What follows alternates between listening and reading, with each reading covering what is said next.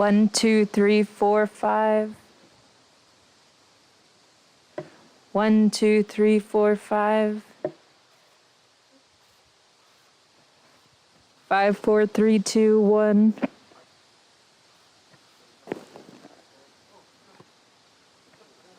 Check, check, check.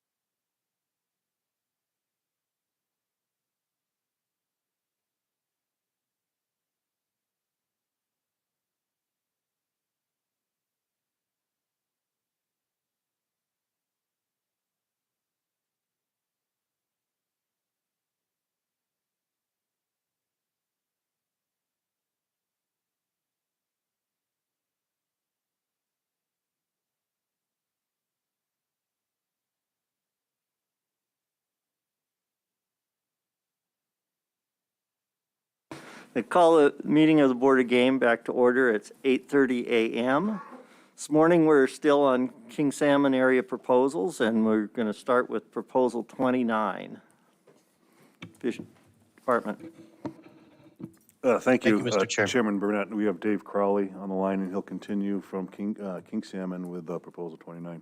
Mr. Chair, I move to adopt Proposal 29, lengthen the season and liberalize methods and means for trapping beaver in Unit 9. Second. It's been moved and seconded. Now the department can go ahead. Thank you, Mr. Chairman. Proposal 29 would liberalize beaver seasons and methods of take in Unit 9. This is a public proposal, and the department is neutral because there is no biological concern. However, we will present some concerns over non-target catch in the spring and fall seasons. Here are the current and proposed regulations. The primary changes would be to allow shooting of beaver during June 1 through October 9. And during that, oh, sorry, I skipped one. And during that time, the use of steel traps would be prohibited. It would only be, a beaver take would only be available by shooting during that June to August or June to October period. And sealing would only be required if fur is sold.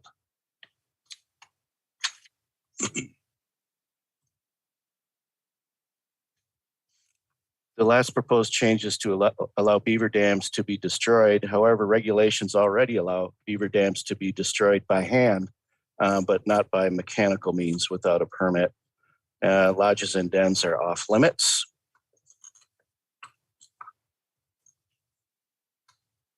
This graph is beaver harvest, which is beaver that have been sealed by the department. In Unit 9, shown with the red line, and Unit 9E in the yellow line. Beaver trapping was once much more popular than it is now in Unit 9 and is mostly non-existent in Unit 9E. Hardly anyone traps or shoots beaver in April and May. Most trappers pull their steel before April because they stand a good chance of losing it during breakup, and access to traps can go away with breakup. Recall from my overview that the number of trappers is declining in Unit 9 with less than 30 trappers who sealed fur in 2020 in all of Unit 9. For these reasons, this proposal would have very little effect, if any, on beaver harvest in Unit 9. Staff would also regret the loss of beaver sealing requirements for several reasons. We'd lose this data in front of you, as well as the number of trappers who are sealing fur, because most of those are beaver trappers. And these are metrics that are useful to management. It would also eliminate most of the contact that staff have with local trappers during the sealing process, which we find to be valuable. And I do not recall having a beaver trapper complain about the sealing requirement.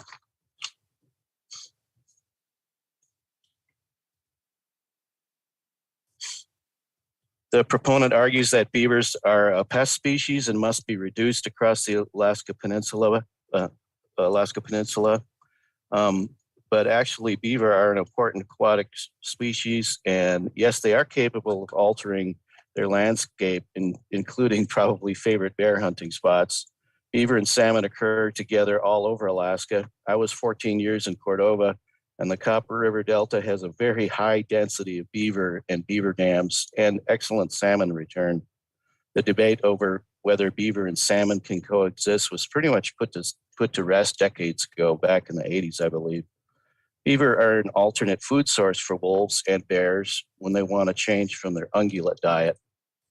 Beavers so far outnumber hunters and trappers on the Alaska Peninsula that there's really no way that they can actually reduce beaver numbers. Shooting beavers in the water is really not as easy as it seems, which I know from experience in managing nuisance beavers around roads and properties. If you don't get a good headshot, they can usually dive, and if you're in moving water, it's easy to lose them before they reemerge. And there's the firearm safety factor. As hunter education instructors, we teach kids that shooting at the surface of the water is dangerous because you don't know where that bullet will end up. So that's a cautionary statement there for shooting at the water surface, especially in populated areas. And some further considerations, having worked in coastal communities for a couple dozen years and a trapper myself, I listed here non-target species that I'm aware of trapped in open water conditions in November, and that's what we have on the coast. In November in much of Alaska, it's already frozen, but along the coast, we usually have open water trapping. And these species I've recorded over the years that have been bycatch in beaver sets. These are all from beaver sets. I've had additional bycatch reported in land sets.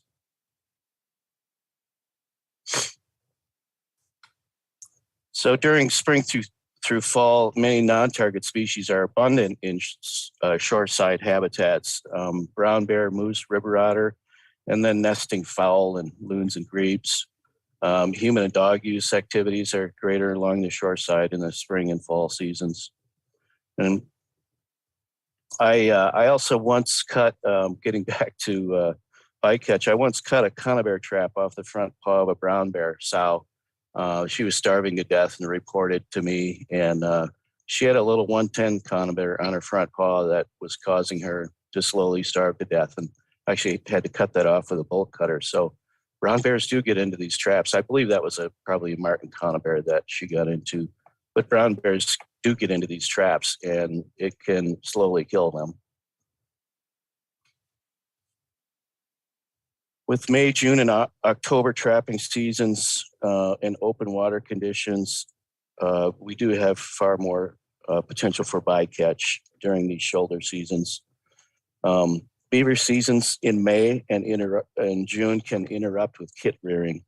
And the bottom line is, if we stick to winter seasons, that would help mitigate bycatch. And this it's kind of regardless of pelt primeness. And I think I understand that up in Fairbanks, some of the streams are so cold that beaver are still primed going into June, but do we really want to, as an agency, actually pursue those beaver in these spring conditions? And then finally, in our Trapper Code of Ethics, promote trapping methods that will reduce the possibility of catching non-target animals. And I think this should and it does apply to fur bearer managers and not just to trappers. And I think that's an important point to consider. With that, I'll get off my soapbox. And Proposal 29 would liberalize the beaver season and methods of take in Unit 9 or in Unit 9D&E only. The department recommendation is neutral because we have no biological concern for beaver. Thank you, Mr. Chairman. Thank you. Board questions, comments, or discussion? Al. Yeah, thank you, Mr. Chairman. I remember the proposer coming up on there, and he submitted RC 31, which his intent was not to have it as a trapping proposal, but underneath a hunting proposal. And so I'd like to amend this proposal to a hunting one, and we would amend it to 5 AAC 92090, which is a fur animal, which doesn't allow the use of traps or snares. Only firearms can be used to take fur animals during that season. So this would, Second. Go ahead and speak on the amendment. So changing it to a fur animal hunting section, it would eliminate all the concern Dave had and others have about incidental catch, having traps out there potentially damaging or harming brown bear or waterfowl or any other little critter running around. And yeah, that's what I got on that one. I think that covers it. Any discussion on the amendment? I'm in favor of the amendment. I think most of the people who would hunt beavers at this time of year are likely going to be using them for food or because they think they're nuisance beavers, but I don't think they're hunting them for fur necessarily. And trapping isn't the appropriate way to take them for that purpose.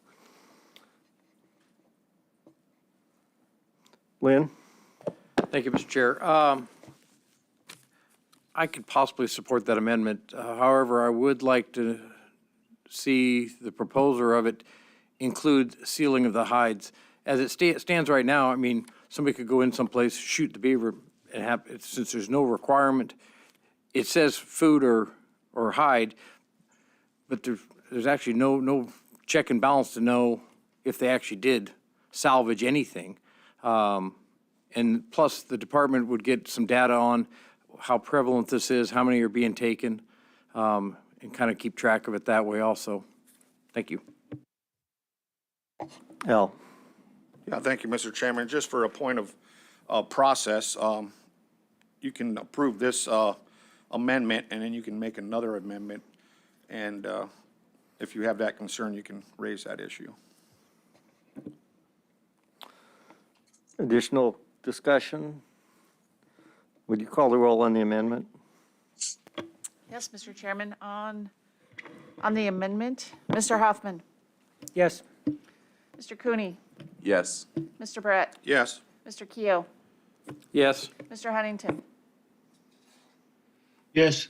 Mr. Fletcher, Yes. and Chairman Burnett. Yes. The amendment carries 7-0. So now the original proposal as amended is before the body. Lynn? Thank you, Mr. Chair. I'd like to make an amendment that we still leave in the sealing requirement of these beaver, just so the department can get data on it and kind of keep track of the harvest levels that are going on. Thank you. Second. We have a motion and a second to require sealing for these beavers. I have a question of the maker and perhaps the department. Is there a specific salvage requirement already in the? Yes, In the- Mr. Chairman, sealing is required. Excuse me, I didn't hear what he said. I was asking about salvage requirement for, go ahead. Yeah, there is a sealing requirement, and for shooting beaver, let's see. I think for shooting beaver, either hide or salvage is required. Is that correct, Natalie?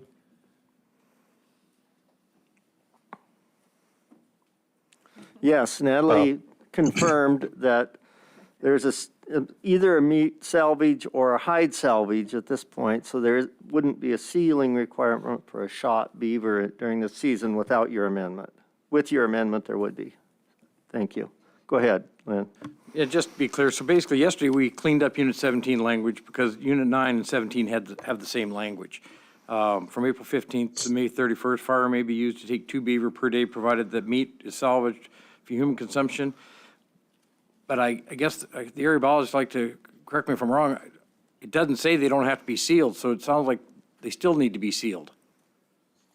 I think you're correct. I see in slide 66 that I have for current sealing is required regardless of method of take.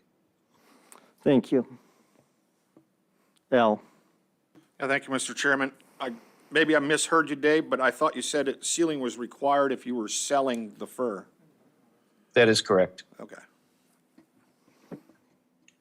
Stosh, did you have a question or? I was going to say what Al said.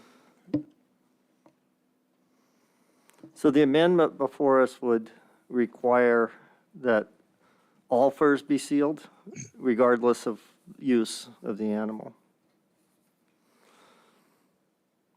Natalie, did you have something to add? Thank you, Mr. Chair. Natalie Weber with Wildlife Conservation. Just as this is being discussed, I thought we'd put on the record that 92-220 requires salvage of either the hide or the meat of beaver. And for sealing requirements for beaver, beaver is required to be sealed on or before the 30th day after the close of the season in the unit where it's taken.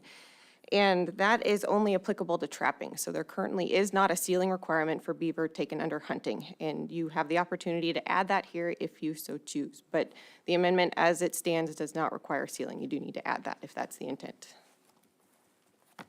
Thank you. Lynn? That would be my intent. Okay. Al? Yes, just to speak on amendment, I guess I could go for that. The board lives on data, and it would be nice to see, a cycle to see if there's any impact or if it's insignificant. Stosh? Yeah, thank you, Mr. Chair. My comment would be the opposite of that. I think it's going to be so insignificant that I don't think it's worth tracking, and it's not going to really make that much of a difference. So I'm not going to support the amendment. And I'm with Stosh on this. I would, I would support an amendment perhaps that required a report to the Department of somehow reporting a beaver catch, but asking people to seal hides when they're not going to utilize a hide, I don't think we would be reasonable under the circumstances. Thank you. Would you call the roll on the amendment? Yes, Mr. Chairman, on the amendment to require sealing. Mr. Cooney? Yes. Mr. Barrett? No. Mr. Keo? Yes. Mr. Huntington? No. Mr. Fletcher? No. Chairman Burnett? No. Mr. Hoffman? No. The amendment fails by a vote of 2 yeas to 5 nays.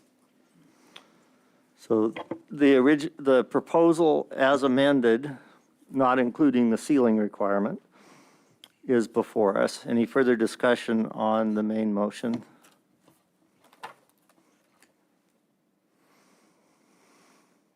Call the question. Question has been called.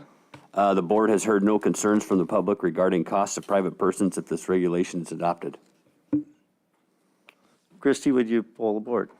Yes, Mr. Chairman. Final action on Proposal 29 as amended. Mr. Barrett? Yes. Mr. Keo? Yes. Mr. Huntington? Yes. Mr. Fletcher? Yes. Chairman Burnett? Yes. Mr. Hoffman? Yes. Mr. Cooney? Yes. Proposal 29 carries as amended by a vote of 7 to 0. Mr. Chair, I move to adopt Proposal 30, shorten the wolf trapping season in Units 9 and 10. Second. It's been moved and seconded. Would the department like to speak to this?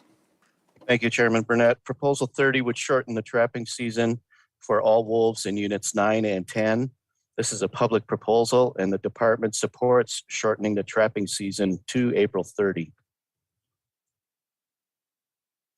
The current trapping regulations are on this slide. Both units 9 and 10 have a June 30 closing date for trapping and hunting.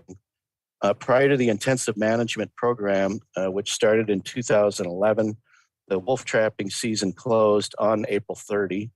The graph here on slide 75 is wolf harvest in units 9 and 10 combined. Harvest is now less than 40 wolves per year.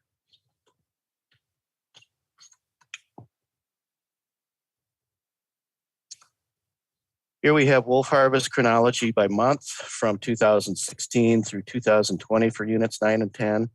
During this 5-year period, no wolves were trapped in June, but one was shot in June. There were 2 wolves reported trapped in May, but 39 wolves shot in May, mostly by bear hunters. For these 5 years, the net effect of this proposal would have been only 2 fewer wolves taken. And if we ignore the intensive management take, that would have been a harvest of 133 out of 135.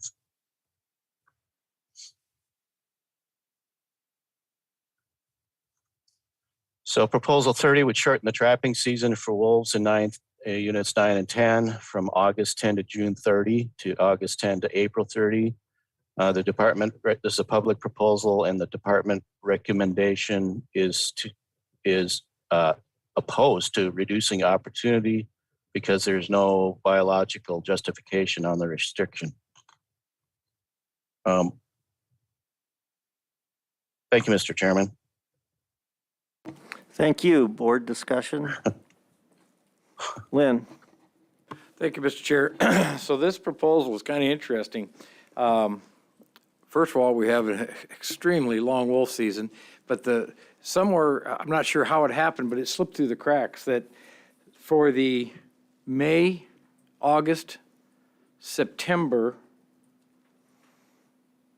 May, August, September season, steel traps can be used, foot traps can be used. It's not limited to snares only.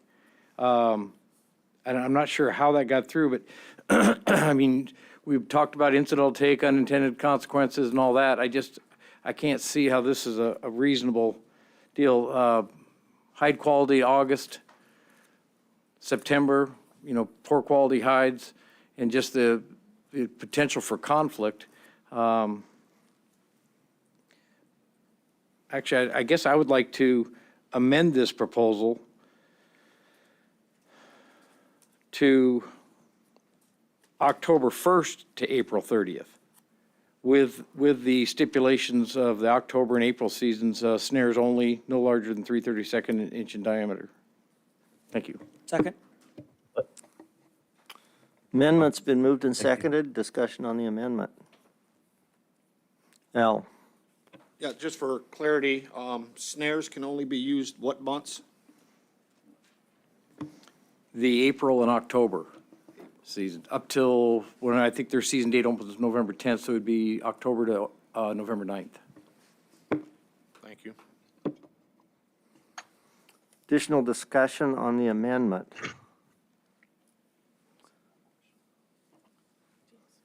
James? So I just have one question. So your intention is to move in Unit 10 when it starts on November 10th, your intention is to move it back to October 1st, is that correct? So expand that season, but shorten the end of it, is that correct?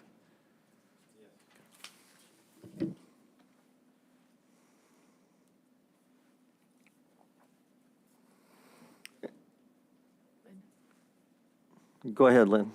And just to speak a little bit further to that, so the hunting season is currently open August 10th to June 30th. So I wouldn't even look at it as lost opportunity because it doesn't look like anybody's utilizing those seasons as it is right now, and you could still harvest those animals with a firearm. Any additional discussion on the amendment? And would you restate the amendment? The amendment would be to change the Unit 9 wolf trapping season to October 1 to April 30th, and during the April and October to November 9th portion of the season, you couldn't use a foot trap, only a snare 3/32 inch or larger. Thank you. If there's no further discussion, would you call the roll on the amendment? Yes, Mr. Chairman. On the amendment, Mr. Huntington, Yes. Mr. Fletcher, Yes. Chairman Burnett, Yes. Mr. Hoffman, Yes. Mr. Cooney, Yes. Mr. Barrett, Yes. and Mr. Keough. Yes. The amendment carries 7-0. The amendment has, go ahead. Thank you, Mr. Chair. I just had a clarification on the amendment. Was there something about the size of the snare that was part of that amendment? Could you repeat that, because I didn't quite catch that? If that's cleared up, the main motion is before us as amended. Further discussion on the main motion. Al? Yeah, I'm inclined to support this proposal. My biggest reason is it's denning season after April, and I'm concerned, or, I think all animals, all species of animals need a time to rear their young. We have very decent moose populations, very good moose populations in some areas. Our brown bear populations seem to be inclining in most of the region. I don't feel there's this excessive opportunity just because there's no biological concern. I think we ought to give the animals a break occasionally. Thank you. Thank you, Al. Go ahead, Orville. Yeah, I think I heard Department of Law chip in and ask a question. Did you guys hear her?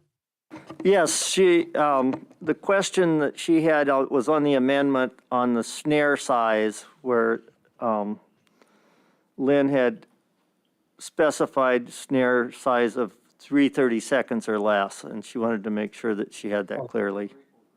Or greater, excuse me. 3/32 or greater. And she wanted to make sure that she had that correctly. Can I go ahead and add to the record? Please, yes. Yeah, I just wanted to say that a Fairbanks AC and Lower Bristol AC both supported this, and Anchorage AC recommended take no action, but I think the amendment resolved a lot of the concerns. Thank you, Mr. Chair. Any additional discussion on this proposal? If not, we may be ready for the question. Call the question. Question has been called. The board has heard no concerns from the public regarding cost to private persons if this regulation is adopted. Would you please poll the board? Yes, Mr. Chairman. Final action on Proposal 30 as amended. Mr. Fletcher. Yes. Chairman Burnett. Yes. Mr. Huntington. Yes. Mr. Keough. Yes? Mr. Barrett. Yes. Mr. Cooney. Yes. Mr. Hoffman. Yes. Proposal 30 as amended carries 7-0. Thank you. Mr. Chair, I move to adopt Proposal 31, close wolverine trapping and hunting in Unit 10. Second.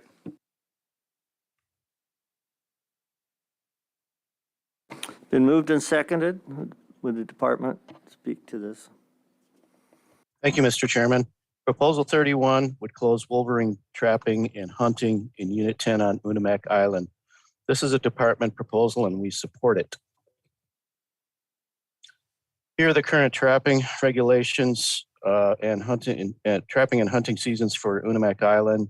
Current trapping season, November 10 to the last day of February, and hunting season is September 1 to March 31 for wolverine. There are no bag limits for trapping, and the bag limit is 1 wolverine for hunting. Wolverines only occur in Unit 10 on Unimak Island, where they are very scarce. From what I can tell, no one hunts or traps wolverine on Unimak Island anymore. There's one sealing record for a wolverine shot back in 1980. A U.S. Fish and Wildlife Service biologist saw a lone wolverine on a mountainside in 2011, and this is the last observation that I am aware of. We regularly fly most of the island on caribou surveys. We routinely see wolves, fox, bears, and their tracks on beaches where marine mammals carcasses wash ashore, and dead seabirds and other sources of prey for wolverine. But we have not seen wolverine sign on the beach or in the uplands. And I've been flying those since 2012. And because of this observed low density of wolverines, we recommend closing hunting and trapping on Unimak Island. So Proposal 31, submitted by the department, would close wolverine hunting and trapping seasons on Unimak Island, and the department supports the proposal. Thank you, Mr. Chairman. Thank you. Board discussion.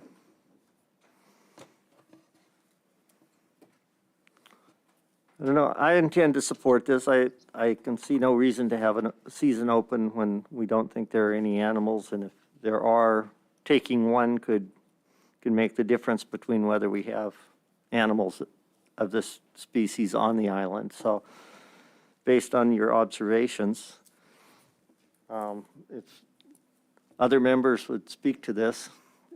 Jake? Hey, thank you, Mr. Chair. I'm inclined to believe what you just stated here. There aren't a whole lot of animals down there, and maybe taking one might make the difference in that, so I'm going to support this as well.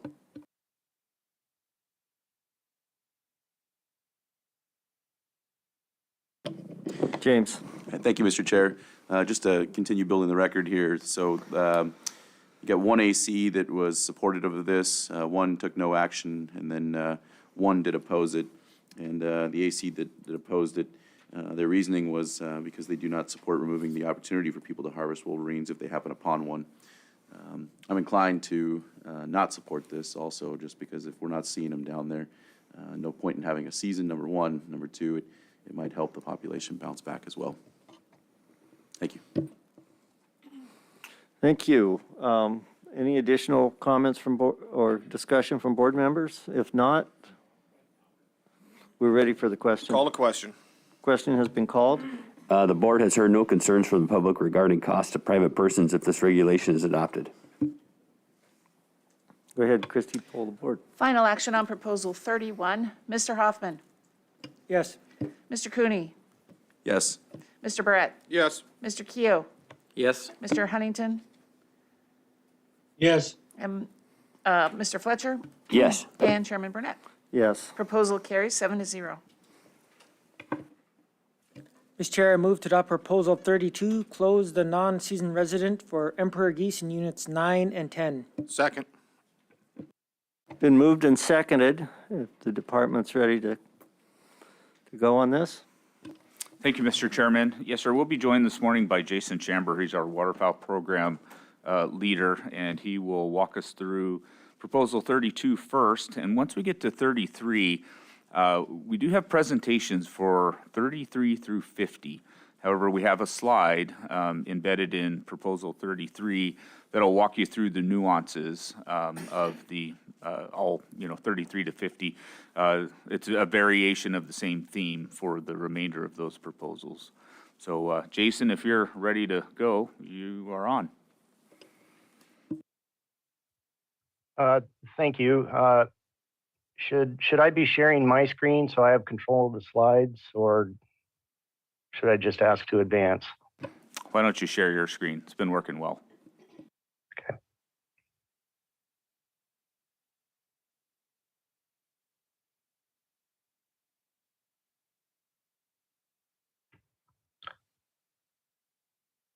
We've got it now.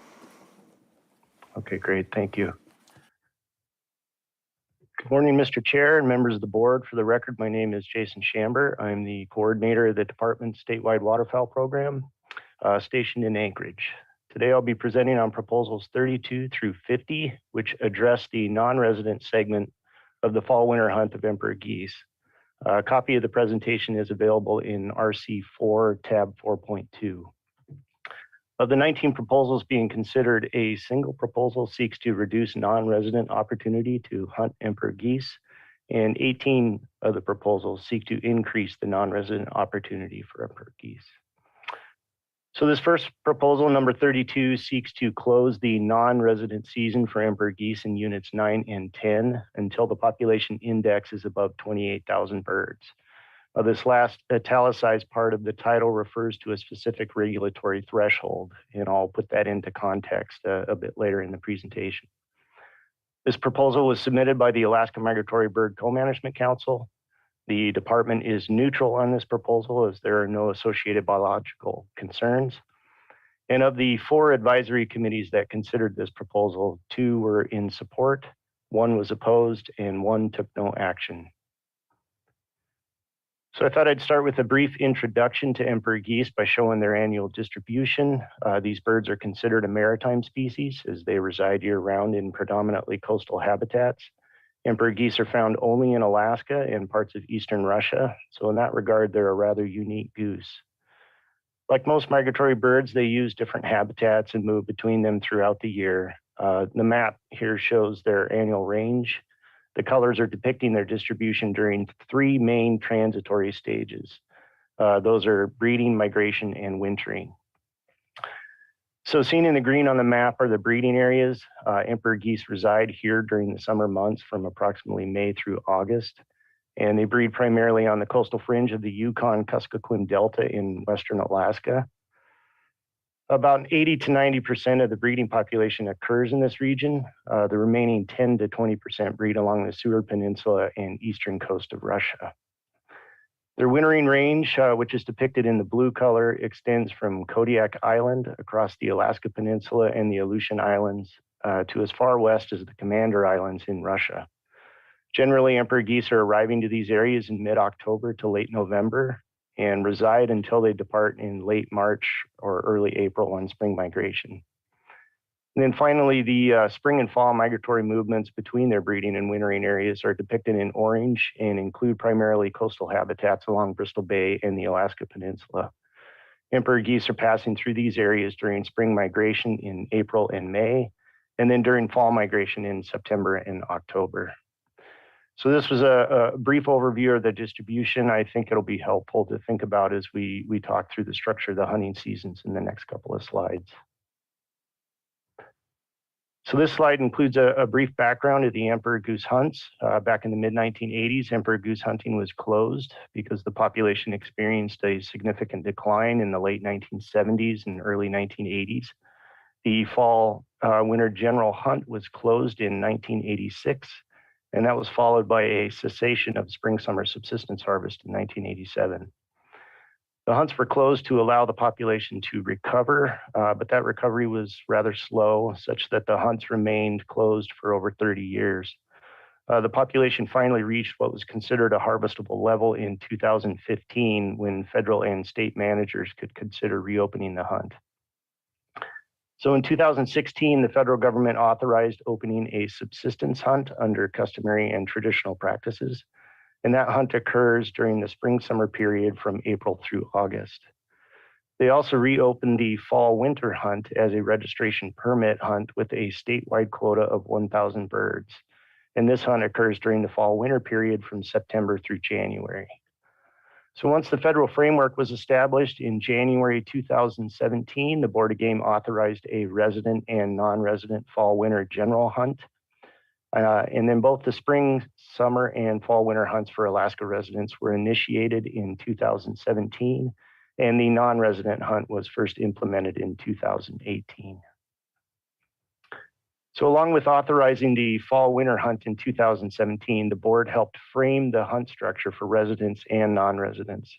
So in this slide, the specific hunt conditions for residents are listed, and these include 7 hunt areas that were established, which span the range of emperor geese in the state. The boundaries of these hunt areas are defined by game management units. These include units 23, 22, 18 in the northern portion of the emperor goose range, and then units 9 and 17 are combined to form a single hunt area. And then in the southern range, units 8 and 10 and the Eisenbeck State Game Refuge is also an individual hunt area. So each of these hunt areas have a unique permit that's associated with them, and these are available in unlimited number, free of charge to residents. And they can be obtained either online at Fish and Game offices or as hard paper copies at vendors in 40 villages across the 7 hunt areas. There is a mandatory reporting requirement. A hunter must report their harvest within 24 or 72 hours from the date of kill, depending on the hunt area. And then each of these hunt areas have a quota that together add up to the federal statewide allowance of birds.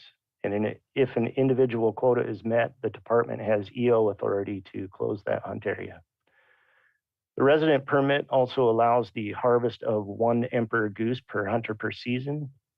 And then finally, in 2018, the board added emperor geese to the list of species eligible for proxy hunting. Not listed here, but an important mention is that the board supported a positive C&T finding for the fall winter period for emperor geese, I believe back in 2017. And the hunt conditions for non-residents are similar to those of the resident hunt, but there are a couple of fundamental differences. The hunt is administered by draw permit, and currently up to 25 permits are offered. The permit is valid in 1 hunt area, and this hunt area is divided into 4 zones with boundaries that are defined similar to the resident hunt areas. And these are units 8, 9, 10, and the Eisenbeck State Game Refuge. Harvest reporting in these zones is a similar requirement as for residents, so either 24 or 72 hours, depending on the zone. The harvest quotas for each zone also are shared with the resident hunt areas. And the non-resident permit allows 1 emperor goose per hunter per season. Before I leave this slide, I'll just add that Unit 8, while within the non-resident hunt area, is not being considered at this meeting. So any regulation that may be adopted by the board would likely need to be reconsidered for Unit 8 at a later meeting. Okay, so a little bit about hunt management. The fall winter hunt, and this includes both the resident and non-resident hunts, are managed using a harvest strategy that's specified in the Pacific Flyway Council's management plan for emperor geese.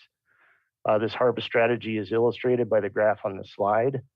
It has 2 basic components: a monitoring protocol that informs current status of the population, and then a parallel regulatory framework. The monitoring protocol for the emperor goose population is an aerial survey that's conducted by the U.S. Fish and Wildlife Service on the Yukon-Kuskokwim Delta during the summer breeding period. And this survey provides an index to population size.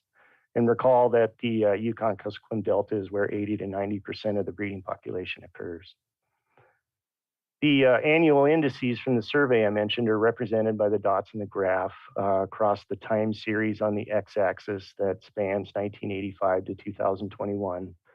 The scale of the indices is depicted on the y-axis, and that ranges from 0 to 40,000 birds. And so here I'd just like to take a quick moment to point out that this is an index of the population. So it's a sample of the total population that occurs on the main breeding area. So it is not a measure of the total abundance of the emperor goose population. As Ryan mentioned a couple of days ago at the meeting, such an estimate does exist, and it's based on a Fish and Wildlife Service model that relates this survey index that you see and estimates of total annual harvest. And that model estimates total population sizes somewhere between 40,000 and 260,000 birds, with a median estimate of about 105,000 birds. So this population estimate includes a lot of uncertainty, and this is in part why managers use a survey index to make decisions. Okay, so back to the index on the slide. If we track it across the timeline, it varied between 10,000 and 20,000 in the 1980s and 1990s. Slowly increased in subsequent years to a peak of approximately 34,000 in 2016.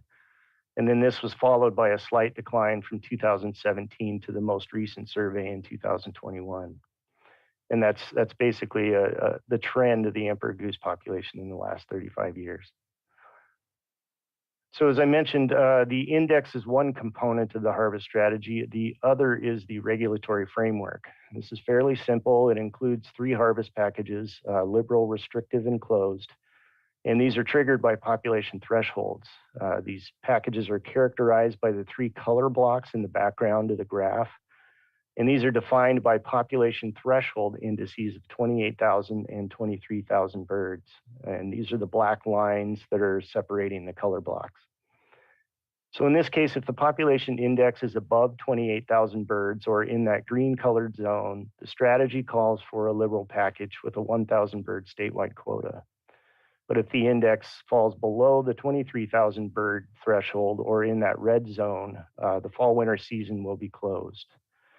In an index that falls between the 2 values or that slight yellow band in the middle there, the strategy specifies a restricted package that reduces the statewide quota to 500 birds.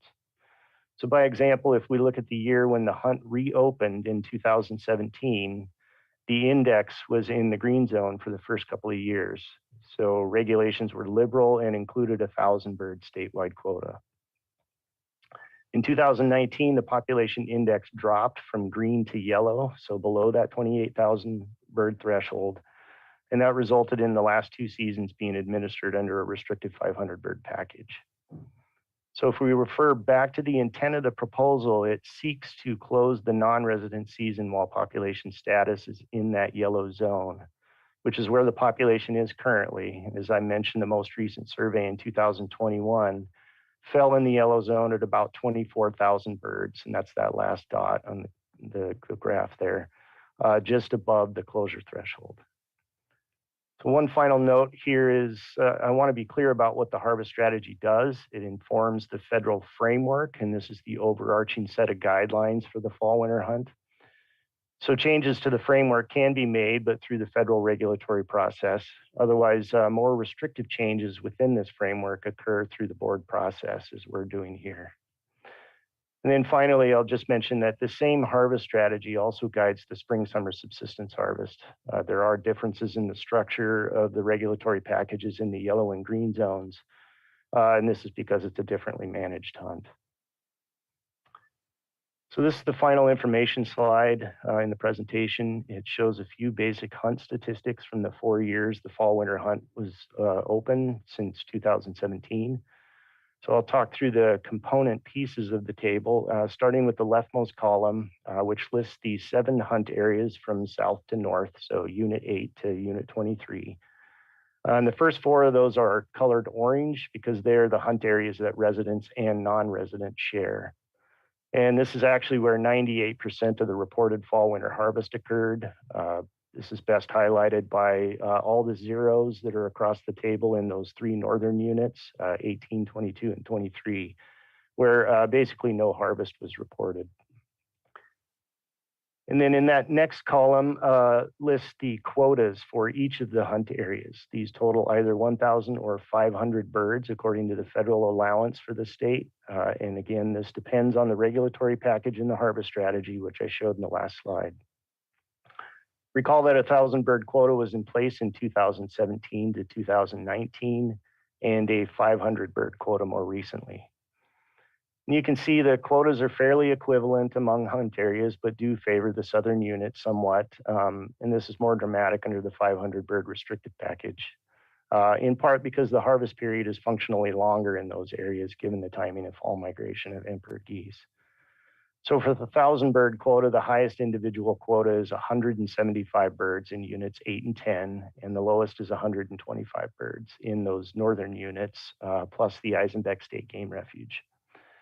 And for the 500 bird quota, the highest individual quota is again in units 8 and 10 at 125 birds, and the lowest in the 3 northern units at 25 birds. And then the last 2 columns show the resident and non-resident harvest by year and across hunt areas. We can just focus on the totals at the bottom of the columns in red. So the take home here is that resident harvest on average in the first 4 years of the hunt was 127 birds. And non-resident hunters in the first 2 years, so 2018 and 19, had 100% success. All 25 birds were reported harvested. However, in 2020, fewer birds were reported harvested and success was lower for non-residents at about 85%. And this is perhaps influenced by the pandemic. So in total, the reported resident and non-resident harvest across the 3 years the 2 groups participated, so 2018, 19, and 20, was on average 149 birds. Not listed in the table, but perhaps helpful to mention is that the number of permits issued to residents on average was 428. About 50% of those that were permitted went hunting, and of those that went hunting, about 59% successfully harvested an emperor goose. And that resulted in the number harvested that you see in the table for residents. And then just a quick mention, this season's statistics, the 2021 season didn't make it into the presentation in time, but at season's close, which was a couple of days ago, residents had reported 172 birds harvested with 78% success, so a bit higher than previous years. And non-residents reported 17 birds harvested at 100% success. So again, fewer birds harvested by non-residents this year. Finally, at the bottom of the slide is shown the number of draw applications received by non-residents in the last 4 years. These are the applications that would be received in November, December of the year prior to hunting. The number of applications was 1,235 in 2017 and increased to 2,721 by 2020. So we can assume that all hunters submitted six applications each, and that would translate to a range of about 205 to 453 non-resident hunters that entered the draw. And again, Proposal 32 seeks to close the non-resident season for emperor geese in units 9 and 10 until the population index is above 28,000 birds. This was submitted by the Alaska Migratory Bird Co-Management Council, and the department is neutral. Thank you, Mr. Chair. I'd be happy to take any questions. Thank you. Questions or discussion from board members?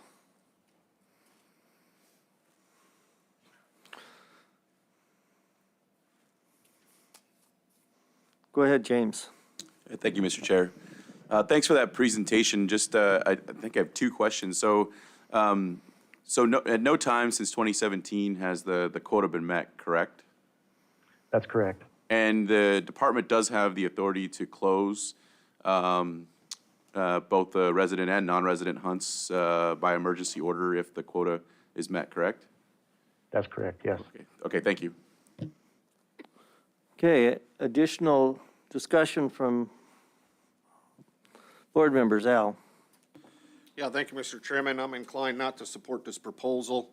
One, it's a federally managed species, and so it's not like many of our other species that we have in Alaska, where Alaska's in control of their game populations and management. So, you know, these belong to everybody, and I think with the low, not meeting our quotas, that there's ample room for non-residents to participate, and there's a lot of enthusiasm to participate. So I want to see it. I want to continue that. So I'll be in opposition of this proposal. Additional comments from the, Ryan? Thank you, Mr. Chairman. Just a couple additional thoughts. I want to make sure it is clear to the board that there are 2 hunts that happen on this species.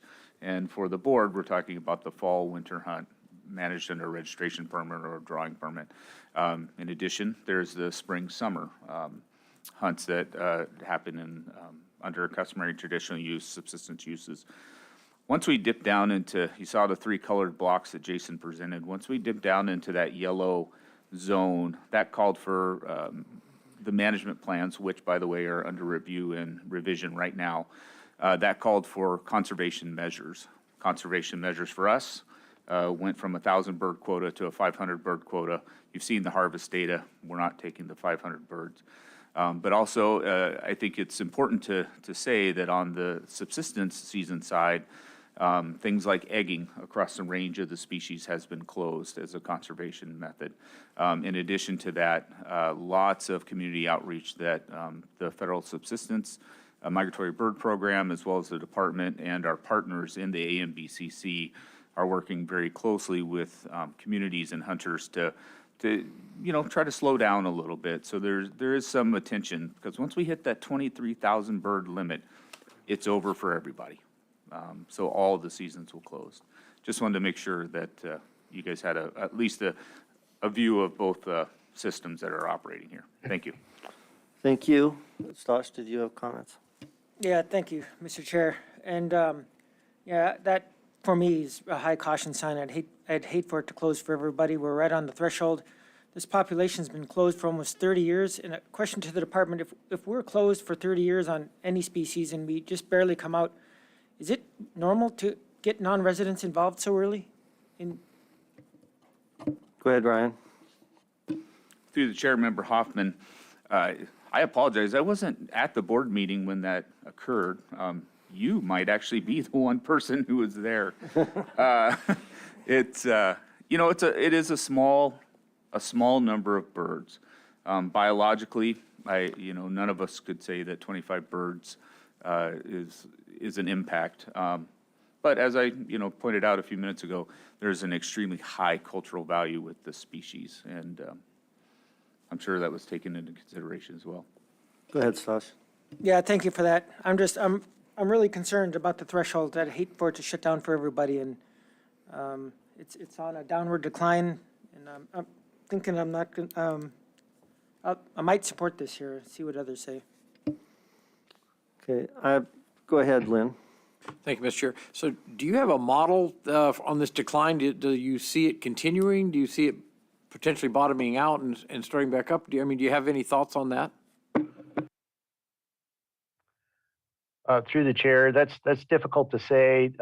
We do not have models that project forward necessarily in the next couple of years that would allow us to see the future, essentially. But given that the population is currently on a downward trajectory, I might expect that to continue in the next couple of years. Okay, so then follow up. So I guess I'm leaning towards Member Hoffman on this too. I mean, we're only talking an extra 1,000 birds here, and if that trajectory keeps going down, it's going to get closed across the board. So I might also be inclined to support this proposal. Thank you. Go ahead, Orville. Yeah, thank you, Mr. Chair. Yeah, my conservation mind's kicking in here too. I just don't want to take a chance seeing that the population were nice and green. I wouldn't mind, but when it's diving like that with a small population and so many variables out there, bad things that can happen. And yeah, I think I'm gonna actually support it, not for any particular reason other than conservation. Thank you, Mr. Chair. James? Thank you, Mr. Chair. This question's to the department. So, and forgive me if I missed it during the brief. Do we know the numbers of geese that are taken in the spring hunt? Through the chair, the Subsistence Division of Fish and Game conducts a household survey annually for, I believe, 3 or 4 of the 7 hunt areas or regions that are hunting emperor geese. And I think we have survey data from the first 3 years the spring summer hunt was open, and on average it's about 5,800 birds. Okay, thank you. Thank you. Additional discussion on this, Al? Yeah, thank you, Mr. Chair. Jason, do you know, is there anything in the waterfowl or CFRs that talks about non-residents participating in a public resource such as emperor geese? Through the chair, there is nothing specified in the federal register about resident versus non-resident hunt. Those regulations are generally dealt with at the state level. Thank you. Okay, additional comments? Go ahead, Jake. Hey, thank you, Mr. Chair. I guess this question's for the department. You know, I see here in a couple of these slides that part of these birds' range are in Russia. Do you have any information sharing? Does Russia have any programs going on studying these birds? Do you have any information on that? Through the chair, we do not. There's very little information exchange on emperor geese in particular with Russia. Most of the information exchange is at a higher level than we deal with at the flyway. I think the information that we do have would indicate that there is very little to no harvest in Russia. But that is coming from the Russian Federation. So it's not clear how many birds may be harvested in that region. Orville? Yeah, I remember reading some documents about that too in the past. And I don't remember, I remember I was trying to work with them, but we weren't getting much done. We had some biologists go over when I worked for the other agency at that time. My question would be, what are these birds' main food source? What are they really eating out there? Through the chair, during the summer period when they're on their breeding areas, they're eating grasses and sedges. During the winter period, they're eating eelgrass and small invertebrates off of in the intertidal areas.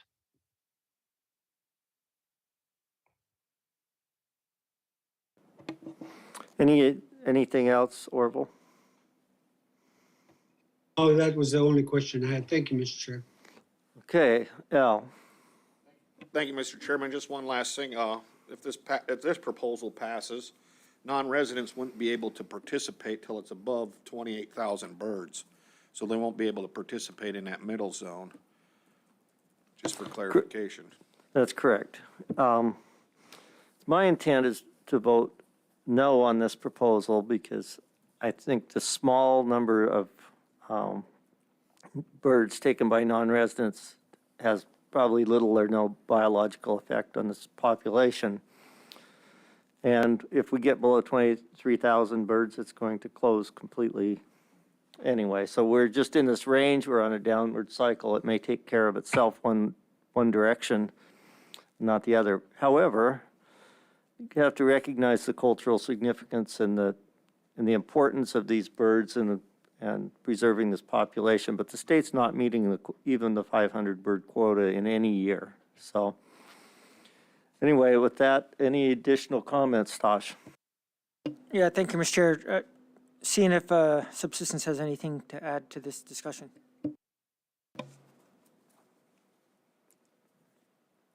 Oh, thank you, Mr. Chair. I think we work very closely with the biologists here in this group. We do have one possible research program going forward with an outside entity to survey the Russian side of the population, but we work very, very closely with Jason and Ryan on these, so all of our comments are incorporated in your materials.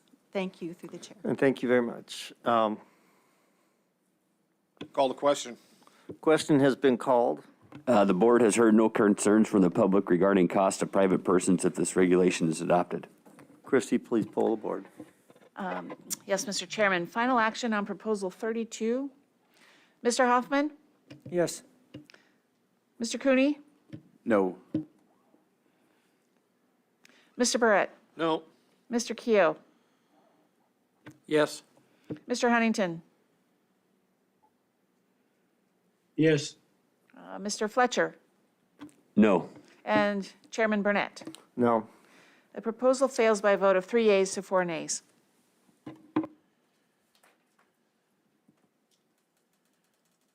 Mr. Chair, I move to adopt Proposal 33, allocate 50% of their permits for harvesting emperor geese in units 9, 10, and 17 to non-residents. Second. The department comments on Proposal 33. Thank you, Mr. Chair. Proposal 33 is the first in the bundle of 18 proposals that seeks to increase non-resident opportunity. In particular, Proposal 33 seeks to allocate 50% of the permits for harvesting emperor geese in units 9, 10, and 17 to non-residents. The proposal was submitted by the public. The department is neutral on this proposal as there are no related biological concerns. And 0 advisory committees supported the proposal, 6 were opposed, and 1 took no action.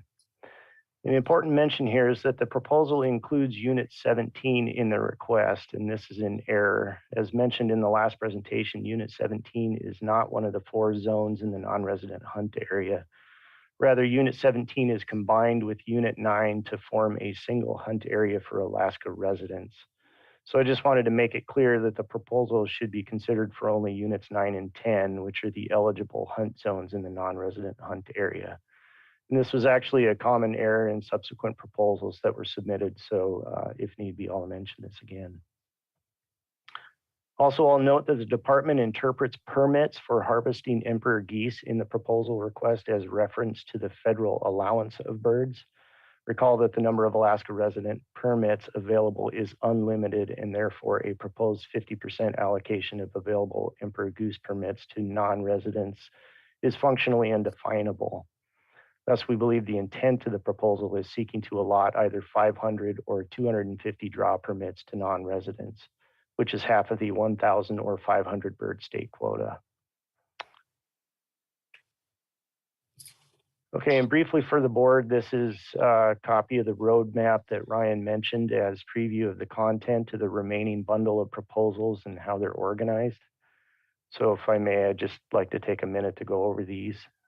Proposal 34, 35, and 36 and 39 have similar requests as the current Proposal 33. So they're seeking to allocate 50% of the federal allowance of birds to non-residents. Proposals 37 and 38 seek to allocate 500 permits to non-residents. Proposal 40 requests that the number of non-resident draw permits be doubled from current, which is up to 25. Then proposals 41, 45, 46, 47, 48, and 50 all similarly seek to increase the number of non-resident permits, but by an unspecified amount. And all of these, but proposal 41 also include a unique request for non-residents. Proposal 45 also requires use of an outfitter. 46 also establishes preference points. 47 seeks to set a hunt quota, seemingly applicable to both residents and non-residents. Proposal 48 seeks to offer a second drawing of unissued resident permits. And Proposal 50 also seeks to establish a resident preference program. And finally, for the couple of proposals in the balance, Proposal 42 seeks to allow more years of the non-resident draw. Proposal 43 would increase the number of non-resident permits to 10% of the federal allowance. And finally, Proposal 49 would establish a resident and non-resident draw with quotas or offer a second drawing permit. And then Proposal 43 requests an increase to 10% of the statewide bird allowance. I think I mentioned that. So in general, all these proposals are seeking to increase non-resident opportunity in some way. So hopefully this was helpful to see how all these proposals relate. Okay, so to continue with Proposal 33, the remaining slides are the same as those in the last presentation, but I'll quickly run through them once more real briefly as a review and summarize the slides. So as I mentioned in the last presentation, emperor geese have a Bering Sea-centric annual distribution. Most of the population breeds in the summer months on the Yukon-Kuskokwim Delta in western Alaska. And their winter range extends from Kodiak Island across the Alaska Peninsula and Aleutian Islands with migratory pathways along the coast of Bristol Bay and the Alaska Peninsula. Hunting emperor geese was closed in the mid-1980s following a severe population decline and was reopened 30 years later in 2016. Both the spring, summer subsistence and fall winter hunts were federally reopened in 2016. The board authorized a resident and non-resident fall winter general hunt in 2017 within that federal framework. And both the spring, summer, and fall winter hunts for Alaska residents were initiated in 2017, and the non-resident hunt was first implemented in 2018. The resident hunt was structured with the following conditions. It's administered by registration permit across 7 hunt areas that span the annual range of emperor geese. Permits are available in unlimited number. There is a reporting requirement of 24 or 72 hours from date of kill to monitor, harvest, and close those hunt areas by EO if individual hunt area quotas are met. The permit allows 1 emperor goose per hunter per season, and emperor geese are open to proxy hunting. And the hunt conditions for non-residents were up to 25 draw permits available, valid in 1 hunt area that is divided into 4 zones, Unit 8, 9, 10, and the Eisenbeck State Game Refuge. The reporting requirement and hunt area quotas are the same as for residents, and the permit allows 1 emperor goose per hunter per season. The fall winter hunt is managed using a harvest strategy from the Pacific Flyway Council's management plan for emperor geese. And this again is illustrated by the graph on the slide. The annual indices from a summer survey on the Yukon-Kuskokwim Delta are depicted as the dots on the graph across years from 1985 to 2001. And again, this is an index of the population, not total abundance of the emperor goose population. The regulatory framework is characterized by the 3 color blocks and defined by population threshold indices of 28,000 and 23,000 birds. So depending on where the population index is relative to those thresholds, the harvest package can be either liberal at 1,000 bird statewide quota or restrictive at 500 birds or a closed season. And then the 2021 survey index was in the yellow zone, just above that closure threshold. So current regulations for a restrictive harvest package at 500 bird statewide quota is in place. And then the final information slide, virtually all of the harvest occurred in the hunt areas common to both residents and non-residents. The total average annual harvest of residents and non-residents was approximately 149 birds. Resident harvest on average was 127 birds, and non-resident hunters reported harvesting the allotted 25 birds in the first 2 years, and then a bit fewer at 18 in 2020. Again, not depicted in the table is that the number of permits issued to residents on average was 428. About half of those individuals went hunting, and of those, about 59% successfully harvested an emperor goose. And across the 4 years, non-resident applications increased from 1,235 to over 2,700 in 2020, which is an estimated increase to approximately 450 hunters, non-resident hunters, if we assume they all submitted 6 applications. And then before we leave the slide, I'd like to point out something that might be helpful to consider. Under the current quota allocation across the hunt areas, a liberal regulatory package of 1,000 bird statewide allowance. 625 of those are available to harvest in the resident, non-resident hunt zones. And under the restricted package of 500 birds, 425 birds are available in those hunt zones. So proposal 33 seeks to allocate 50% of the permits for harvesting emperor geese in units 9 and 10. Again, unit 17 is not part of the non-resident hunt area. And the department interprets permits as the federal allowance of birds for the non-resident draw hunt. Thank you, Mr. Chair. Thank you, Ryan. Go ahead. Oh, well, you had your hand up.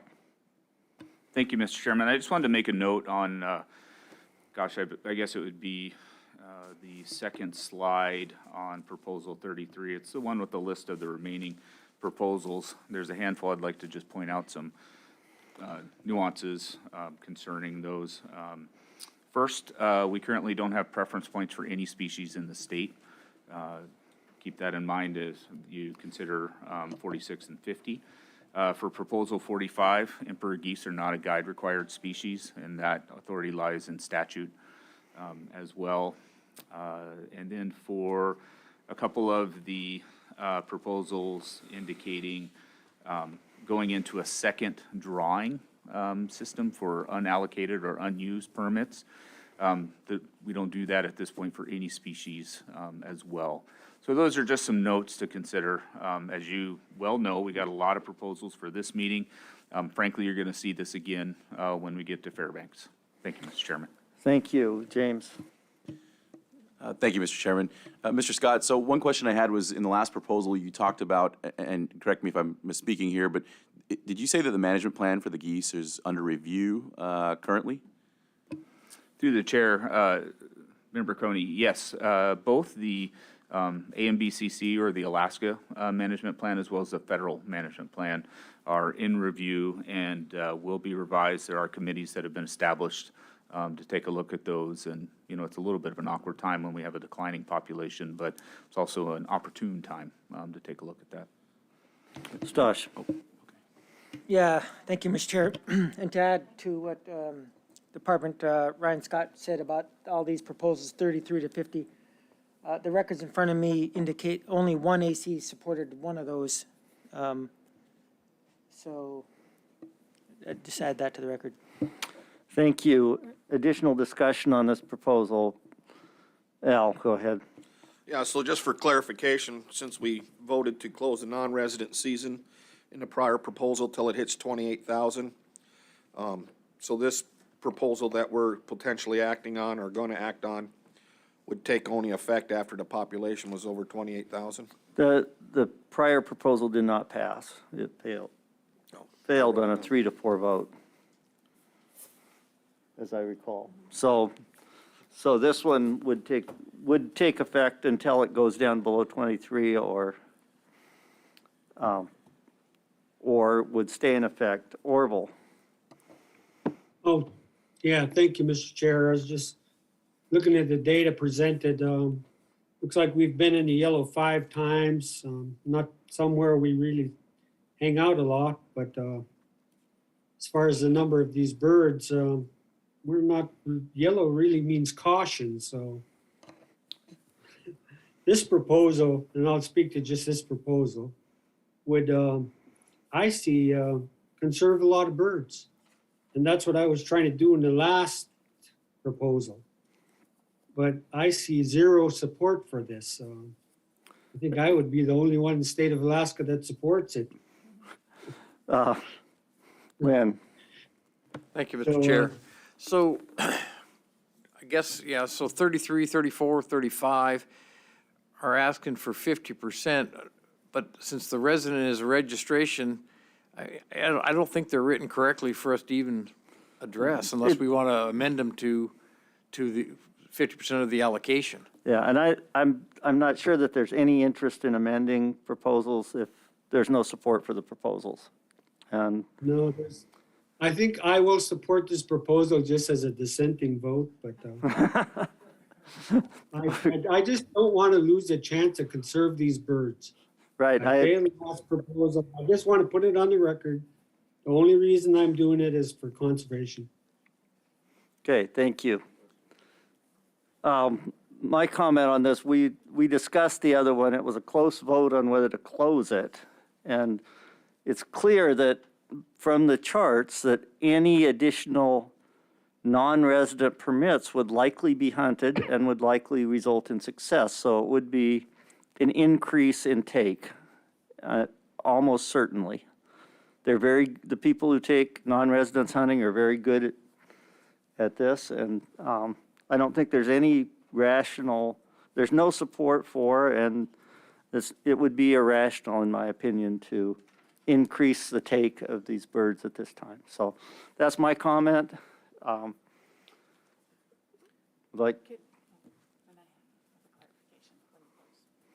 Well, for the record, I'll go ahead and change my support to no. Okay. Thank you. Yeah.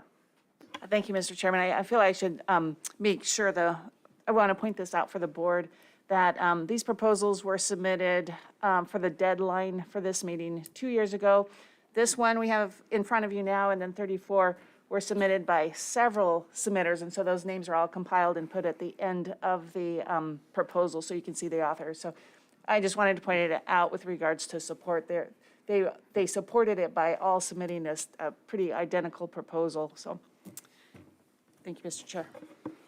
Okay, we're ready for the question, I believe, unless there's additional discussion. Call the question. The board has heard no concerns from the public regarding costs of private persons if this regulation is adopted. Would you call the roll? Yes, Mr. Chairman. Final action on Proposal 33. Mr. Cooney. No. Mr. Burrett. No. Mr. Keough. No. Mr. Huntington. No. Mr. Fletcher. No. Chairman Burnett. No? And Mr. Hoffman. No. Proposal fails 0-7. No action. Mr. Chair, I move to take no action on all the other remaining Emperor Goose proposals, starting with 34, 35, 36,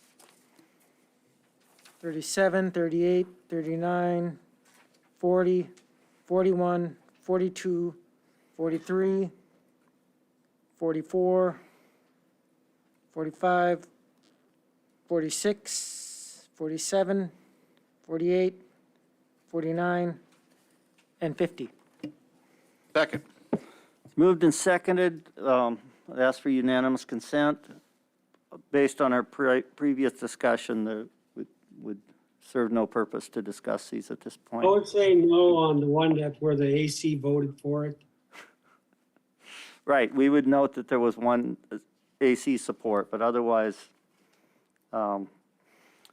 really no support and no support on the board apparent. So at that point, we're through the king salmon proposals, and at this point, I want to, Christy has a little presentation she'd like to make. Thank you, Mr. Chairman, members of the board, members of the audience, and advisory committees. I would like to take the time right now to recognize a handful of our local Fish and Game Advisory Committees who are recipients of the Excellence in Service Awards. Each year we do this to recognize our advisory committees, committee members. The nominations can be provided by department staff, fellow AC members, or members of the public working through department staff, and also board members. So to start with, we have 3 of the 7 we are recognizing in this region, 1 in the room, and I'll start with him, Mr. Dan Montgomery. And I'll read a little bit about his nomination, which came from the chairman of the Matt Valley AC. So Dan has served on the Matt Valley AC for over 11 years. With a strong record of great attendance, he is very helpful to the chair in structuring conversations and deliberations. Dan is always extremely prepared and provides great information on hunting and fishing areas that other committee members may not have experienced. Dan is a guide and approaches guide-related subjects in a fair and cordial manner. His ability to withdraw from bias is respected and appreciated and makes the information he has to share all the more welcome by the committee. Dan will frequently represent the committee at board meetings. His overall commitment to the committee has been extremely diligent and appreciated by all, especially when he brings the cookies. So, thank you, Dan. And then I'll read the two others, and then I have the award to present to Dan. The other two from the region, we have Joe Chyflick from the Nushagak Advisory Committee. So Joe Chyflick is a revered Bristol Bay elder serving as a voice of unity and reason in the region. Having commercially fished through many decades, Joe has an intimate knowledge of the interactions between salmon and people, which he passes broadly to other AC members and agency staff. Joe has helped navigate the societal and technological changes in hunting and fishing methods and assists in maintaining the strength of the social fabric embodied in the subsistence way of life. Joe's channeling of empathy and tolerance for all is emulated by others during discussions. Composure, selflessness, and tireless dedication to all are traits that Joe shares with his neighbors and Alaskans. So we thank you, Joe Chyflick. And Joe also worked for Board Support Section many years ago. So, and then I'd like to recognize Dan Dunaway, also from the Nushagak Advisory Committee. Dan Dunaway has served on the Nushagak AC for 16 years, including as secretary for many of those. He is meticulous in compiling AC minutes and always comes prepared. As a former ADF&G employee, Dan brings a biologically based critical thinking approach to the process. Dan's active participation in sport and subsistence fisheries and hunting makes him an asset to the AC. Dan also participates in other committees such as the U.S. Fish and Wildlife Service Regional Advisory Council and the Migratory Bird Council. Dan's service extends to ADF&G, where he is known to help settle new ADF&G staff upon arrival, as well as volunteering during staff absences in the Wildlife Department, where at the department counter, he has helped issue hunting permits and answered phone calls. Dan always promotes department outreach to the public by recommending PSAs and radio spots to discuss items of interest or points of potential confusion with hunts. So thank you, Dan, for your service. I could read the others if you like, or they'll be announced via board support announcement. I'd definitely like to read their names if you'd like me to read Yes, their paragraphs. please read the names. The others, we want to And recognize. where they're from. Sure. We would like to recognize Heather Boucher, Chair of the Sitka Fish and Game Advisory Committee. Leif Wilson, Chair of the Upper Tanana 40 Mile Advisory Committee. And Alan Mortensen, Chair of the Middle Nenana River Advisory Committee. Oh, and one more, I'm sorry I missed. Jack Rekoff, also with Koyukuk River Advisory Committee. Thank you, Christy. And just for the record, these folks make our job work. So it's they're very important to the process, and we very much appreciate it. Thank you. And with that, we're going to take a break and come back and start on Glen Ellen proposals.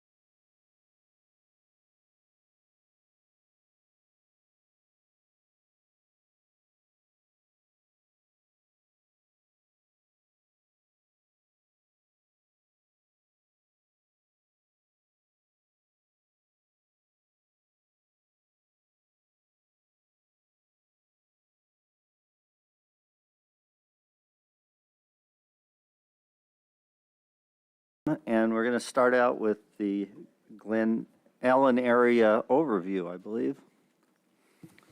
Go ahead.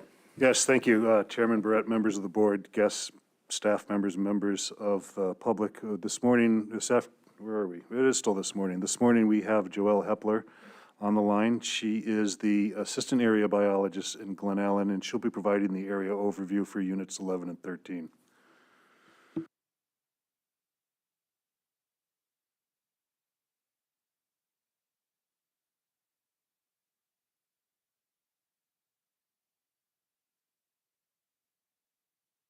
Still muted.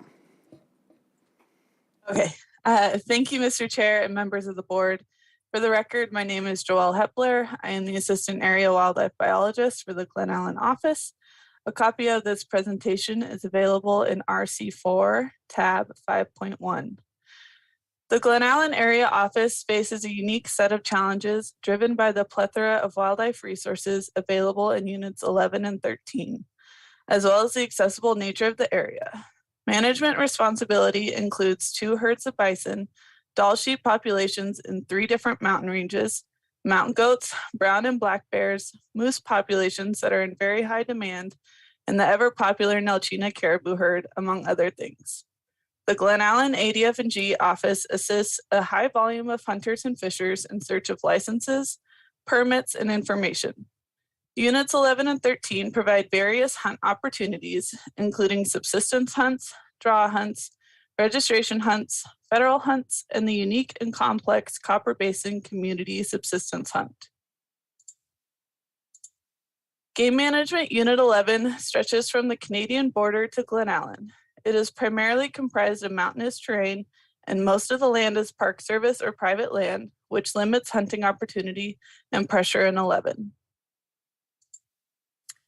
Unit 13 is centrally located on the road system, with the Richardson and Parks Highway on the east and west, providing access for Fairbanks residents, the Glen Highway tapping straight to the Matsu Valley and Anchorage, and the Denali Highway providing additional access into the heart of the unit.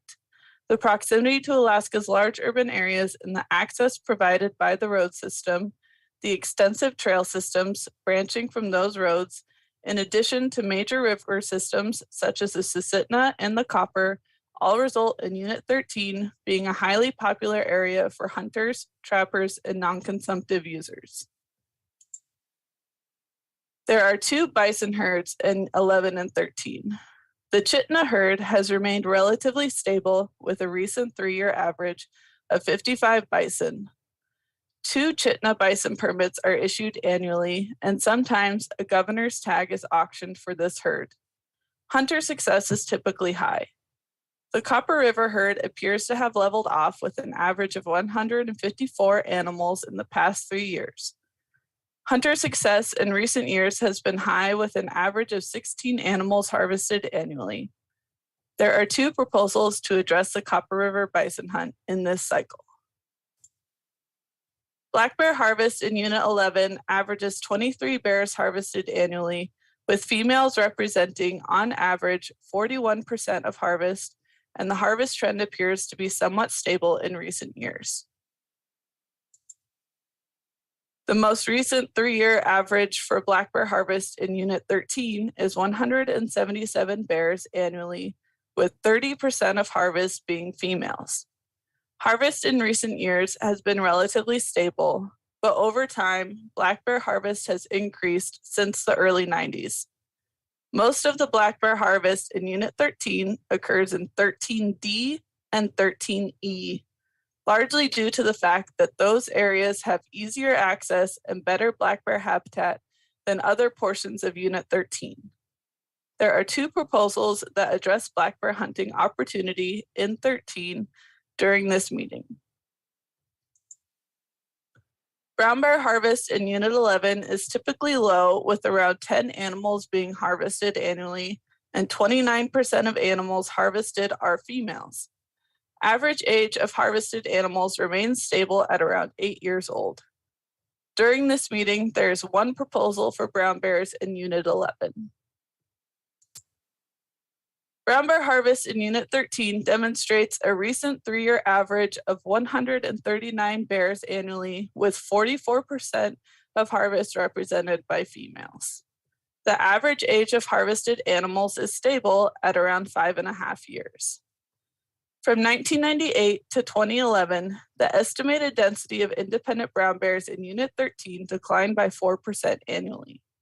Harvest rates from 1998 to 2011 were 8 to 15% annually, and harvest rate has likely increased as harvest has remained stable while we assume the population has decreased, but a capture mark recapture survey in the spring of 2022 will confirm the current population status.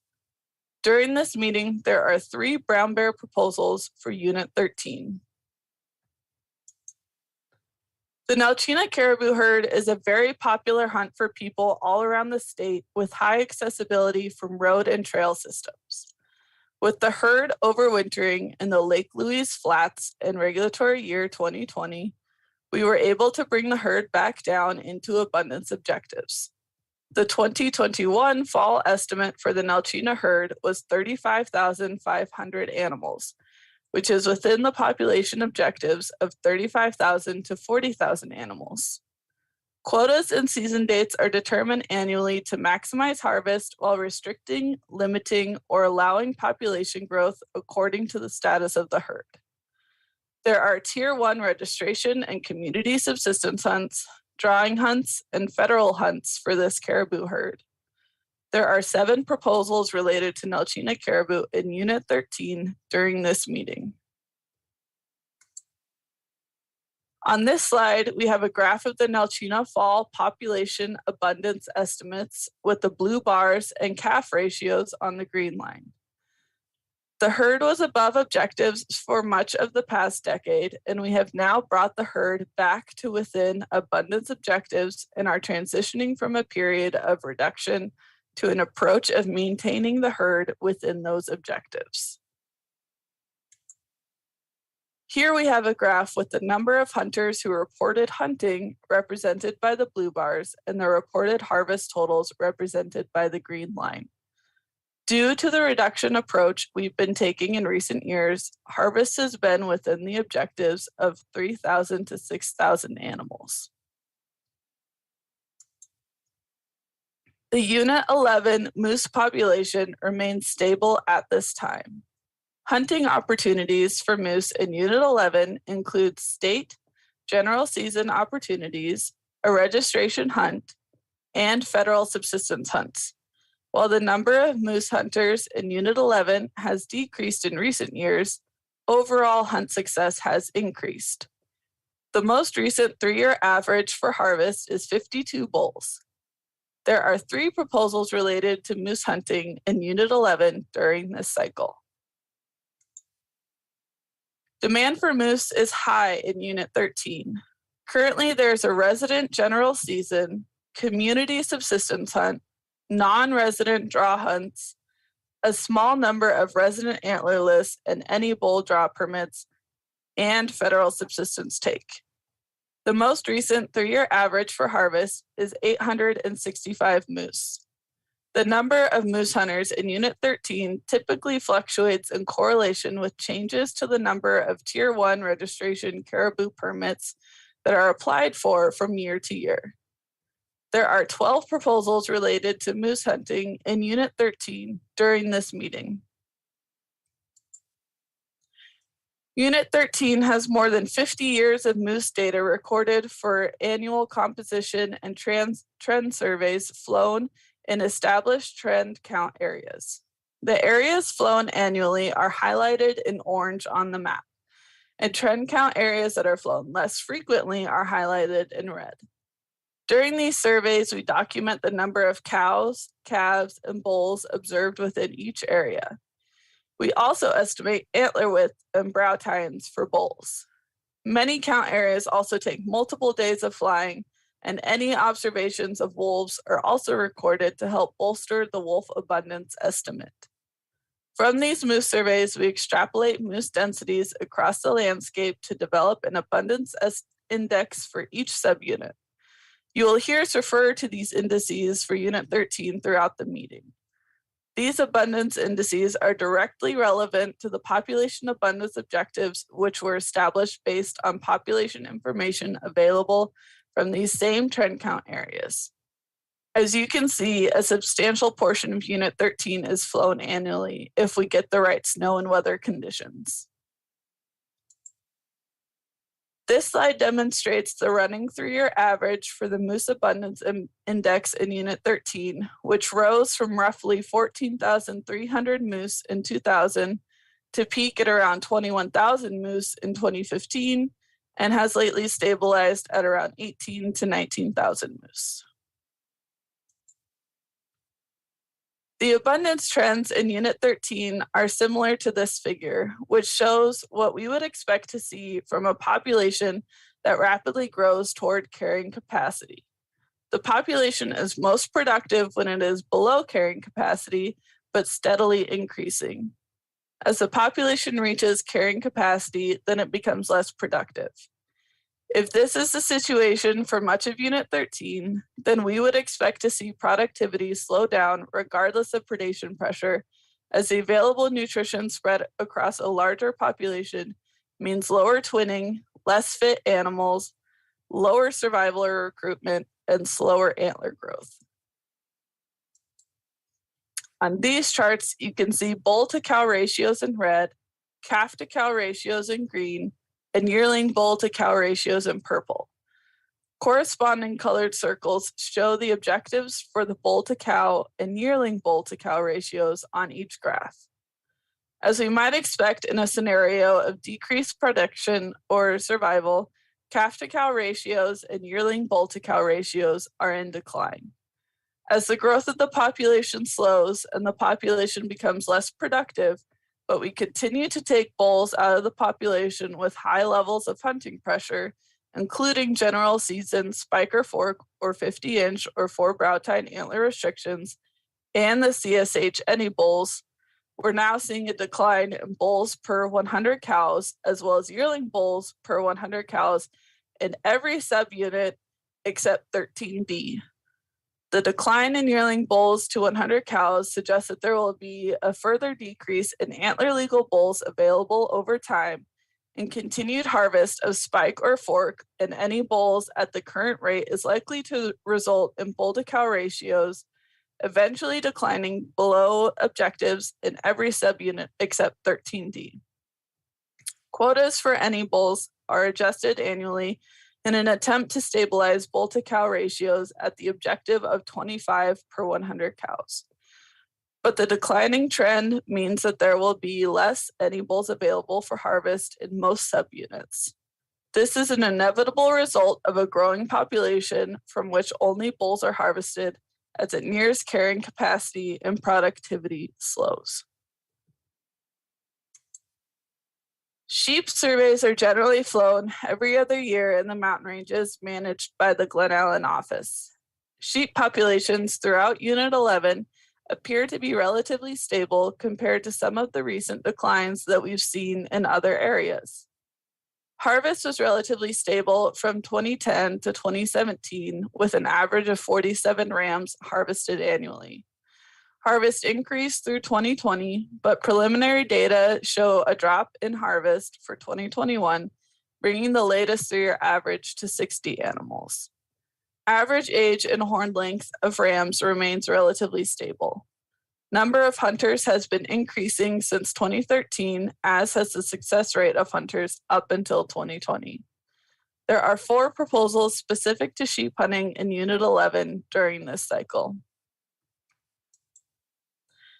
Population surveys in the Talkeetna and Chugach indicated a decline in sheep numbers in the winter of 2019 and 2020. And radio collar data suggests that this drop was largely due to avalanches and predation. Ewe mortality has been higher than ram mortality, and lamb numbers were relatively low in the spring of 2020. 2021 surveys do not suggest a continued decline, and lamb numbers recovered this spring. In the Talkeetna, harvest was stable from 2005 to 2015, at which point we saw an increase that peaked with 60 sheep harvested in 2016. Since then, we have seen a decline in harvest with the most recent 3-year average of 26 rams. In the Chugach, overall harvest is relatively stable and average horn length has increased slightly since the implementation of draw hunts in much of 13D beginning in 2008. There are 4 proposals that involve Dall sheep in Unit 13 this cycle. Goats in Units 11 and 13 are typically counted opportunistically during sheep surveys. Goat populations appear stable and harvest in both Unit 11 and 13 combined is stable with an average of 16 goats harvested annually. On average, males comprise roughly 66% of the annual harvest. Currently, there are only 2 goat hunts, DG 720 in Unit 13D and RG 580 in Unit 11 and a portion of 13D.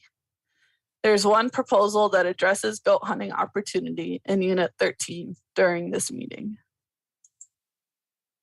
There are 3 species of grouse and 3 species of ptarmigan in our area. Hunters come from far and wide to hunt grouse on the McCarthy Road and the Nebezna Road in Unit 11, and Lake Louise Road, the Denali Highway, Eureka, and Thompson Pass in Unit 13. There are 3 proposals that addresses ptarmigan hunting opportunity in Unit 13 during this meeting. This table shows a 3-year average harvest for sealed fur bearers in Units 11 and 19. There are 9 proposals that address fur bearers during this meeting. On this slide, we have the Unit 11 cumulative reported wolf harvest by month during regulatory years 2016 through 2020.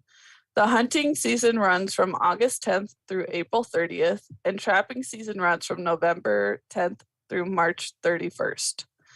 You can see a peak in harvest in September with fall hunters on the landscape, and then another peak in February during the height of trapping. Total reported harvest during this regulatory period was 101 wolves. This slide shows the Unit 13 wolf removal by month for regulatory years 2016 through 2020. Proportion of harvest by month is indicated by the percentage at the top of the bars. Wolves taken through predator control are represented by the blue bars. The hunting season runs from August 10th through April 30th, and the trapping season goes from October 15th to April 30th. Once again, we see a bump in harvest in September with moose and caribou hunters out on the landscape, followed by a peak in trapping in January. Predator control removal peaks in February. Total reported harvest for this period is 647 wolves. Unit 13 has an intensive management plan for moose. On this map, Unit 13 is outlined in orange, and red is the wolf predation control area, which encompasses about 15,400 square miles. You can see that 13D was not originally included in the wolf control area, but there's a proposal to include that subunit, which you will hear about during this meeting. Wolf control was suspended regulatory years 2012 and 2014 through 2017. Wolf control was active in all available subunits in 2018, whereas only 13B was open in 2019. During 2020, only 13A and B were open. We did not open wolf control in any subunits this year. This table shows 3-year averages for abundance indices and harvest. The Unit 13 Moose Abundance Index is 19,298. It appears that 2015 may have been a peak with 21,090 moose. However, this year's index is higher than recent years.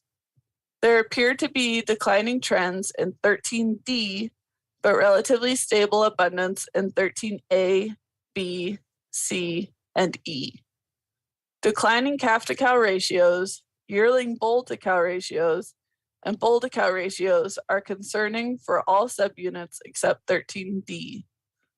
These trends suggest nutritional constraint or other constraints to production or recruitment as bear harvest remains high and wolf abundance is kept relatively low.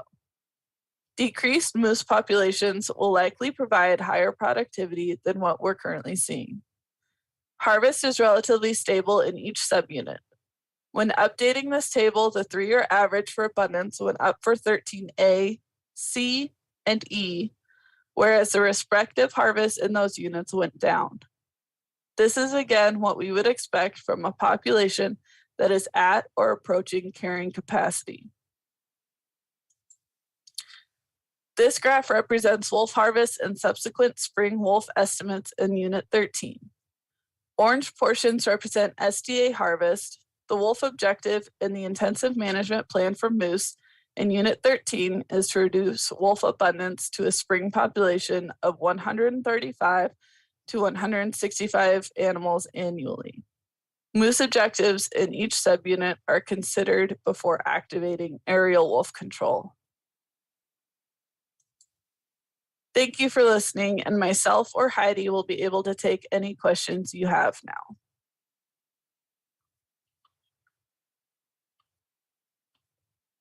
Any questions from board members? Go ahead, Al. Yeah, thank you, Mr. Chairman. Thank you, Jolie. That was a great presentation. I'm just curious on your total harvest for moose and caribou. Are the federal harvester, harvested animals within that or in your graft? I believe that they are included. Okay, thank you. Heidi can correct me if I'm wrong. No, you're correct. In fact, if you want to go back to the moose graph, I believe the federal was green on the bottom to give you an example of how much federal there is compared to the state.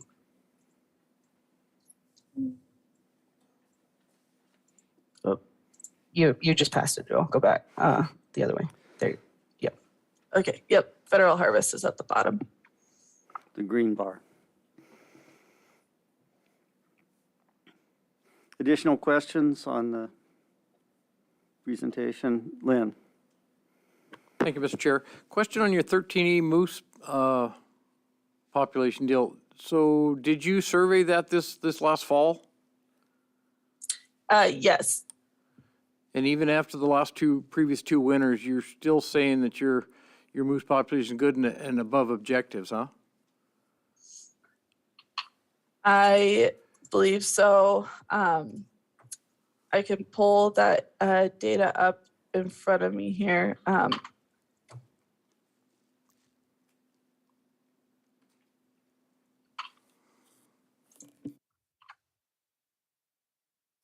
Through the chair, Member Kehoe, this is Heidi Hatcher for the record.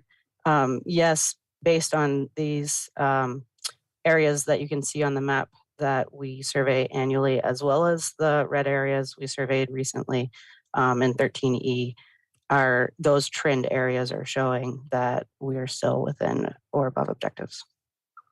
Okay, thank you. Additional questions from board members? Hearing none, does the department have any other reports prior to us going to proposals? Yes, thank you. This is Todd Rinaldi for the record. Chairman Burnett, we have our IM overview for Units 13, and Heidi Hatcher will be presenting that. She's Thank the you. area biologist.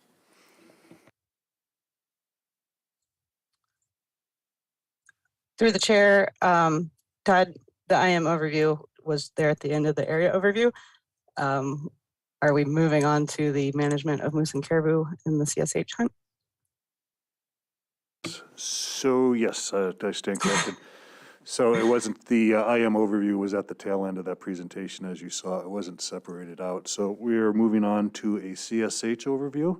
The first one will be presented by Heidi Hatcher, and then there will also be an additional presentation provided by subsistence staff. Thank you very much. Thank you, Mr. Chair and members of the board. My name is Heidi Hatcher. I'm the Glen Allen Area Wildlife Biologist, and this presentation can be found in RC4, tab 5.3. The intent of this presentation is to give you an introduction and brief background into the complex moose and caribou hunt structure that's currently in place in the Copper Basin Community Subsistence Harvest Hunt area.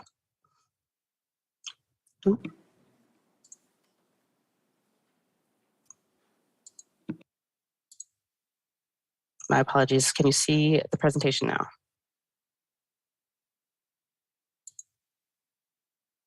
Yes, we can see it just fine. Great, thank you. The Copper Basin Community Subsistence Harvest, or CSH Hunt area consists of Unit 11, Unit 13, and a small portion of Unit 12, as depicted on this map. Within this hunt area, subsistence opportunities in the CSH hunt have gone through several iterations since 2009. This slide outlines the current hunt structure for caribou in Unit 13. Currently, there are no caribou hunting opportunities in Unit 11. In Unit 13, as you can see, we have a youth draw permit, a resident draw permit, a non-resident draw permit, for which permits are only issued when the herd is within or above objectives, 2 Tier 1 registration permit options, a Tier 1 Community Subsistence Harvest Program, and the BLM administers federal hunting opportunity for Nelchina caribou in Unit 13 as well. Additionally, as of this season, AITRC administers a federal Community Subsistence Harvest Program for moose and caribou in the area. Under this hunt structure, Nelchina caribou state harvest is managed with quotas for each hunt based on available harvestable surplus each year as the herd fluctuates in abundance and productivity. While the Tier 1 and CSH hunts have been in place since 2009, starting in regulatory year 2018, the Tier 1 hunt was split into 2 different seasons to reduce crowding in Unit 13. The youth draw and non-resident draw hunts were also implemented beginning regulatory year 2018. Allocation of Nelchina hunting permits between state hunts follows Board of Game Findings 2019-223-BOG. This slide explains the major hunt conditions associated with the CSH caribou hunt. When the hunt was reinstated in 2011, up to 300 caribou were allocated for the CSH hunt. To participate in the CSH hunt, all household members agreed to hunt moose and caribou only in the Copper Basin CSH hunt area. An eligible group consists of at least 25 members. Each eligible household receives a single bag limit for the household. Any eligible member of the group may harvest a caribou on any household permit from within that group. The group coordinator is required to submit an annual group report. Any caribou harvested under the CSH hunt have additional salvage requirements, which include the heart, liver, kidneys, and fat. A 2-year commitment to the hunt was implemented for participating groups in regulatory year 2016. During a special Board of Game meeting in Glen Allen in March of 2017, changes were made to take effect for regulatory year 2018. The CSH cap was increased from 300 to 400, and the household bag limit was changed from 1 caribou to up to 2 caribou, which could be implemented during the winter hunt. At the regular Board of Game meeting in February of 2018 in Dillingham, the meat on bone salvage requirement was also extended to include the neck, brisket, and backbone. This slide demonstrates the participation and harvest of the CSH caribou hunt CC001 since it was implemented in 2009. The hunt was not offered in 2010 due to litigation. The hunt became increasingly popular over time, which was one reason that a 2-year commitment was implemented in 2016.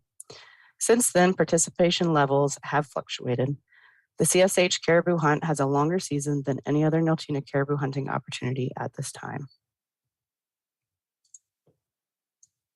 This slide describes the level of harvest for all Nelchina caribou hunts since 2009. Again, Nelchina caribou harvest is managed with quotas for each hunt based on the available harvestable surplus each year as the herd fluctuates in abundance and productivity. When the herd is within or above objectives, more opportunity is available, and if the herd falls below objectives, opportunity is restricted to subsistence hunts. Under the current hunt structure, harvest management has been relatively smooth, and with the split of the Tier 1 hunt into 2 different seasons in regulatory year 2018, complaints of crowding in the field have decreased. Hunt opportunities for moose have gone through many iterations over time, but this slide outlines the current hunt structure for moose in Unit 13. Resident hunters may hunt a general season with antler restrictions from September 1st to the 20th, and those antler restrictions prohibit proxy hunting for moose in the general season hunt. Residents may also apply for an antlerless draw permit in 13A or an any bull draw permit for all of Unit 13, for which only 5 permits are issued annually. Or they may choose to participate in the CSH moose hunt. Any eligible CSH hunter may harvest an antler legal bull with extended season dates compared to the general season, and there are also 350 any bull locking tags distributed among CSH participants, which can be used by any other member of that particular CSH group. Locking tags are distributed within the CSH hunt based on existing regulatory scoring criteria. Non-residents may apply for draw permits to harvest mature bulls. Federally qualified residents for Unit 13 also have any bull hunt opportunity on federal subsistence lands with extended season dates and with designated hunter opportunity. The CSH hunt area does include Unit 11 for CSH moose hunters with a season that starts August 20th, and the brow tine restriction is 3 rather than 4 for those without any bull locking tags. But in most years, there are no CSH moose harvested in Unit 11. A small portion of Unit 12 is included in the CSH hunt area. In the history of the hunt, only one CSH bull has been harvested in Unit 12, and that was in 2009. Several hunt conditions were implemented when the hunt was reinstated in 2011. All group members were restricted to hunting moose and caribou only in Unit 13. An eligible group consisted of a minimum of 25 members, and each eligible participant received a permit to harvest 1 bull moose. Up to 100 any bulls were allowed, and all other bulls harvested had to meet general season antler restrictions, but hunters got first crack at antler legal bulls with the early season dates. With the any bull hunt opportunity, hunt participation doubled from 2011 to 2012 and more than doubled from 2012 to 2013, which I'll show on the next slide. In order to adequately manage the hunt, any bull locking tags were implemented in regulatory year 2014 to slow the take of any bulls, and a 24-hour reporting requirement was also implemented. Popularity of the hunt continued to grow. Group coordinators were required to submit a group report annually, and any moose harvested under the CSH hunt had additional salvage requirements, including the head, heart, liver, kidneys, stomach, and hide. Beginning in regulatory year 2016, participating groups were locked into a 2-year commitment once they joined the hunt. During a special Board of Game meeting in Glen Allen in March of 2017, changes were made to take effect for regulatory year 2018. Any bull locking tag distribution was changed from 1 tag per every 3 households in a group to 315 total locking tags distributed among all eligible CSH participants by Tier 2 like scoring criteria. At the regular Board of Game meeting in February 2018 in Dillingham, the meat on bone salvage requirement was also extended to include the neck, brisket, and backbone. This slide describes the level of participation in harvest in the CSH moose hunt over the years. As I mentioned previously, the popularity of this hunt grew dramatically. New restrictions in 2018 limited participation somewhat. This slide displays the CSH moose harvest in context of overall moose harvest in Unit 13 over the past 5 years. The majority of successful CM300 hunters take advantage of the early season dates prior to the opening of the general season hunt. CSH hunters typically harvest 20 to 30% of what general season moose hunters harvest, and CSH any bull harvests comprise about 10% of the total moose harvested in Unit 13 annually. As we discussed in the area overview, moose abundance in 3 out of 5 subunits is plateauing within or above objectives. Productivity is dropping as expected when a moose population is nearing carrying capacity. Yearling bull ratios are dropping, which indicates that the current spike fork allowances or season dates may not be sustainable under the current hunting pressure. Bull to cow ratios are also dropping under the current harvest pressure. CSH any bull quotas are evaluated annually and lowered or raised based on our fall composition surveys. As subunits near the objective of 25 bulls per 100 cows, any bull quotas are adjusted to stabilize the composition ratio near the objective. Over time, excess bulls in 13A, 13C, and 13E have been removed, and quotas are therefore limited. With bull to cow ratios dropping in most areas, the 100 any bull harvest is no longer sustainable in Unit 13 unless substantial harvest is shifted to 13D and Unit 11. The number of any bulls harvested in Unit 13 has increased dramatically under the CSH hunt structure compared to the Tier 2 hunt structure that was in place from 1995 to 2008. Currently, there are roughly 65 any bulls available outside of Unit 11 and Subunit 13D. The quota will be raised for Unit 13D, but the current quota has not been met in that area prior to the end of the season since 2017, and any bull opportunity in Unit 11 is not being utilized at all. This information concludes an overview of the current Copper Basin CSH hunt in context of moose and caribou hunting within the CSH hunt area. And now I'll turn it over to Robin with subsistence to give you an overview of the customary and traditional use patterns associated with the CSH hunt, which was created to provide for an opportunity to participate in those patterns of use.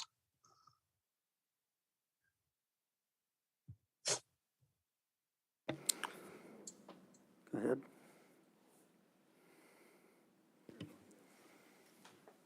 Excuse me, we just need a moment.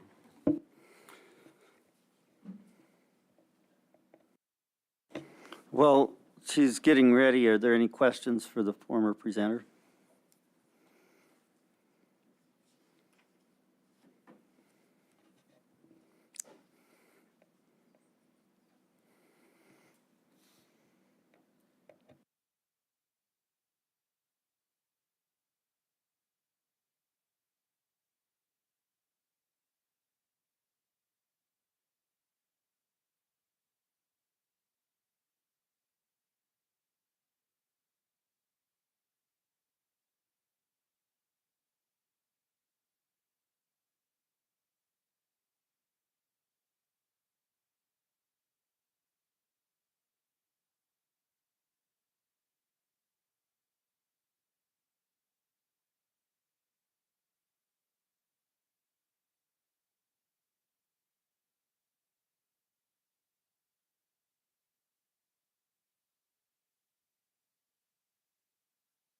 Is it okay if we take a short break, Chairman? Yeah, so let's take a 5-minute break, not a long break this time. No emergency calls.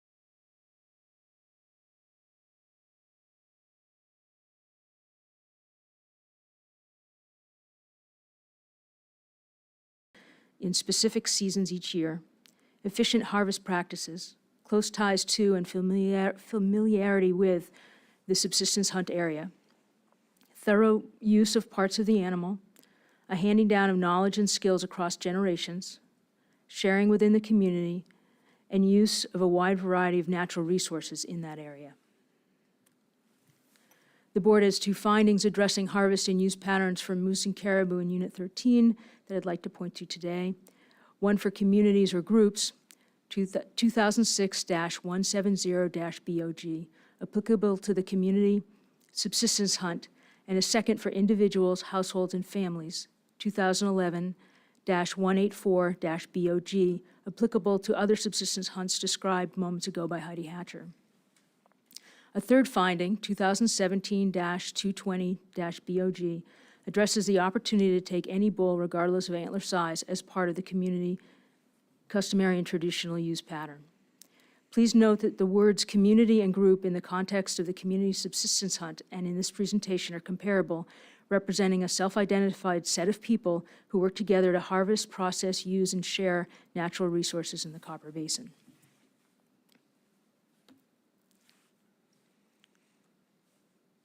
Are we on slide 5? Slide 5. Slide 5, that's where we're at. Okay, 5. Excuse me. Board finding 2006-170-BOG identifies the community-based harvest and use pattern for moose and caribou in the Copper Basin. The community pattern of use includes traditional fall and winter hunting seasons, efficient methods and means, thorough use of the harvested animal, long-established harvest areas and camps, specialized hunters providing for community, cross-generational teaching of traditions for harvest and use, reliance on other resources for the same traditional harvest areas. Based on this finding, the board passed regulations establishing the community subsistence hunt. Board finding 2011-184-BOG identified a second pattern of use in the Copper Basin for an individual household or family, which is distinct from the community-based pattern of use.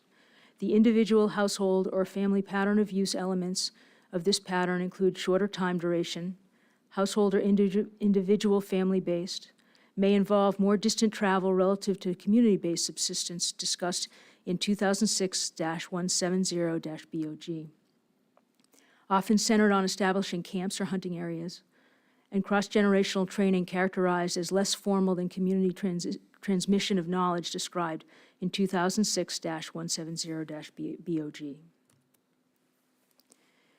In 2017, the board made the following findings to address A&S and management needs. For caribou, the board directed the department to increase the bag limit to 2 when necessary, except during the September 1 through 20 moose season.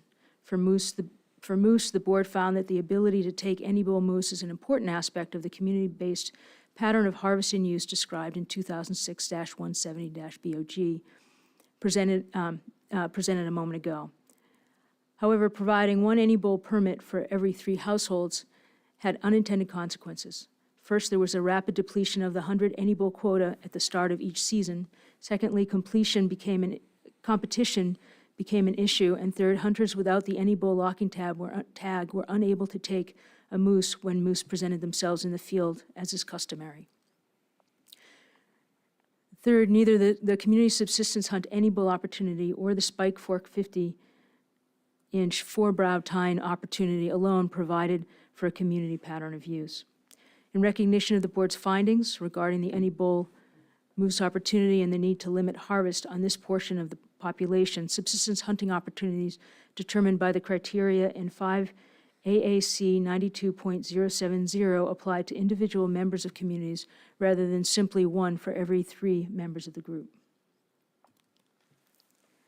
As a condition for participating in the community subsistence hunt, the board required that each hunt group submit an annual written report to the department so that the department could analyze the group's attempts to hunt consistent with the findings in 2006-170-BOG.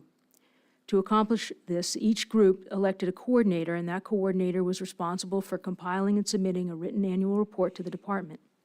Coordinators were required to summarize their group's efforts to pursue activities consistent with the board finding, including a detailed description of a communal sharing event. The format of the report was unstructured. Data gathered was intended to assess participation in the customary and traditional use pattern. The department evaluated participation patterns based on these written reports. In 2003, the department analyzed the 2011 to 2013 information contained in the submitted annual reports and presented the analysis to the Copper Basin Area Subsistence Hunting Committee, which was established by the board to address large increases in community subsistence hunt participation. Because the report format at that time was a written essay, information provided couldn't be quantified, causing difficulties in analyzing whether the community or group was making efforts to observe the community pattern of use that the board found to exist in the Copper Basin. The majority of community subsistence hunt groups actively submitted their reports to the department, but those reports were not providing the level of specific objective data useful in documenting participation in the communal, customary, and traditional pattern. A directed questionnaire was needed to provide a quantitative analysis to assess if communities were complying with or attempting to comply with the subsistence pattern of use as described in 2006 findings. It's important to emphasize that the questionnaire is not designed to rate or grade individual groups. Rather, it is intended to assess the overall performance of all of the participants in the community subsistence hunt in generally how they are following or attempting to follow the community pattern as a whole. To develop a directed questionnaire, the Copper Basin Subsistence Hunting Committee and the department used a public process. The board approved the new format for trial use in 2015. Each question was devised to address one or more of the elements described in the pattern and to elicit objective data from groups and households. Starting in regulatory year 2016, the group questionnaire was approved by the board and distributed by mail alongside the permit packet. The board did not require the household questionnaire, but was comfortable with it being administered on a voluntary basis. The current regulation requires that each community subsistence hunt group coordinator makes efforts to ensure that group members engage in the communal use pattern described in board findings, submits the required group report annually, attempts but is not required by regulation to include household report information in their hunt group questionnaire. The group questionnaire must be submitted annually as required by regulation, or their group will lose their eligibility to participate in the community subsistence hunt the following year. Guidelines and report questionnaires are available online under the Cultural and Subsistence Harvest Permits on the Alaska Department of Fish and Game website. The questionnaire uses the elements described in the board findings as the basis of all questions. Each element has one or more measures that are addressed by one or more questions on the form. Again, the survey is intended to assess hunter performance in following or attempting to follow the customary and traditional use pattern covered in the 2016 finding. For example, if you look at element 4, close ties to and familiarity with the subsistence hunt area, there are 4 measures for this. Length of use of the subsistence hunt area in years, length of use of the subsistence hunt area over generations, the variety of activities engaged within the subsistence hunt area, and seasons or months activities are engaged in, or what is commonly referred to as the seasonal round.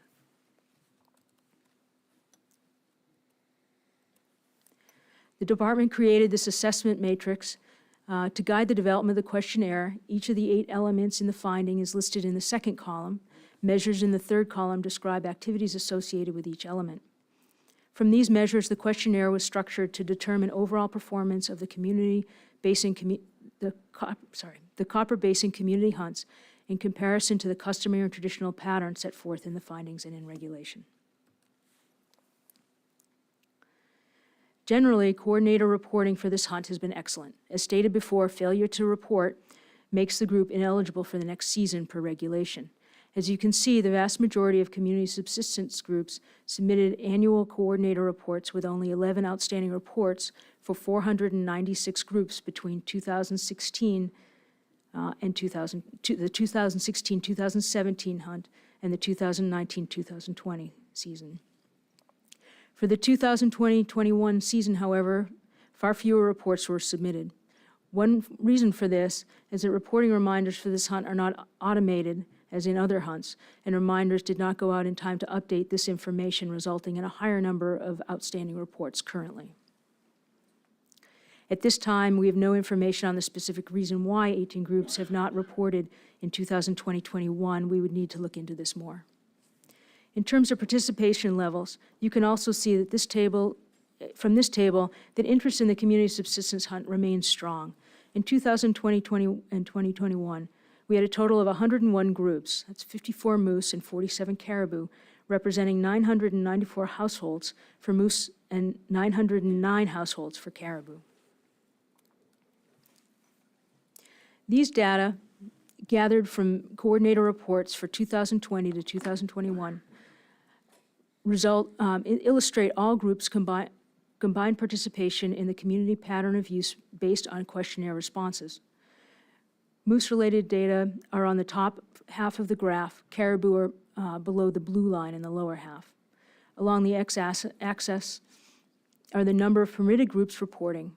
On the y-axis, the number of elements refers to the number of criteria of the customary and traditional use pattern that a given household is engaging in. So for the first row tells us that in 2021, 13 groups reported participation in all 8 of the communal pattern elements. The second row tells us that 15 groups participated in 7 of the elements, and so on. Which elements are included in each of these rows varies across groups and may change year to year. That said, these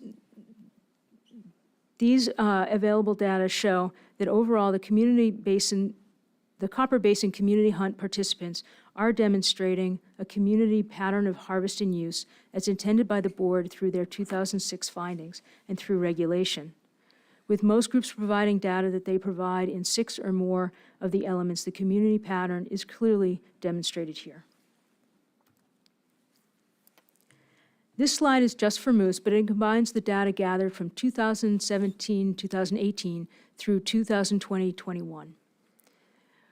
What we see generally is an increase in compliance with the community pattern of use over time.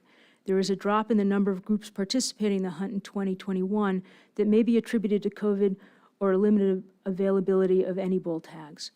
But we would need to do more research to understand factors contributing to this drop. This figure is for caribou and is similar, except that the number of groups is smaller. Looking at the pattern of use, we see similar patterns as those for moose in the prior slide. Again, it is important to realize that groups were not evaluated for their own performance. Rather, these data are meant to indicate whether or not the community hunt as a whole is performing as originally envisioned and formalized in regulation. In addition to the required coordinators report, optional household reporting exists. These reports were initially developed to aid coordinators in completing their group report. Because the Division of Subsistence has collected these as well, we have household level information to share relative to the 8 elements of the community pattern of use. Because household reporting is voluntary, we cannot assess the propensity to which households do or do not report. This meeting is our first chance to present household report data to the board and public because we now have enough data to provide statistical analysis of the voluntary reporting we've received. There's a lot of data on this slide, and let me take a moment to explain what we see. The data here are provided by household users who voluntarily submitted reports from 2019 and 2020 for both caribou and moose. The y-axis on the vertical far right is the percentage of individuals. Please note that these won't add up to 100 because each colored bar is an age group with a percentage within, creating overlap. The maximum value you could possibly see here is 300, but only if 100% of each age group participated in the named activity. Along the y-axis, we see types of harvest, moose, caribou, birds, other game, and so forth, by permit group. Within each column, you see blue for the youth up to and including 17-year-olds, red for adults ages 18 to 65, and green for those 65 and older. Also within each colored section of each column, you see a number representing a discrete percentage of that age group participating in the activity. For example, in the first column on the left for caribou permit holders in 2019, we see in green that 56% of household harvesters who voluntarily reported and who are 65 years and older participated in moose harvest activities. In red, we see that 44% of household harvesters who voluntarily reported and are adults, ages 18 to 64, participated in moose harvest, and 22% of household harvesters who voluntarily reported and who are youth participated in the moose harvest. As a reminder, the customary and traditional use pattern described earlier looked at participation across age groups and across subsistence activities. Of special note is the extent to which youth are involved across varied subsistence activities and was one of the findings in the 2006-170-BOG. If we look at the 2019 caribou permit responses as a grouping, that first grouping on the left, we see broad participation in hunting, fishing, and gathering across the ages and group activity as a whole, harvesting fish, game, and vegetation. Because of the seasonality of activities listed, hunting for moose, caribou, and birds and small game, fishing for salmon and other fish, trapping, and the gathering of plants, we also understand that subsistence activities are occurring among household users at different times throughout the year. This table illustrates broad participation across age groups that also span across the breadth of use identified in the customary and traditional use pattern. Another takeaway from the table is that what is reported here is largely consistent with data provided by the coordinator reports.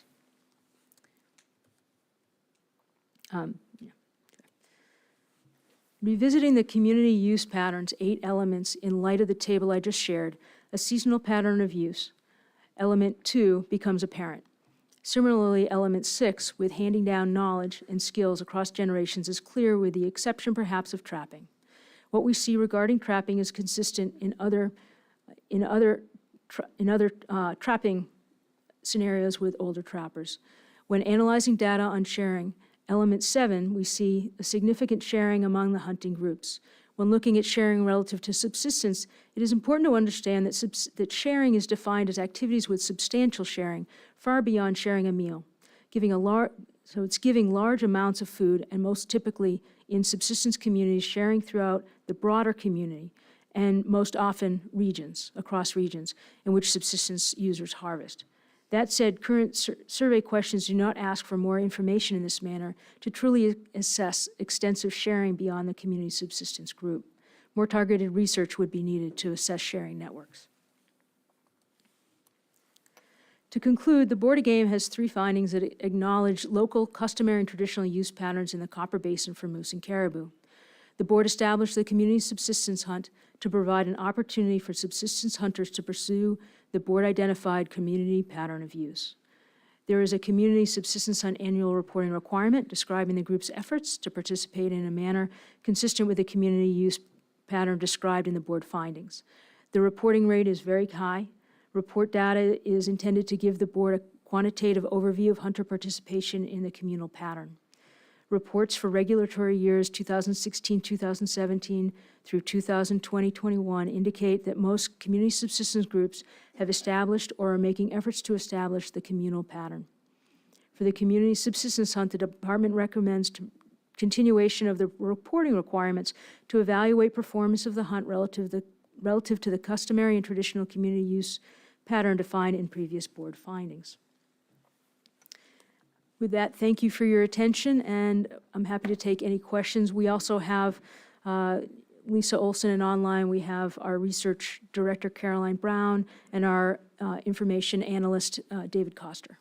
Through the chair. Questions from board members? Al. Yeah, thank you, Mr. Chairman. Thank you, Robin. Really appreciated that presentation. One thing kind of struck out to me is all the information that's provided to you through surveys and questionnaires and stuff. And I'm just curious, the answer seems kind of obvious, but I'll ask it anyways. And in some of the cultures that I've been in other meetings or been in communities with, they don't like to talk about going hunting, what they got and what they did with it. Is there anything like that in this area, or is that just subject to cultures or regions?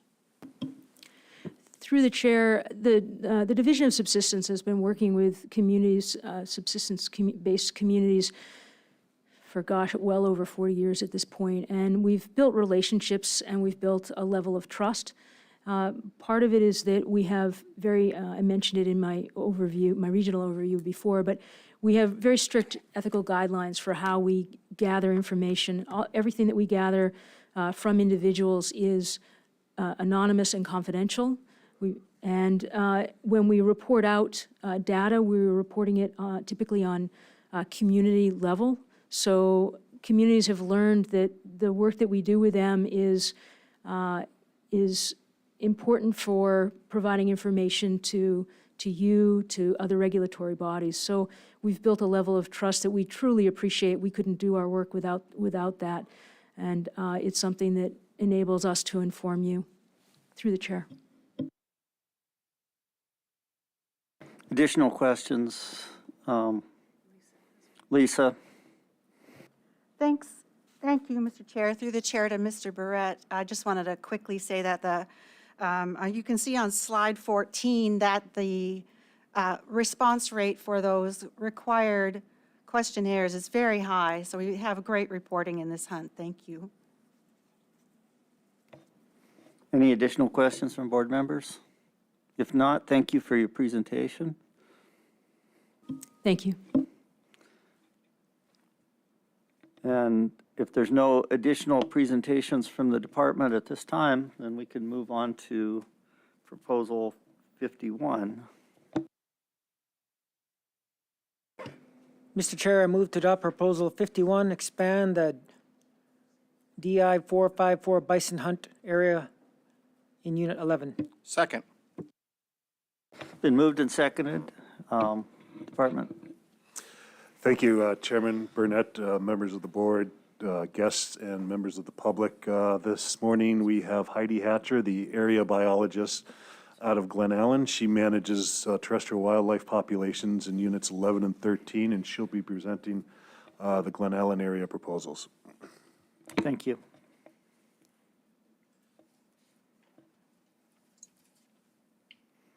Thank you, Mr. Chair.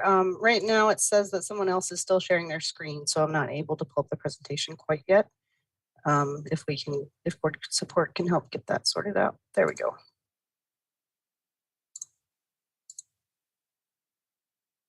All right, are you able to see it now? Yes, it's coming through nicely. All right, thank you, Mr. Chair. This presentation can be found in RC4, tab 5.2. Mr. Chair, proposal 51 was submitted by a member of the public and asked to expand the DI 454 Copper River Bison, sorry, we've been talking too much about Copper River Bison Hunt area, south and east beyond the Katsina to the Tuscaloosa and Chittenden rivers. When the department developed staff comments for this proposal, we recommended amending the proposal to increase the number of permits available for this hunt. When the second call for proposals opened, then the department submitted its own proposal to increase permit numbers, which will follow this proposal in deliberations. The department is neutral on expanding the hunt area. This map shows the current DI 454 hunt outlined with the thick yellow line. The vast majority of the Copper River herd spends the vast majority of the year, including the hunting season, within the boundaries of the current hunt area. The area outlined with a dashed white line would be the expanded hunt area if this proposal is adopted. Black is Wrangell St. Elias National Park, which is closed to bison hunting. Yellow are private lands, and red are Native Corporation lands, composed mostly of Otna Incorporated or Chittenden Native Corporation lands. As of regulatory year 2021, Otna Incorporated no longer offers trespass permits for bison hunters. Chittenden Native Corporation does offer a $1,500 trespass permit for bison hunters, but bison are more often observed on Otna Incorporated lands, and the majority of the Native Corporation lands in the expanded hunt area would be Otna Incorporated lands, especially those lands where bison are likely to be found in small numbers. Therefore, the addition of the Native Corporation lands to the hunt area is not likely to increase hunt opportunity or access for bison permit holders at this time. There is a small block of state land in the expanded hunt area, which is not marked, and bison are not typically seen that far down the McCarthy Road. The DI 454 permit is a coveted and unique backcountry bison hunting experience. Most hunters either float the Copper River in the fall in search of bison or access the hunt area in February or March by flying in or using a snow machine. The majority of the Copper River bison herd makes seasonal movements annually. These animals can typically be found toward the headwaters of the Dadina and Chetislina rivers in early summer, and by fall have moved down toward the Copper River, spending fall and winter scattered along the Copper and heading back up toward the higher country in the spring.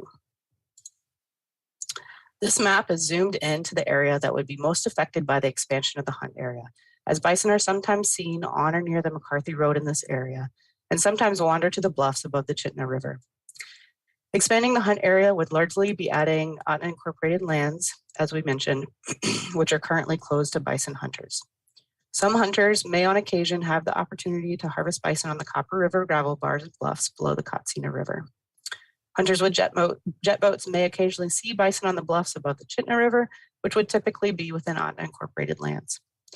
In recent years, a small group of bison have spent much of the year near the McCarthy Road, providing bison sighting to passersby somewhat regularly throughout the year. This is in contrast to the majority of the herd, which makes seasonal movements up and down the Copper River. This table includes herd minimum counts, permit numbers, harvest success, and harvest composition for the Copper River herd. Herd minimum counts depend largely on the behavior and distribution of the herd when the count occurs. In some years, portions of the herd may be scattered in the timber and difficult to locate or count. In 2018 and 2019, portions of the herd were obscured. In 2021, observations from a flight the day before the census attempt suggested that a group of roughly 50 animals had moved into the trees and was not located during the census, suggesting that the current minimum for the herd is roughly 200 animals. The maximum number of permits have been issued most years since 2004. During that time, the herd increased from just over 100 animals to upwards of 225 animals. As this herd has the potential to increase, it may be prudent to harvest more animals than we currently can take under the 24 permits that are allowed in regulation. Hunter success is typically very high, with success rates that approach those of the road-accessible Delta bison hunts. Beginning in regulatory year 2021, however, the change in availability of trespass permits for bison hunting may affect hunter success. That said, prior to 2006, trespass permits were not available for Ahtna lands, and hunter success prior to that time averaged 53%, as harvest opportunities remain available on state and federal lands through the use of navigable waterways as well as easements to public lands in the area. With the latest development of Ahtna Incorporated not offering trespass permits to bison hunters, expanding the hunt area would have little or no impact on hunter access or success, as almost none of the additional area where a hunter might expect to encounter a bison would be available to permit holders other than Ahtna shareholders. If Ahtna resumes offering trespass permits, then we might expect in the short term that expanding the DI 454 hunt area may result in a slight increase of hunter success as a small localized group of bison near the McCarthy Road may be utilized. This would likely result in a decrease in reported bison sightings near the road. If the localized group is removed, then future hunt success in the expanded area will depend largely on the seasonal movements of the other animals in the herd, meaning harvest success in the expanded area would vary annually based on the seasonal movements of those small portions of the herd, which occasionally brings some animals into the expanded area during the hunting season. The extension of the hunt area is not expected to have a significant or lasting impact on overall hunt success. The department is neutral on the expansion of the hunt area and allocation of bison between user groups. If the proposal is adopted, a more specific boundary description is recommended, such as north of the north bank of the Tuscaloosa River and north of the north bank of the Chittenden River.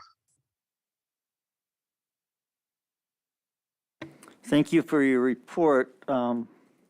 Questions, comments from the committee, but before that, note that the next proposal after this one would be simply to expand the number of permits. So if we expand the permits in this proposal, we would avoid, if we pass this proposal with more permits, the next proposal would no longer be necessary to be taken up. But discussion from board members. Al. Yeah, thank you, Mr. Chairman. Thank you, Heidi. Do you guys count bison outside the control use or the boundaries, the bison range? Through the chair, Member Barrett, yes, if we find bison outside of the area, we will count them. On the way to counting the Chittenden bison, we are pretty much looking at the more southern portion of the Copper Range. So if we see bison outside of the area, we will count them. And also the herd in the past has expanded its range north. So there was a change of the boundary in the past to include some of the more northern area. And also we have local pilots and hunters who keep us apprised of if they're seeing a continued change in range use, then we take that into account and we look for bison outside of the area. And then just another question. I seen the cow harvest on the one graph. Overall, it seemed kind of high to me. Is this herd growing or is it stable? Through the chair, the herd currently seems to be stable, but as I mentioned, it has grown over time from around 100 animals to more recently it peaked at around 225 animals. So right now it appears to have stabilized around 150 to 200 animals. But even as it was growing, we were issuing 24 permits annually. Do you think that cow harvest is slowing the growth of that herd? I think that the cow harvest, percent female harvest right now is helping to slow the growth, but I do think that there's still potential for the herd to grow under current harvest. Okay, thank you. Additional questions from board members?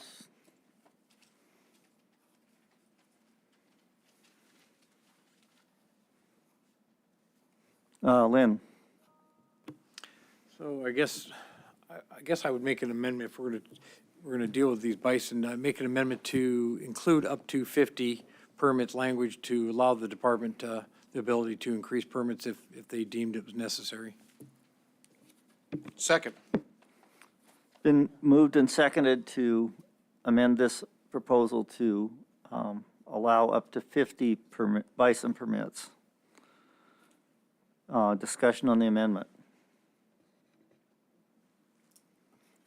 Lynn? Thank you, Mr. Chair. I guess, it's just, Proposal 209 asks for that. I mean, it's like, I like the language up to. It doesn't mean they're going to do it. It's just, if the opportunity presented itself that they could issue a few more people or a few more permits for people to harvest bison, it would be in the toolbox for them. So I don't really see a conservation concern with doing that. Ryan, I have a question. How many people apply for this bison permit relative to the number of people getting it? Thank you, Mr. Chairman. I don't have those numbers off the top of my head. I imagine Heidi does. But as with any bison hunt that we see in the state of Alaska, it is exceedingly popular. Yeah, I know it's popular enough that I've applied for the last 30 plus years and haven't got one yet, so. I'll work on that. No, thank you. Go ahead, Stosh. Thank you, Mr. Chair. Just a clarification to the amender. Would this include the extended area? Yes, it'd be included in this proposal. So I mean, if we voted this proposal down to extend the area, then I'm assuming that we'd have to take up 209 to address that. Thank you. Al? Thank you, Mr. Chairman. Doing a little research, it looked like a little over 4,800 people applied for that permit last year. Thank you. So it's a very popular permit, and never a problem issuing the number that they get. Anyway, any further discussion on the amendment? Would you call the roll on the amendment? Yes, Mr. Chairman, on the amendment to Proposal 51, to add the language of up to 50 permits, Mr. Cooney? Yes. Mr. Barrett? Yes. Mr. Keough? Yes. Mr. Huntington? No. Mr. Fletcher? Yes. Chairman Burnett? Yes. And Mr. Hoffman? No. That amendment carries 5-2. Okay, back to the main motion, which is to extend the area now and to increase the number of permits. Stosh, do you have comments? Oh, sure. I won't be supporting this amendment. I think we have good success rate already, and I don't want to cause problems on private lands and trespass issues, so I won't be supporting this one. Lynn? Thank you, Mr. Chair. So Heidi, has the department talked to Ahtna at all in regards to potentially reissuing permits for trespass permits? Member Keough, through the chair, I might, yes, we have, and I think that Todd could probably speak better to that discussion. Todd? Or Gino? Or Ryan? Thank you, through the chair. We've had preliminary discussions. I've had discussions with the, I guess, the land manager for Ahtna and ATREC, as well as the communities to the south. You know, we had some issues with maps that were being available that weren't quite accurate, and those basically been the extent of the conversations. But I have no indication on whether or not trespass permits will be offered in coming years. Thank you for your response. Stosh? Thank you, Mr. Chair. I'd like to clarify my position. I'm not in favor of expanding it, but I am not opposed to increasing the permits. Al? Thank you. I guess a question for staff. Has trespassing on private property been an issue? You know, that might be a better question for Heidi or for the troopers. However, there are a variety of opportunities to access into those areas. There's a bunch of easements. There's camping easements that are through there. I believe there's RS 2477. So there's a lot of easements in through Ahtna land in that northern area coming off of the river. But I would have to defer on the trespass comments.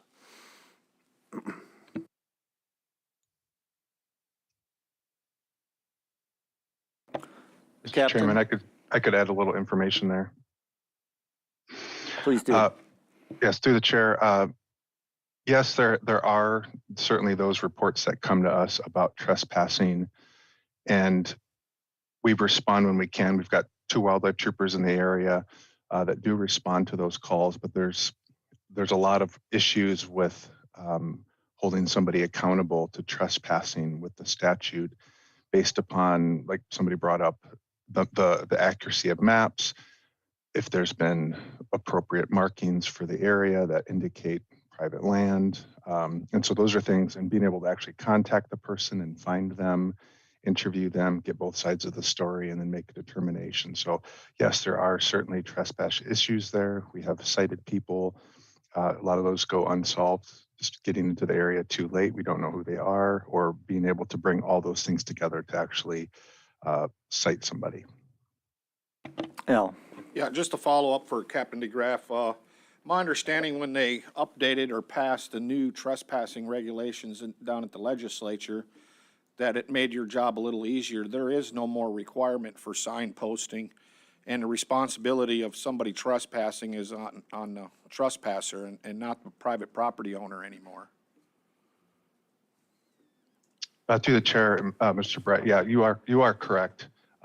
Yet those other things still have to occur in terms of finding the person, interviewing them in a timely manner, being able to respond. So those are the challenges that we're always going to have is, where's this at? Do we have a trooper that's available that can respond in the area on duty?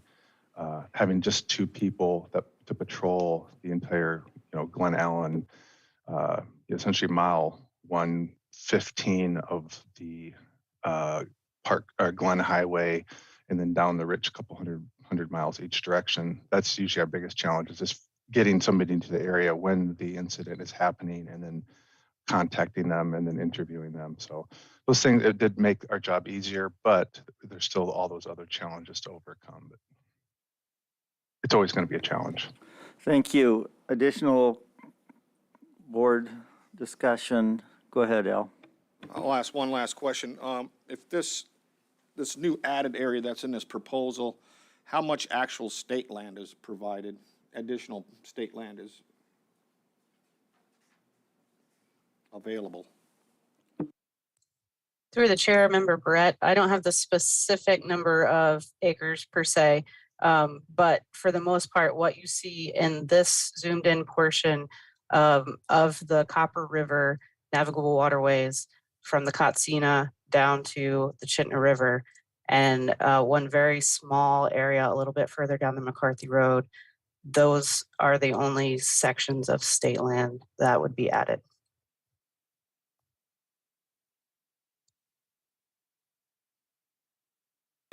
Jake? Thank you, Mr. Chair.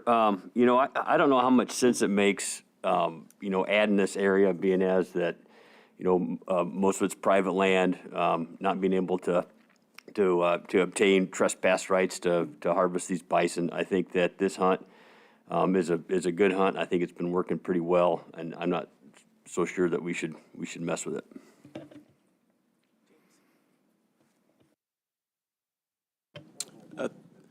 Thank you, Mr. Chair. This is a hard one. It's really complex. So I'm all for increasing hunter opportunity where there's no biological issue. And I think expanding the unit does do that. There are other opportunities for hunters to access the area without trespassing, you know, snow machining or flying into the areas as well. Nobody, I think, wants to expand an area and then have that increase trespassers, especially hunters, especially when it's already illegal for them to trespass on private land to access hunt areas. So I don't know. I see both sides of this, both arguments, but I'm inclined to support this because it does expand hunter opportunity. Thank you. Orville? Yeah, I won't be in support of it. There's just not enough hunt area there to be forcing people, that many people in that small area. Just doesn't make any sense. There's a lot of better opportunities around the state and in a better way to work with native corporations like we do on the Kaiguk River, where we work closely with the department and the all user groups. And this is just that doesn't make any sense to pass this proposal. Thank you. I don't mind increasing the number of permits, but not with this proposal. Thank you, Mr. Chair. So, I mean, again, I still could support this proposal. Just because the individual has a permit doesn't give him carte blanche. He can wander and he wants. He still is, you know, has to respect private property owners. But I would actually like to do this just so maybe the state and OTNA could get back together and come up with something that's workable for the private landholder there.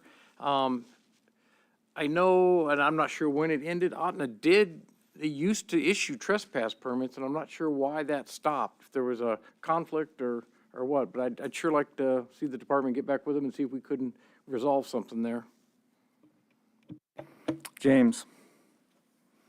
Thank you, Mr. Chair. So, and if department, correct me if I'm wrong also, but Chittenden Corporation does own some land, and they do offer trespass permits to hunters. Is that correct?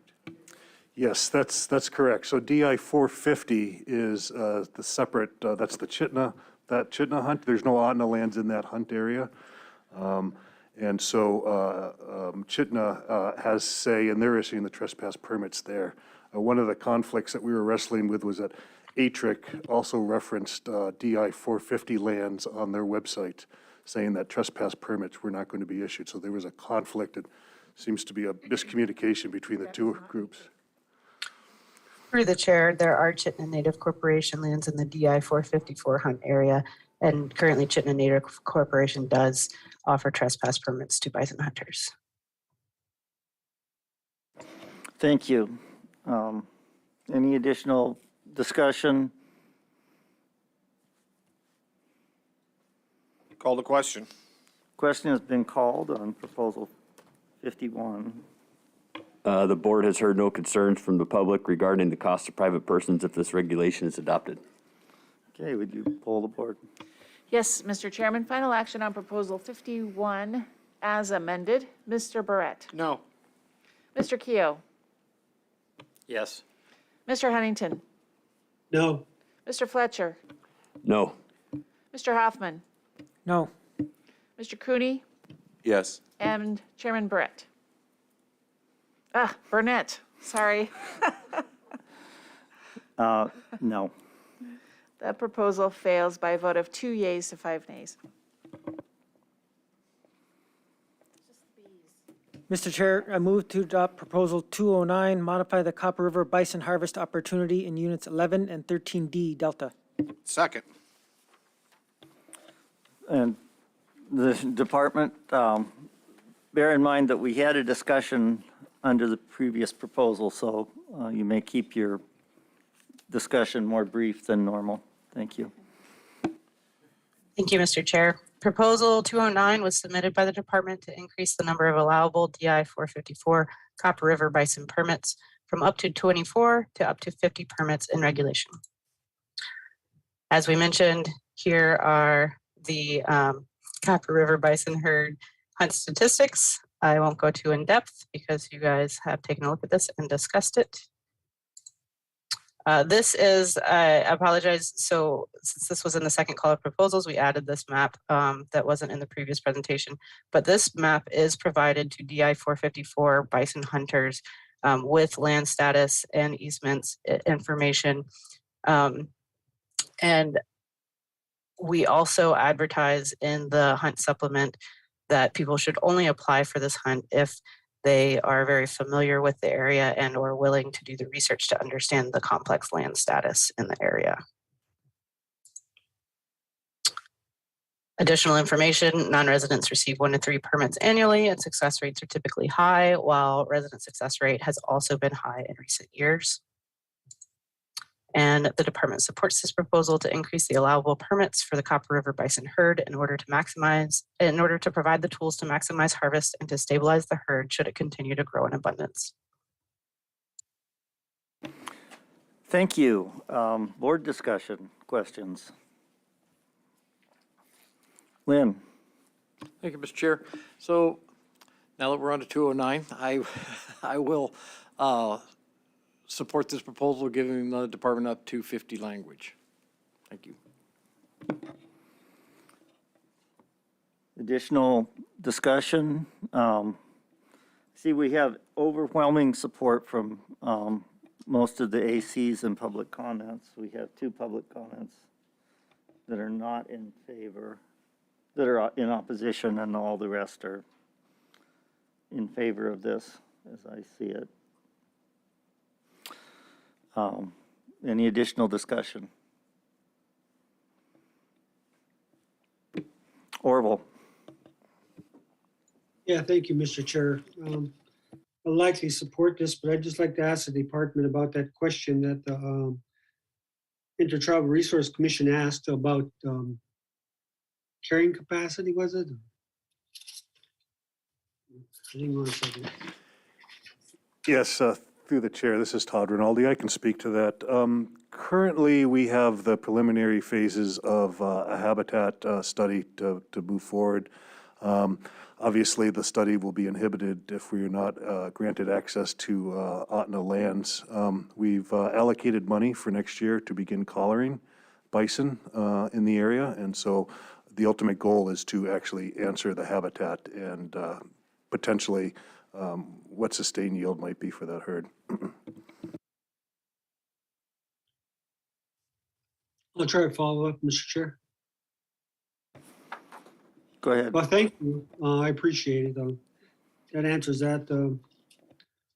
I would imagine it's good habitat, but I really don't know. And I guess the other thing would be, I guess maybe they would change their position after they found out, but I can't speak for them. My experience is most animals that wander off and birds are growing tend to be looking for good food. That's why I asked the question. Thank you, Mr. Chair.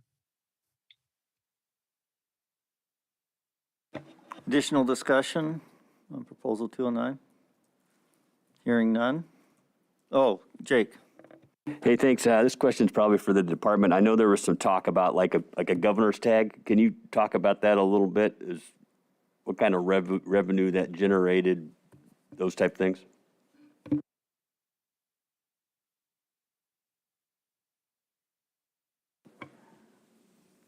Through the chair, thank you, Jake, for the question.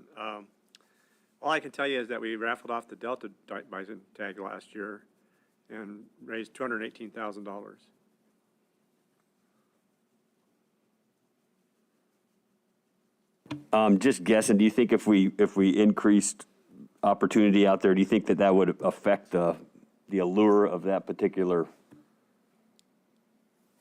No, governor's tag? I don't think so. It's been our experience with the governor's tags that there's plenty of people out there willing to take a chance on winning a tag,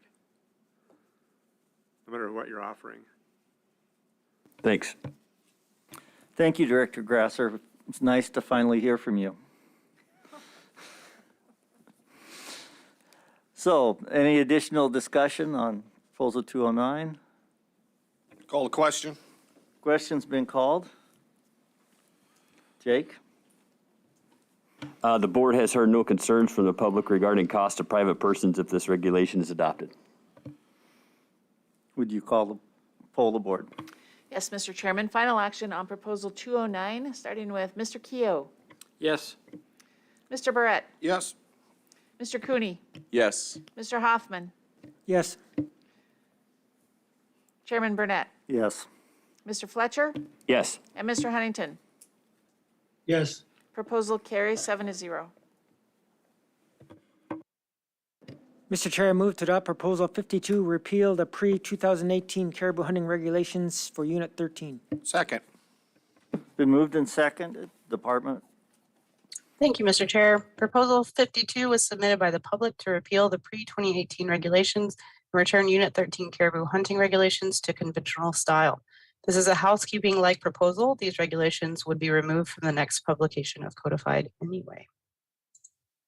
At the Board of Game meeting in Glen Allen in March of 2017, and again at the Board of Game meeting in Dillingham in February of 2018, several changes were made to the Nelchina caribou hunt structure. The Tier 1 hunt was split into 2 fall seasons. A youth draw hunt was established, a non-resident draw hunt was established, and the limit for the CSH caribou hunt was increased from 300 to 400 caribou. These changes were to take effect in Regulatory 18, and the changes were made while Regulatory Year 16 and Regulatory Year 17 hunts were ongoing. As such, language was used and codified to distinguish pre-July 1st, 2018 regulations from post-July 1st regulations, and that language is slated to be removed in the next print of the regulations. Proposal 52 is a housekeeping-like proposal submitted by the public to remove pre-2018 verbiage that would be removed in the next print of the regulations anyway, so the department supports this proposal. Thank you. Any board discussion on this one? It seems like it's a pretty simple thing to do. Al? Just a question for staff. Did the ACs that oppose this, were they not understanding what the proposal was asking for? Yeah, through the chair, Member Barrett, that's exactly the case.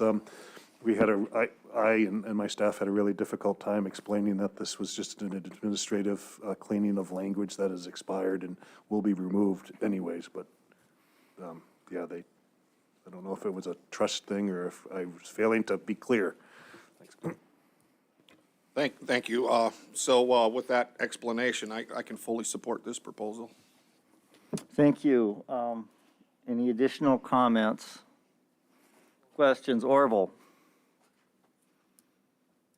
Just to build a little bit more on the record, Copper Basin AC did support this, so they must have understood the house cleaning effort. I'll be in support of it as well. Thank you, Mr. Chair. Thank you. I think we're ready for the question on this one. Call the question. The board has heard no concerns to the public regarding cost to private persons if this regulation is adopted. Would you poll the board? Yes, Mr. Chairman. Final action on Proposal 52. Mr. Huntington. Yes. Mr. Keough. Yes. Mr. Barrett. Yes. Mr. Cooney. Yes. Mr. Hoffman. Yes. Chairman Burnett. Yes. Mr. Fletcher. Yes. Proposal carries 7-0. At this time, I think we're going to take our lunch break rather than go on to the next proposal. We want to leave people in suspense. So we'll come back at 1:30. Thank you.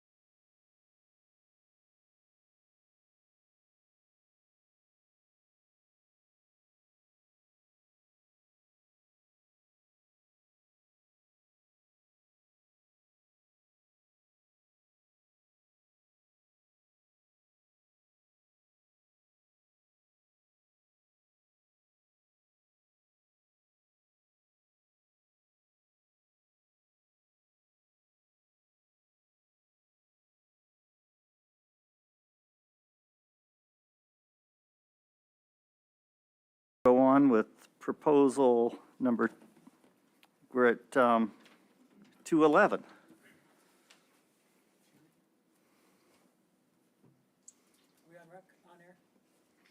We should be on air, right? Yep, we're good. Mr. Chair, I move to adopt Proposal 211, repeal the Copper Basin Area Community Subsistence Harvest Hunt Area for moose and caribou. Second. Yeah, thank you, Mr. Chairman. I move that we postpone this proposal indefinitely. Second. Excuse me.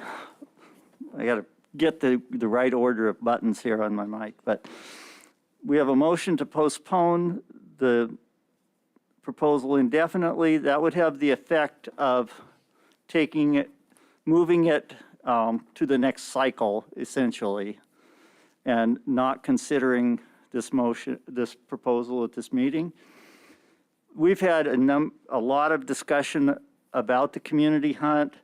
We have a proposal that's supported by a great number of people and opposed by a great number of people, but the proposers did not come up with an alternative that's viable. I'm concerned that the department doesn't have options for this if we were to pass this, and so I think it's appropriate to postpone consideration of this until there's alternatives given by the proposer or the department. Any further discussion? Al? Yeah, thank you, Mr. Chairman. I agree with you. I think with the amount of interest in this proposal and maybe not having all the proper tools to implement something new, I would support this motion. Thank you. Lynn? Thank you, Mr. Chair. I support this amendment proposal or this action. We did have a lot of testimony, people opposing this proposal, but at the same time, a lot of them also said that their subsistence needs weren't being met. So I actually don't think this system is actually working the way it was originally intended, but I think it'd be kind of reckless of us to do away with it without having something else to put in its place or something to meet those needs that they need, so their subsistence needs. So I'll be supporting this. Any further discussion on the motion to postpone? Orville? Yeah, thank you, Mr. Chair. I'll also be supporting it. I think it's in the best interest of Alaskans sometimes to do nothing.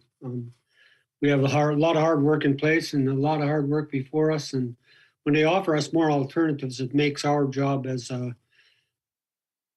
people writing regulations a lot better and a lot smoother. And when we have public input, like we're probably going to get after this virus is passed and people can get together and talk, it'd be a lot easier to do something like this. Thank you, Mr. Chair. Thank you. And prior to voting on this motion, I would like the department to do their report on the proposal.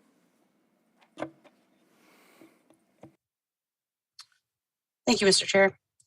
Proposal 211 was submitted by the public and seeks to repeal the Copper Basin Community Subsistence Harvest Hunt Area.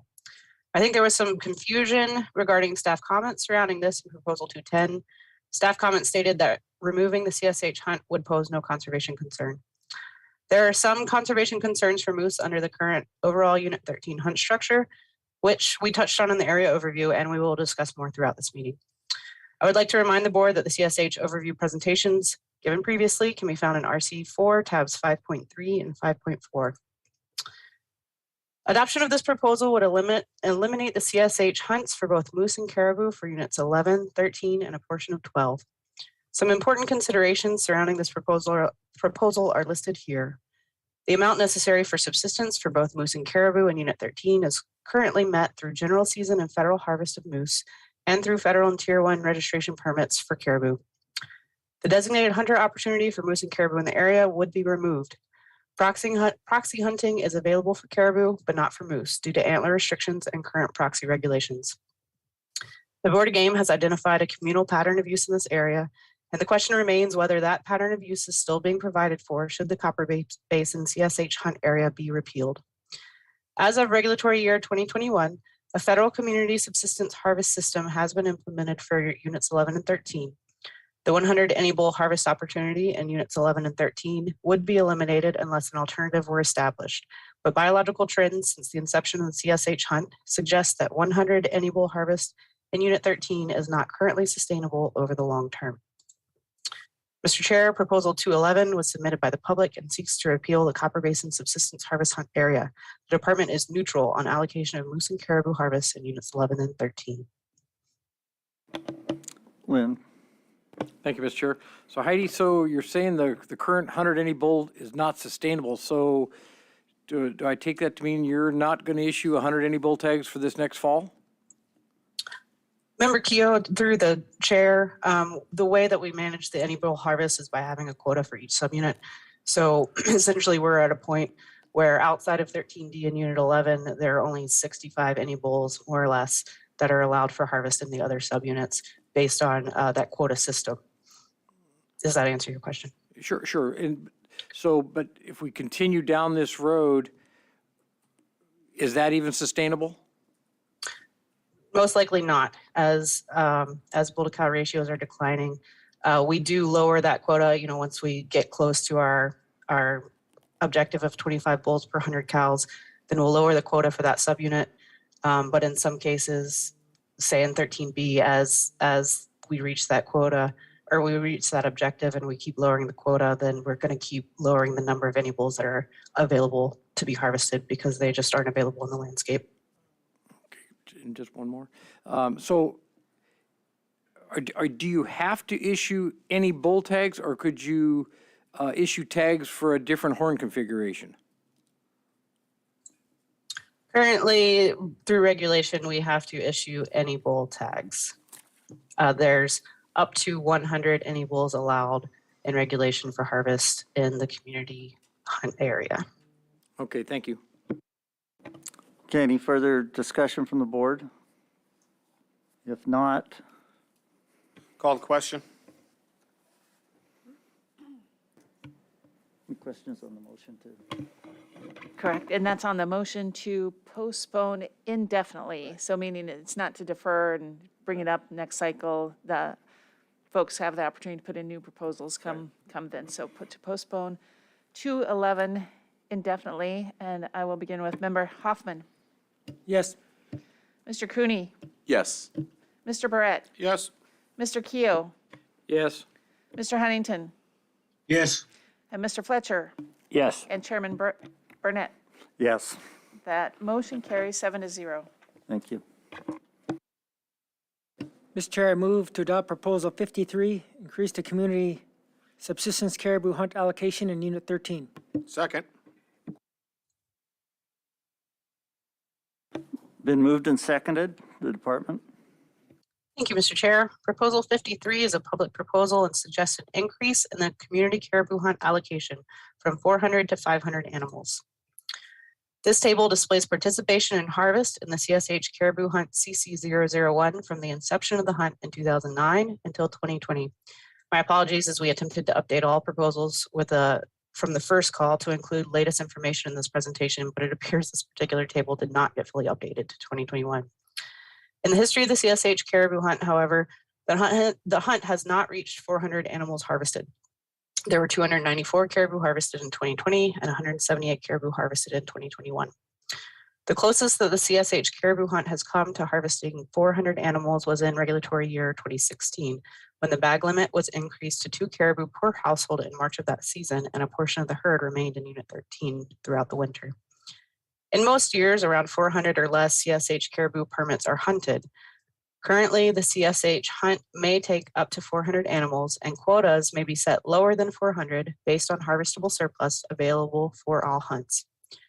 Increasing the allocation of Nilchina caribou for the CSH hunt could affect quotas for Tier 1 hunters in years with lower harvestable surplus, but maintaining up to language would not necessitate that 400 or 500 animals be allowed for CSH hunts in years of low quotas. The board has provided direction on permit issuance between hunts, understanding that permits must be issued before the status of the herd for that hunting season can be determined. Specific direction on allocation of harvestable surplus through quotas would also be helpful. Mr. Chair, Proposal 53 is a public proposal to increase the community caribou hunt allocation from up to 400 to up to 500 animals. The department is neutral on the allocation of caribou harvest within the Nelchina caribou hunt structure. Board comments, questions, discussion?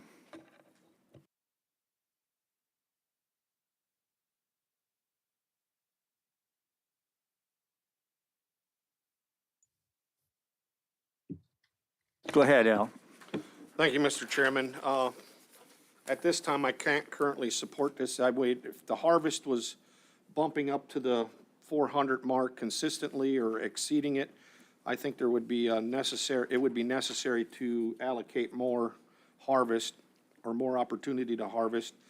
But right now, we're, somewhere between half and 3/4 of meeting the allocation there right now. So I'd like to see the harvest a little higher before we allocate more permits.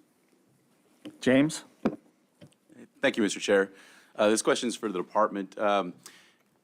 By increasing the amount of allowable caribou, would the department think that there's any relief to the moose populations being harvested out there, or does the department maybe not see that being a positive for the moose? Member Cooney, through the chair, we don't currently have any concerns with caribou and moose competing on the range, if that's your question. Yeah, my apology. I didn't ask that question very well. I guess what I meant was the hunter pressure perhaps would be relieved on the moose out there if an additional caribou were being offered for them to take. Thanks. Thanks, I understand. Typically, what we see in Unit 13 is that there are some people who are participating to harvest caribou, and with the community hunts, you can either participate in the community caribou hunt, or you can participate in the community moose hunt, or you can do both. And from what we've been seeing, I don't believe increasing the amount of allowable caribou would take any pressure off of moose hunting, especially because the available caribou now aren't being taken advantage of. Okay, thank you. I have a question for the department, and the people who typically participate in the community hunt, do they also hunt during the tier 2, or the tier 1, subsistence hunt in that area? Or do we know? Thank you, Mr. Chair. You have to choose between the community hunt and the tier 1 hunt structure. You can't do both. Thank you. Go ahead, Stosh. Yeah, thank you, Mr. Chair. Thank you. In 2020, was the hunt closed early for the caribou? Member Hoffman, through the chair, in 2020, the caribou hunt was closed on January 22nd. So technically it was early because through regulation, if we have the available harvestable surplus, we can keep it open through March 30th. The fall hunt went through the entire fall season, and the winter hunt was closed on January 22nd. So it's safe to say, because I'm kind of going off Member Barrett's comment that us not reaching the cap, but the season was cut short, and it might have been, they might have reached their quota, haven't they got the whole season to hunt? That's correct, Member Hoffman, through the chair. As I kind of mentioned, we can set quotas lower than the cap based on the up to language. And so we set quotas based on what's available and what's been harvested that particular year. Essentially, we ended up in the winter season kind of reassessing the quota situation. And for the health of the herd, where the herd was overwintering, decided that it was best to combine subsistence quotas and close the tier 1 hunt and the community hunt at the same time. Go ahead. Yeah, I appreciate that. So that kind of puts us, in my mind, in a situation where they were basically outcompeted and weren't able to fulfill their quotas because of competing interests, you know, their, do you think that's a factor? The community hunt still had a longer season than any other hunt in Unit 13 that year, even though their season dates ended on January 22nd. The Tier 1 hunts can either hunt August or September, but not both, and then they may get a winter season. The draw hunt gets a shorter season, part of August and part of September, and the community hunt gets the entire season starting August 10th. Okay, thank you, but it was closed early. Yeah, I appreciate that. Thank you. Lynn? Thank you, Mr. Chair. So I'm going to have to concur with Member Barrett.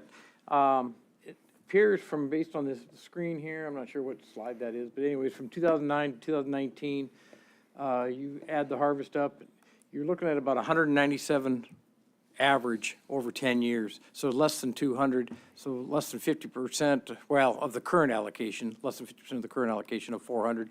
So I'm less than inclined to support this bump to 500. Thank you. Additional questions? If I could ask the department, what was the quota for the 2021-22 season for the community? It's up to 400, but what was the quota? Department Mr. Chair, the quota? quota for the 2021-22 season was, I believe, 200 animals, but we can double check that real quick.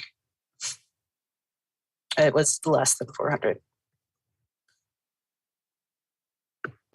And do you have a reason to believe that you would get beyond the 400 based on the number, the population and harvest of the herd between now and 2025?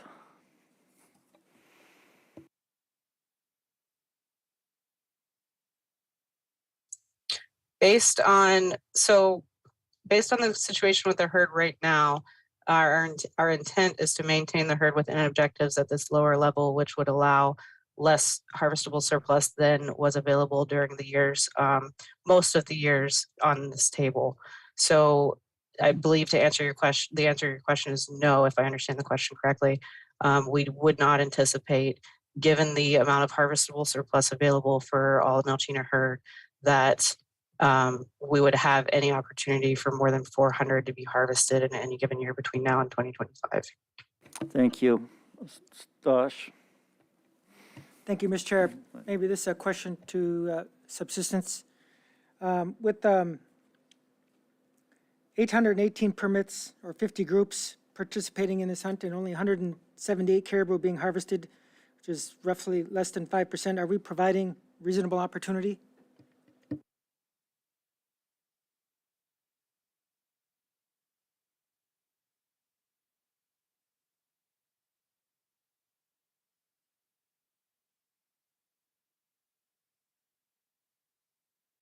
Through the chair, Ms. Olson, please. Lisa, go ahead. Thank you. Thank you through the chair to Member Hoffman. Well, it is the board's final determination to determine if the regulations do provide reasonable opportunity. I believe the board has heard testimony that the quotas and the sometimes limited time is not providing a reasonable opportunity for some people. But we haven't heard from everyone in this whole hunt. Lynn? Thank you, Mr. Chair. So along the lines of Member Hoffman there,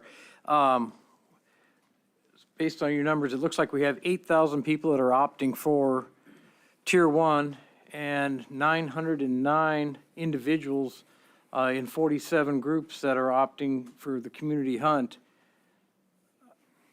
I guess I could make a decent argument that we're not meeting subsistence needs with the allocations that they're getting. So I wonder if that's something we need to look at. Any additional comments or questions? I believe that a Tier 2 is also a a tier one hunt is also a subsistence hunt and is meeting some people. So between the two, that's a difficult dilemma to know which ones are the most effective in meeting that. But go ahead. Well, just as a side note, so we've got the two tier one hunts, we've got the community harvest hunt, but we got a multitude of drawing hunts. And if you look at percent of harvest, the draw hunts are actually harvesting a higher percentage of caribou than the tier one hunts. So it's disproportionate. I mean, it's just a few percent, but it's still, you'd think the subsistence should be the primary harvester in that over a draw hunt.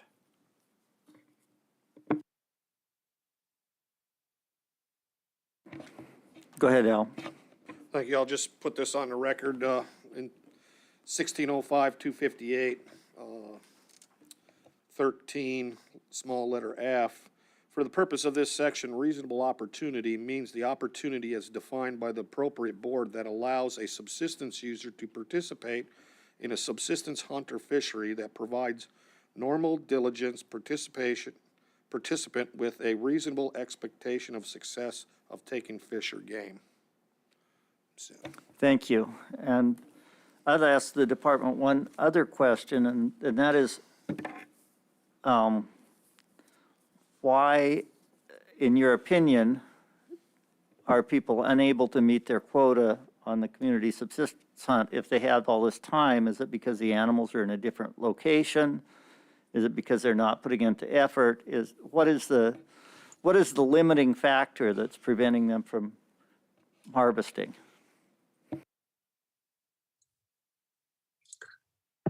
Mr. Chair, so the community subsistence hunt permit is good for all of Unit 13, just like the Tier 1 permits and the draw permits. I believe that the level of participation in the community hunt is the reason that they have not been meeting their cap. Thank you. Would you repeat that? I believe that the level of participation in the community hunt is why the cap is not being met. Thank you. Lynn? Thank you, Mr. Chair. So I'll bring up one other little point that I've been confused on or questioning over the years. So, and I kind of lump CSH and Tier 1 into the same group because these are different options for subsistence hunting in Unit 13. So, and with the two Tier 1 hunts, August 10th to September 1 and September 1 to September 20th, and then of course opens back up in October if there's still quota available. However, draw hunts open up August 20th and go to September 20th. So draw hunt recipients are actually getting more field time or potential more field time than subsistence hunters who opt for a Tier 1 tag. So I find that kind of out of bounds a little bit myself on that one. Thank you, Mr. Keogh. Any additional discussion on the proposal to increase the quota for the community hunt? Call the Stosh. question. Oh, I'm sorry.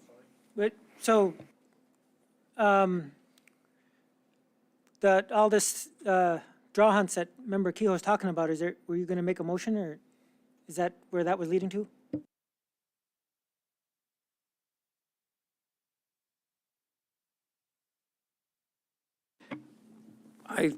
I think we actually, I'm not sure it's necessary right now because I think we got proposals coming up that bring up that issue, but I definitely think it's a player in this because I don't believe we're meeting our subsistence needs for the people that are opting for it. So it does bring into question whether or not it's appropriate to be issuing all these draw tags, in my view. Thank you. Any additional discussion? Brian? Thank you, Mr. Chairman.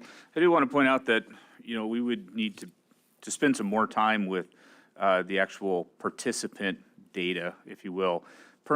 Individual permittees, pretty easy to track when we get into households and we've got X number of people in a group. We just want to make sure we're doing apples to apples, not apples to oranges. And I think there is some,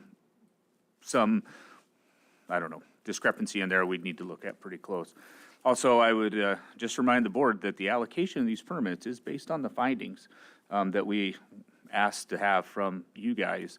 And those non-resident drawing permits only come into play at certain times when the population is at a certain level. If I recall, I'm not going to try to flip back, but I think I don't believe there were any non-resident permits offered this year, correct? So those drawing permits are out, at least the non-resident ones. Mr. Keo. So, I mean, for the upcoming season or last fall? Because I was under the impression last fall they did issue non-resident tags. Heidi? Mr. Chair, that's correct. Last fall, there were non-resident tags. This coming season, there are none. Stosh? Yeah, thank you. Question to the department. Is there a way to run this hunt to where we can, if they don't reach their limit, to keep that portion of it open for the community hunt? Through the chair, Member Hoffman, I just want to make sure I'm clear of the question. We get to point X and the community quota hasn't been harvested to keep it running, just leave it running open. Is that? I'm just trying to see if we know of a way that, because I'm concerned about this, it being closed before they're allowed to get, because I think they would have met their quota or got closer to it. And if there's anything we can do to remedy that with the hunt. Through the chair, Member Hoffman, excuse me. Yes, I mean, there are ways to do it. There's X amount of caribou available, and that, you know, the guidance we've gotten from the board falls into different categories of what the harvestable surplus would be. You know, you take some from somewhere else, essentially, and add it on and then keep moving.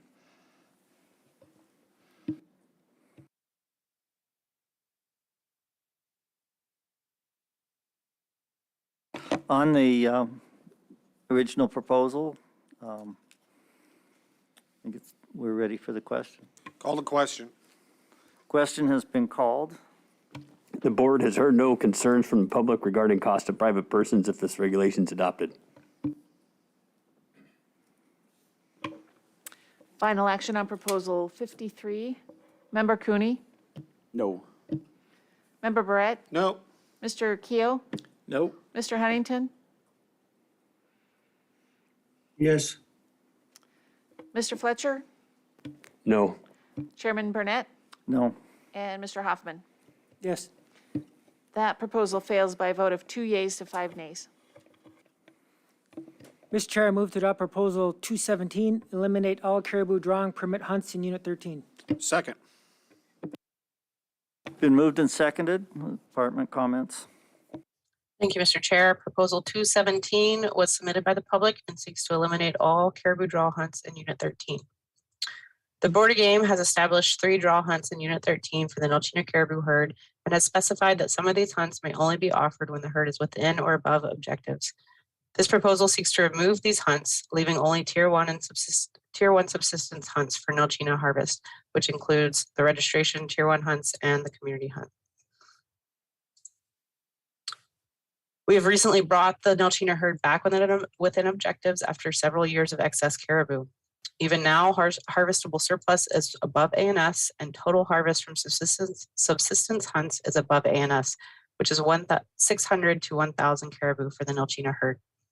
There is additional harvest opportunity available for the board to allocate to subsistence or sport hunts.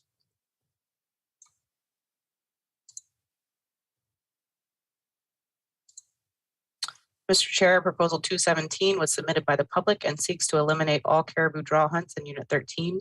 The department is neutral on the allocation of Nolchina caribou harvest in Unit 13, but requests that specific direction be set regarding allocation of harvest quotas for any Nolchina hunts that may take place.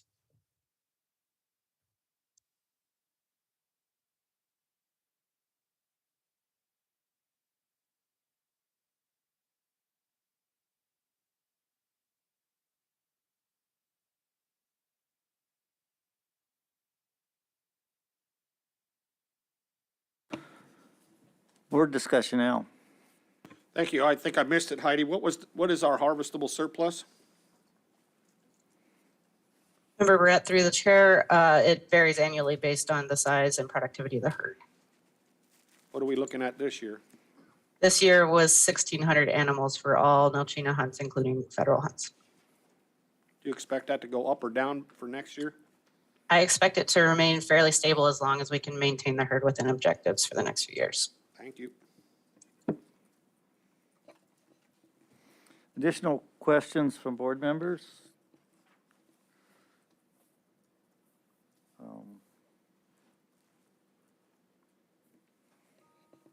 Go ahead.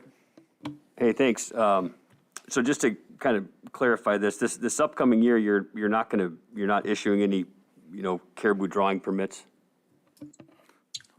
Through the chair, we're not issuing any non-resident caribou drawing permits. Per board recommendation, we are issuing the youth caribou draw permits, 200 permits, and we are issuing a small number of regular resident draw permits. I believe it's 500, but I will have to double check.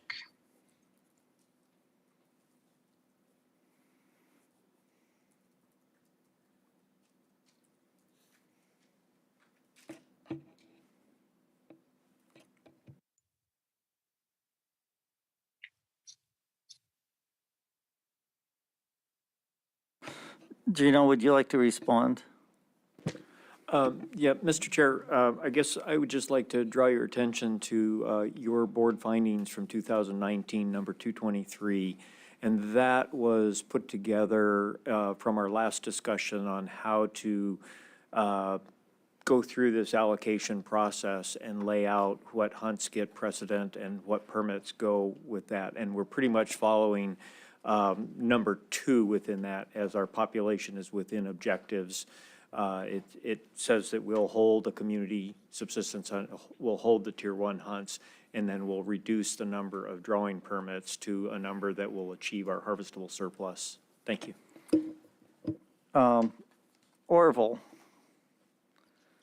Yeah, thank you, Mr. Chair. I will note that there were 3 ACs against this, and I would want to ask the department,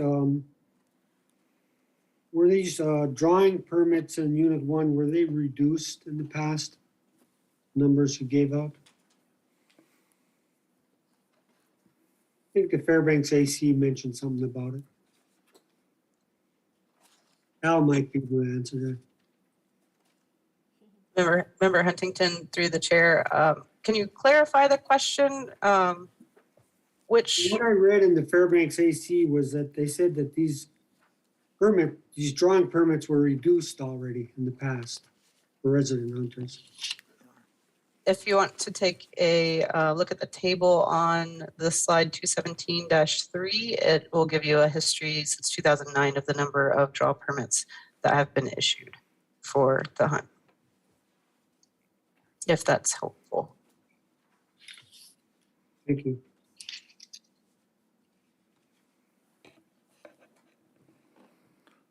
And those draw permits include the youth, resident and non-resident draw permits total, correct?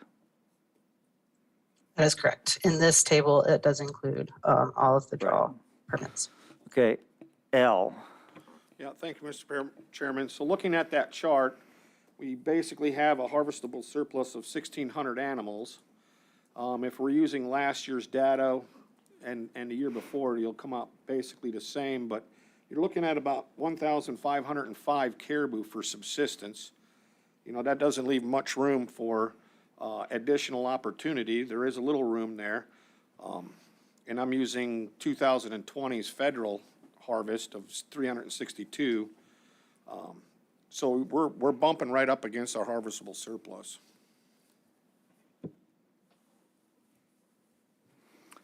Any additional board comments?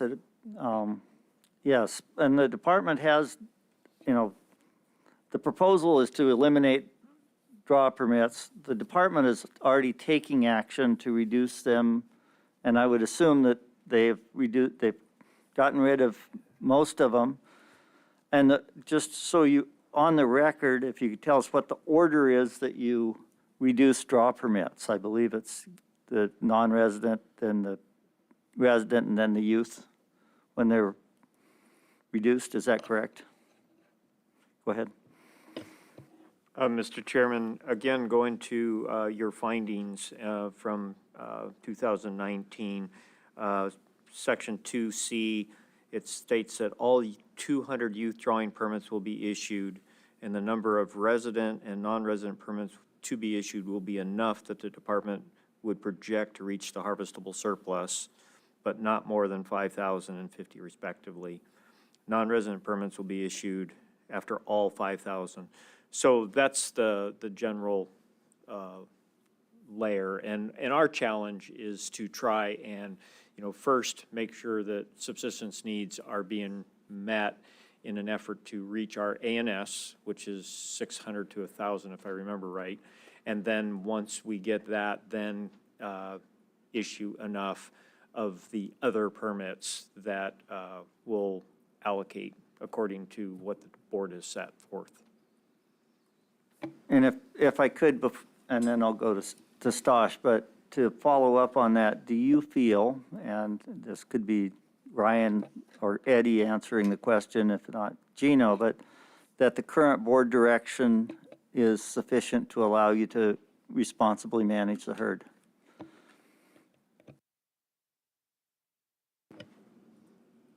Go ahead, Ryan. Thank you, Mr. Chairman. We've got really good direction when we got lots of caribou available. And that's, that's great. I think revisiting the findings for when we're actually operating within objectives would be very helpful for us to allocate as the board would like to see. When you want to go through that process, that's completely, that's up to you guys. But we could use that help when we get, I'll call it the sweet spot, when we're in the objectives. Lots of caribou is pretty easy. Stosh first. Thank you, Mr. Chair. So a fundamental problem I'm dealing with here is, in essence, we're allocating more to the draw permits than the community hunt had, 178. And that doesn't sit well with my, originally the board allocated more for the community hunt than the draw, but we never get to it because it gets closed. So right now we're allowing more opportunity for draw permits than the community hunt. Go ahead, Lynn. Thank you, Mr. Chair. So, I really appreciate Mr. Scott's comments there. The board findings from 19, of course, we were in a time of abundance on the Nelchina caribou and had that for a few years. Now we're back down within the range and stuff, so the harvestable surplus is not as great as it was. I mean, we had room for everybody when we were above objectives, but I'm not seeing a whole lot of room for everybody with where we're at right now.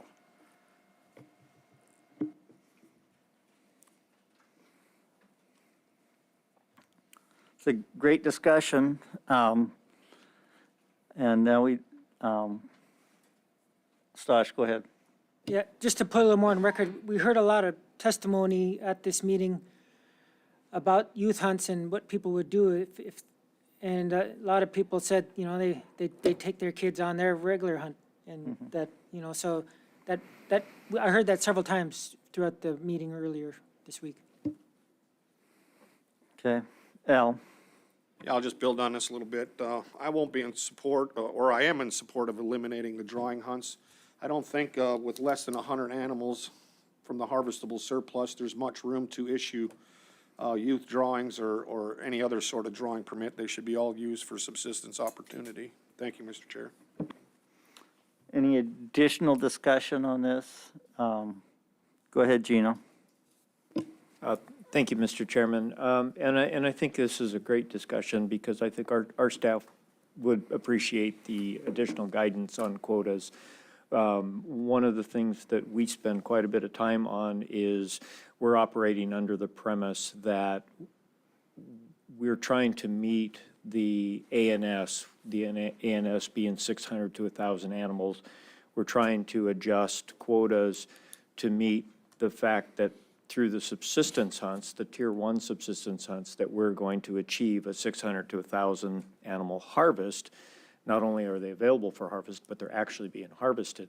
But when we exceed 1,000 animals harvested, should those be allocated, and that's your decision, should those be allocated to additional subsistence users, or should those be allocated to the existing drawing permit hunts, or should they be allocated to other purposes?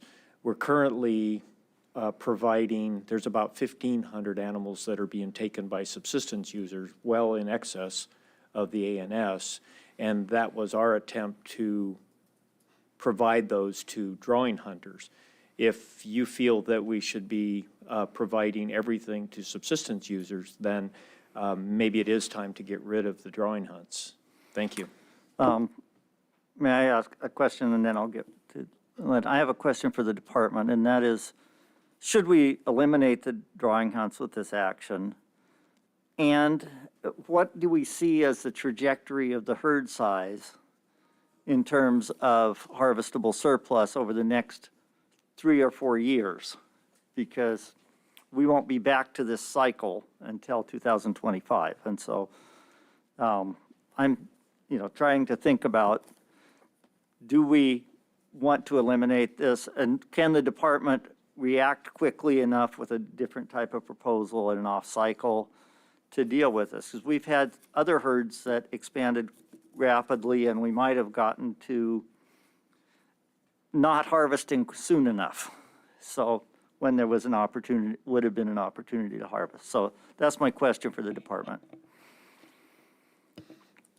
I'll take a first stab at this, and I'll look to Heidi to confirm that. But our management strategy is to manage the herd within objectives, and we have been striving to do that for the last 4 or 5 years when our herd got above objectives, and now our herd is within objectives. And I'm fairly certain that we are going to try and stay within objectives. If we stay within objectives, then the harvestable surplus will be less than it has been for the past few years, and we'll be closer, as Heidi said, to that 1,600 animal number that we currently have. So yes, we are trying to manage within objectives, and that is I guess, if we want to be an optimist, yes, we're going to stay within objectives. Okay, thank you. And Lynn? Thank you, Mr. Chair. So I guess the only comment I'd make is, so since this ANS was set, actually quite a bit has changed. I mean, we've had more participation, or a lot more participation in the Tier 1 hunt, so much so we've had to break it into 2 seasons. The community harvest hunt has gone from just a few communities up to 47 or 49 communities. So, I mean, at this stage, the argument could be made that we need to readdress the ANS, that it's not enough to meet the needs. So at this stage, I find myself in support of this proposal so that we can provide a few more caribou for the people that are well, I guess I'll add also to the fact, especially on the Tier 1s, when they opt for that Tier 1, they have no other options. They're locked into Unit 13.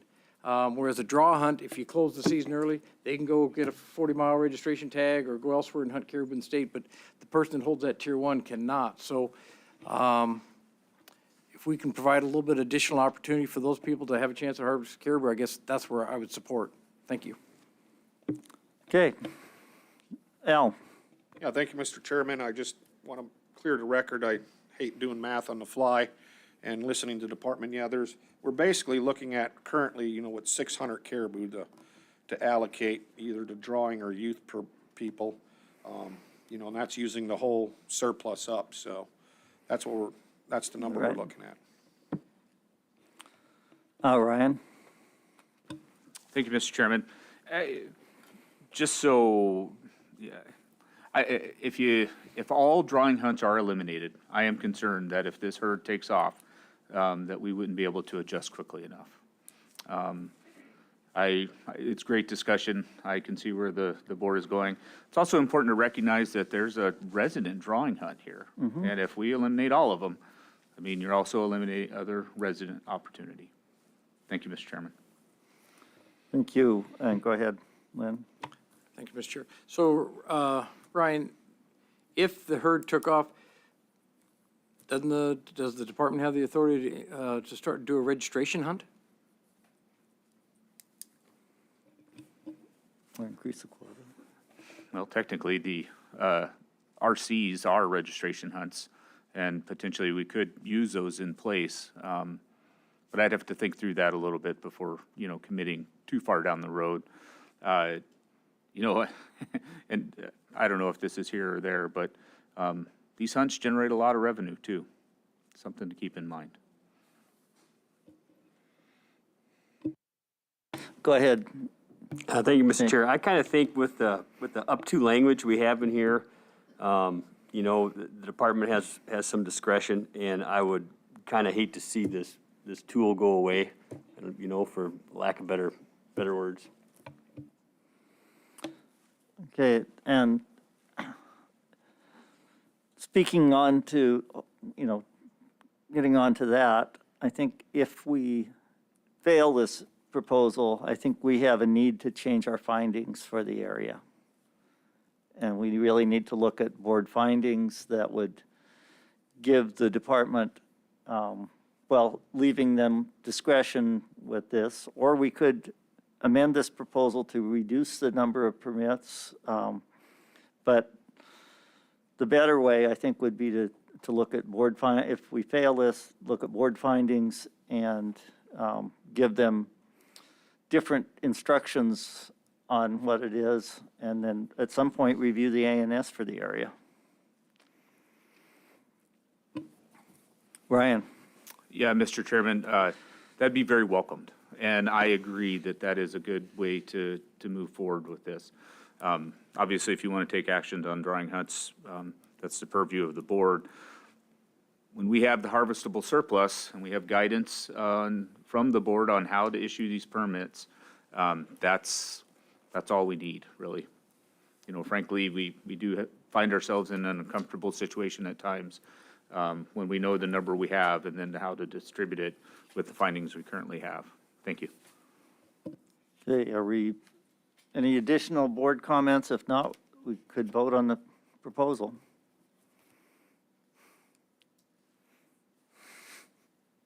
Call the question.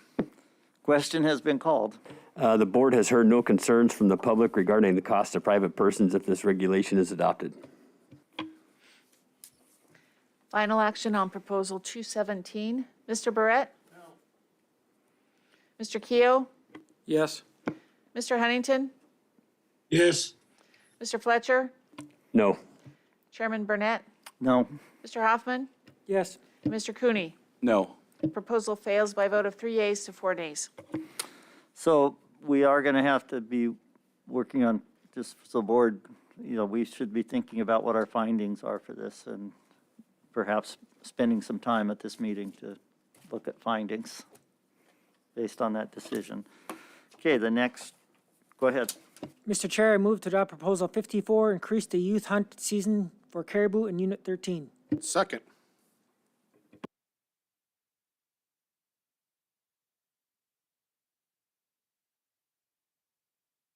Moved and seconded, department.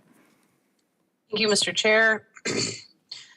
Proposal 54 was submitted by a member of the public and seeks to extend the season dates for the Nelchina Youth Draw Hunt YC 495.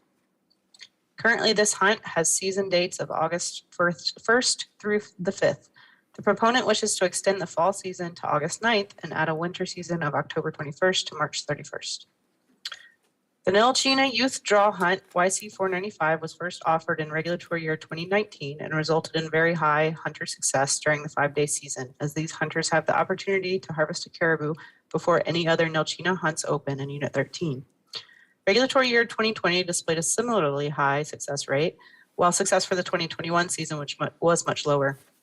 Hunters are aware of season dates when they apply for the draw hunt, and adding the winter hunt period of October 21st to March 31st could mislead hunters into foregoing the fall season when there is no guarantee that the winter season will open or that caribou will be in the hunt area during that time.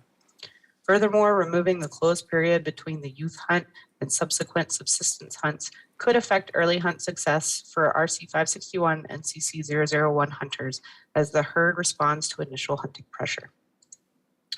Mr. Chair, Proposal 54 was submitted by a member of the public and asked to extend the season dates for the Nelchina Youth Draw Hunt YC 495. The department is neutral on the allocation of caribou harvest within the Nelchina caribou hunt structure. Thank you. Board discussion.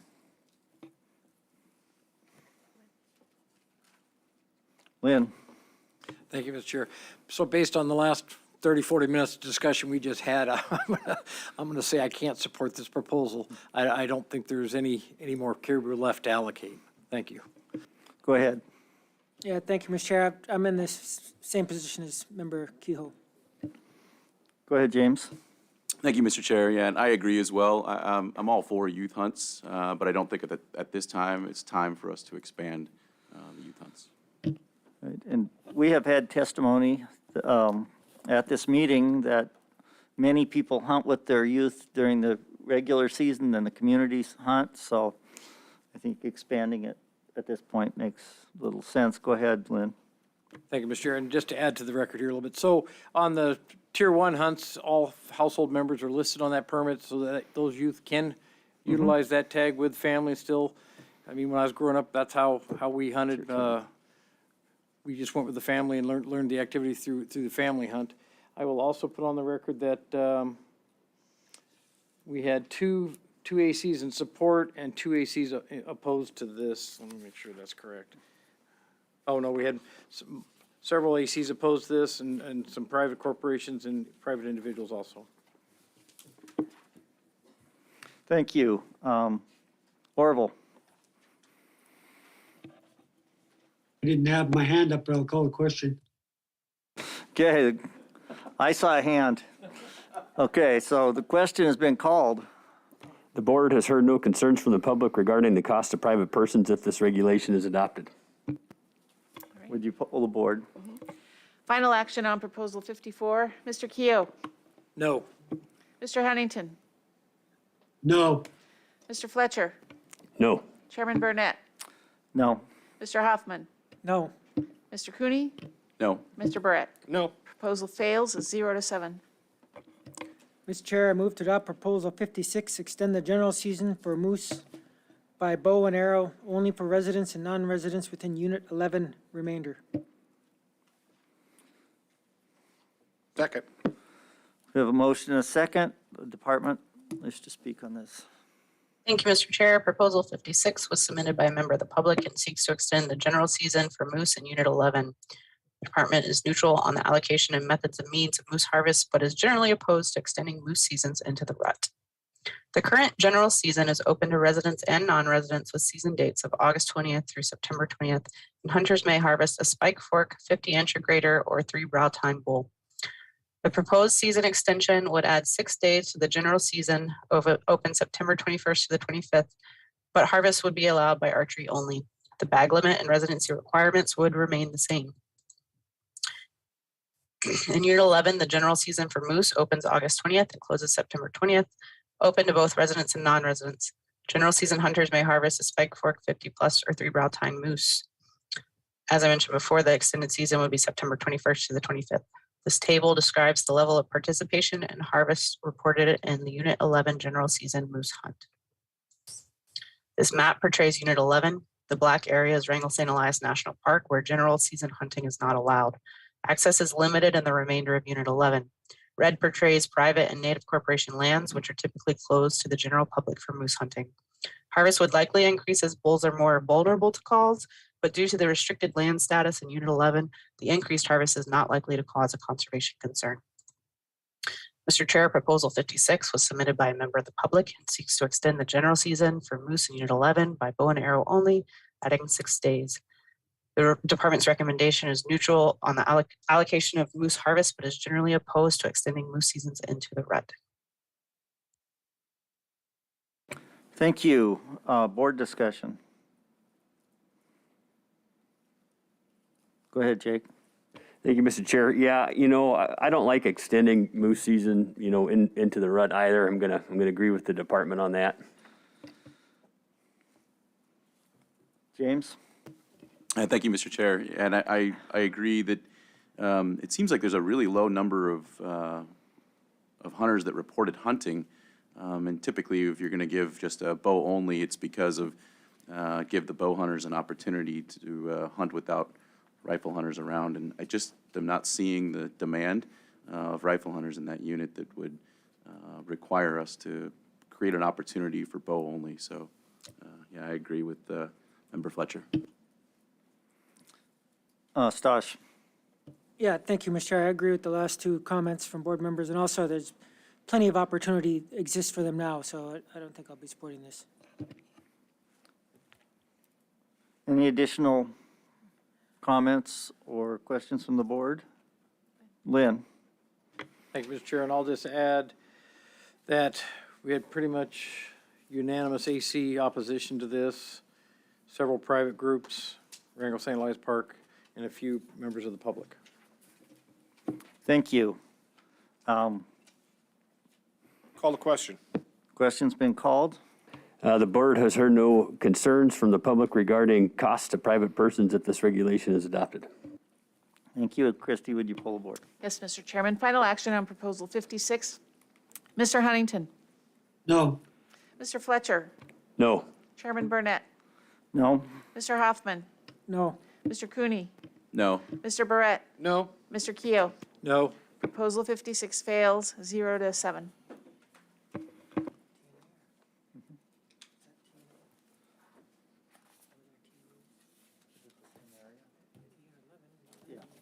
We go ahead. Mr. Chair, I move to take no action on Proposal 57 due to the action taken on Proposal 56. Second. Moved and seconded that we take no action. Is there an objection from board members? If not, we'll take no action on proposal. Go ahead. Mr. Chair, I move to adopt Proposal 214, eliminate all moose drawing permit hunts in Unit 13. Second. It's been moved and seconded. With the department comment?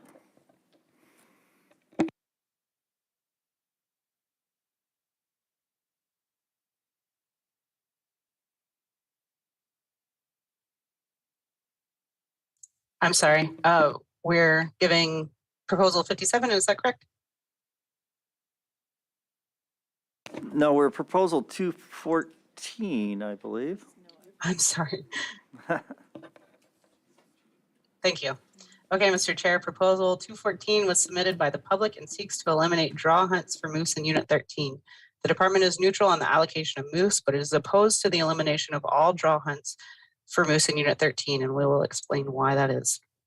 Currently, there are 3 basic draw hunts that were created by the Board of Game. There are 5 permits issued under DM 325 for any bull resident opportunity. A resident antlerless draw hunt is in place and is an essential tool for maximizing harvest and productivity for the Unit 13A moose populations under sustained yield and intensive management principles. 1 non-resident draw hunt is available for each of the 5 Unit 13 subunits, and these hunts combined average 22 bulls harvested annually. These non-resident hunts include antler restrictions of 50 or more inches or 4 or more brow tines on at least one side. Unit 13 has an active intensive management plan for moose, and 3 out of 5 subunits are at or above the higher end of the abundance objectives for moose. Antlerless hunts are necessary for stabilizing the population, and those opportunities are currently available as draw hunts. ANS of 300 to 600 moose is currently being met in Unit 13 through general season harvest and federal subsistence harvest combined.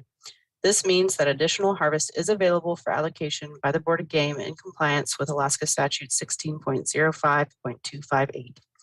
Draw hunts have only been in place since 2009. Harvest has been above ANS since 2003. Harvest was within the ANS range from 2000 to 2002, and harvest was above ANS every year prior to 2000, except for 1990 and 1980, both of which had harvest above 500. Mr. Chair, Proposal 214 was submitted by the public and seeks to eliminate draw hunts for moose in Unit 13. The department is neutral on the allocation of moose, but is opposed to the elimination of the antlerless draw hunt for moose in Unit 13. Should draw hunts be eliminated, an alternative antlerless harvest opportunity will be necessary for effective management of Unit 13A moose. Thank you. Board questions, comments?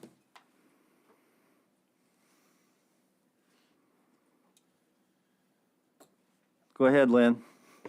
Thank you, Mr. Chair. So Heidi, we've talked, it's been mentioned several times that at our current rate, this is unsustainable. So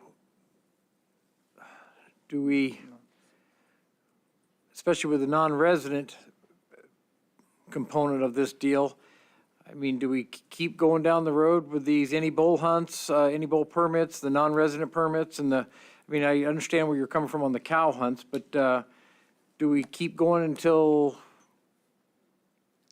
there's nothing left, or do we throw the brakes on now? Member Keough, through the chair. The conservation concern that we see currently is coming from the amount of any bull harvest and the amount of yearling harvest that is happening under the current hunt structure. The non-resident drawing permits only allow for mature bulls to be harvested, so that's something for you to consider. Certainly the 5 any bull resident drawing permits do contribute to the any bull harvest, so that's something for you to consider. And then aside from, in terms of the unsustainability that we're looking at right now, it's the number of any bulls being harvested as well as the pressure on the Spike Fork population through both CSH and general season hunters.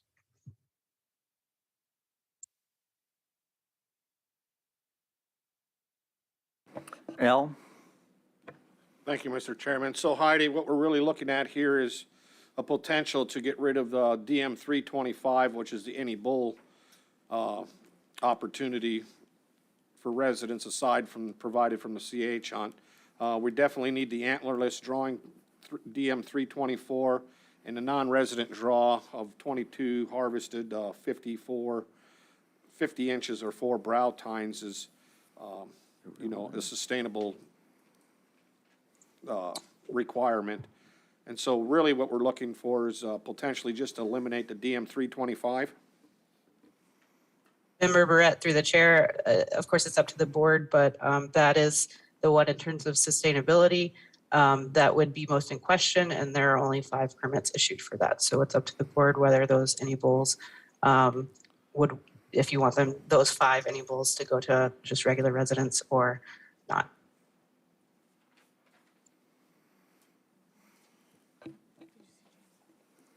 James? Thank you, Mr. Chair. I just wanted to continue building the record here that you've got opposition from 5 of the ACs, and then you do have support from one from AITRC, and actually in their comments they offered support with one modification, and it's to only eliminate the non-resident draw hunts, and so I just wanted to throw that out there on the record. Thanks. Thank you. And the testimony from the department was that the non-resident draw hunts were not having an effect. So go ahead, Ed.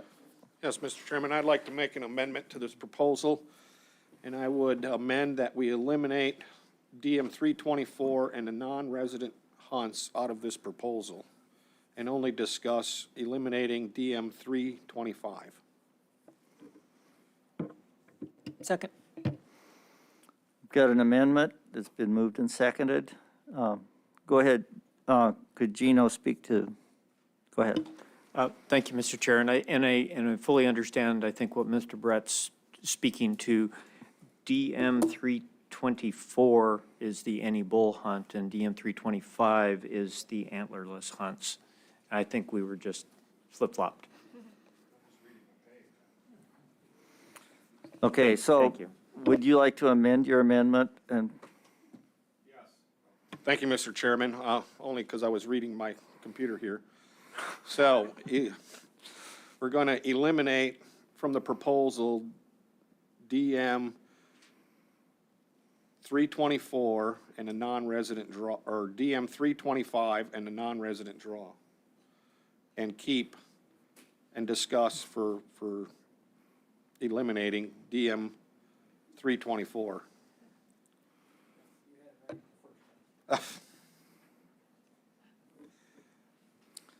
Let me get it clear then. So, Gino, which is the Eddie Bull hunt? Mr. Chair, the any bull permit is DM 324. So I believe your amendment really should be that we would eliminate DM 324 and not any of the other. Correct. Thank you, Mr. Chairman. Yeah. Does the second concur with his amendment to the amendment? Second concurs. Okay. Right, right. With this amendment, the proposal would refer only to DM 324, and so that would be, it would eliminate the any bull drawing permit hunt, correct? Correct. Thank you, Mr. Chair. Okay, discussion on the amendment. Go ahead, Al. I think it's been pretty clear and well established that harvesting any bulls at any kind of significant rate right now is a biological concern, and we don't have that opportunity. So on the side of conservation, I believe we should eliminate this opportunity. Thank you. Additional discussion?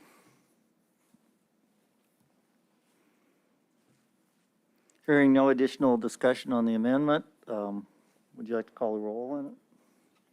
Yes, Mr. Chairman, I'm going to say it one more time, and I hope I don't botch it. But so with the amendment, the proposal only applies to the DM 324 hunt. Correct. Okay. Mr. Hoffman? Yes. Mr. Cooney? Yes. Mr. Barrett? Mr. Keough? Yes. Mr. Huntington? Yes. Mr. Fletcher? Yes. And Chairman Burnett? Yes. Amendment carries 7-0. Okay, with that, the proposal is before us as amended. A discussion on the proposal as amended. Go ahead, Lynn. Thank you, Mr. Chair. I can support this amendment to the proposal. I know it's only 5 moose, but you got to start someplace, so, and try and conserve these any bulls, so I'll support it, and hopefully we can make some other changes here. Thank you. Any additional discussion? I think there are a number of hunters in Alaska that value any bull permit above just about any other permit they might draw, and so we're probably not going to make people happy, but in the interest of conservation, perhaps this is the right thing to do. Call a question. Question's been called. Staff. Thank you, Mr. Chair. If I understand correctly, the amendment here and the discussion is to eliminate the DM 324 hunts, so I'm clear on that. The question I have for you is that when the board typically does this in the past, we have taken the action, not this year, but the year after. That allows the people who applied for those drawing hunts to actually hunt this year. It doesn't remove that opportunity from those folks who are hoping that this was their year for that hunt. So I would just like some clarity on when this will take effect if the board votes in the affirmative. The maker of the amendment. Thank you, Mr. Chairman. Yes, I think you explained that correctly. It'd be the next season because of the drawing hunt supplements when they're put out, and so everybody's clear.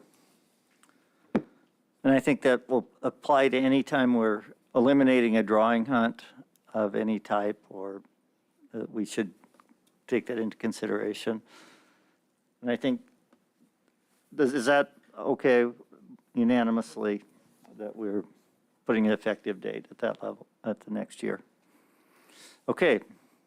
Question's been called on the proposal. The board has heard no concerns from the public regarding costs to private persons if this regulation is adopted. Go ahead, full board. Final action on proposal 214 as amended. Mr. Cooney? Yes. Mr. Barrett? Yes. Mr. Keough? Yes. Mr. Huntington? Yes. Mr. Fletcher?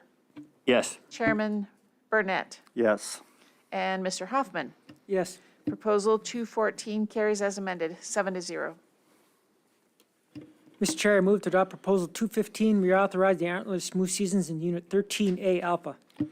Second. Been moved and seconded. Does the department like to speak to this?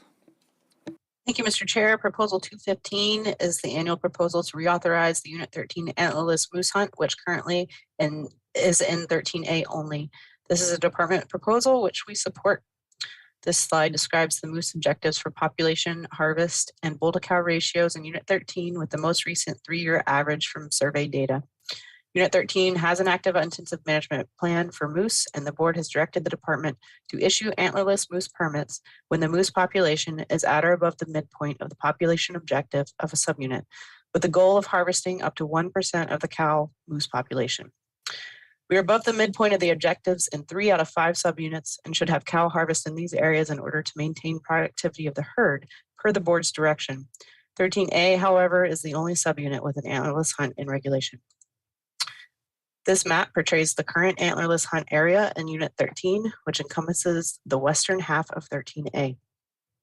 The department is authorized to issue up to 200 drawing permits for antlerless moose hunts in Unit 13A, with season dates of October 1st to the 31st and March 1st through the 31st. This hunt has been in place since 2012. This table describes the permits and harvests for the DM 325 13A antlerless hunt since 2015. The hunt has become increasingly popular with a general increase in applications over time. The DM 325 antlerless hunt saw a harvest of 2 bulls in each of the 2017 and 2019 hunting seasons.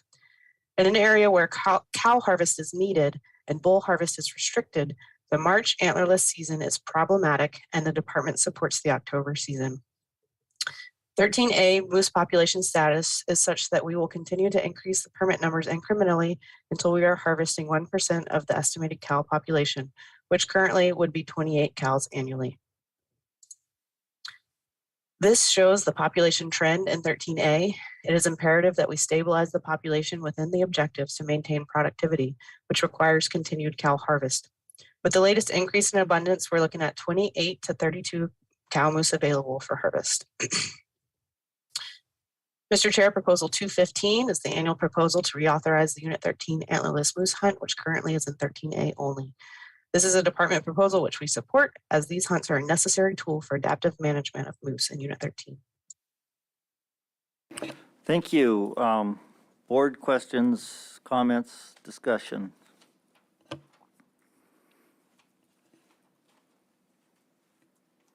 Go ahead, Al. Thank you, and this is a question for staff, and I just didn't have time to look it up, but who are the authorizing ACs for reauthorization? Member Barrett, through the chair, for 13A, Copper Basin AC is the authorizing AC. Oh, just one? Within Unit 13, all of our ACs are Copper Basin AC, Denali AC, Paxson AC, and the Toke Cutoff Nabesna Road AC. And typically what we have done is, as if whichever AC is within the subunit for the antlerless hunts. Thank you.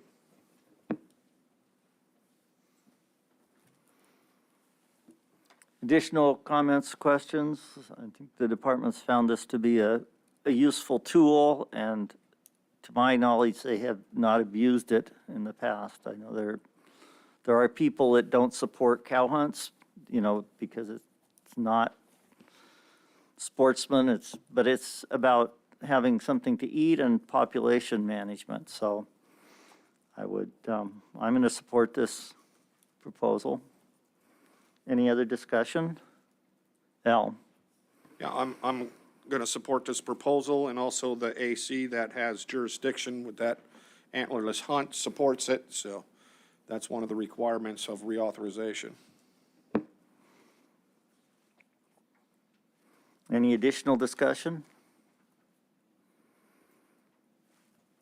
If not, Call the question. question's been called. The board has heard no concerns from the public regarding costs to private persons if this regulation is adopted. Go ahead and poll the board. Final action on Proposal 215. Member Barrett? Yes. Member Keough? Yes. Mr. Huntington? Yes. Mr. Fletcher? Yes. Chairman Burnett? Yes. Mr. Hoffman?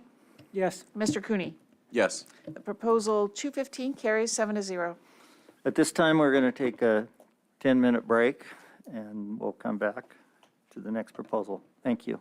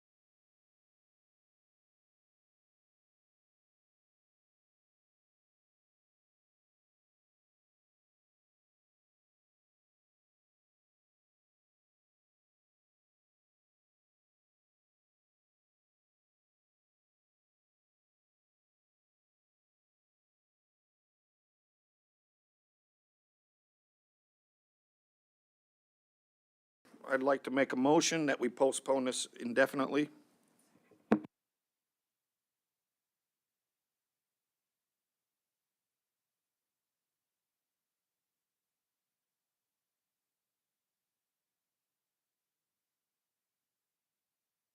Second.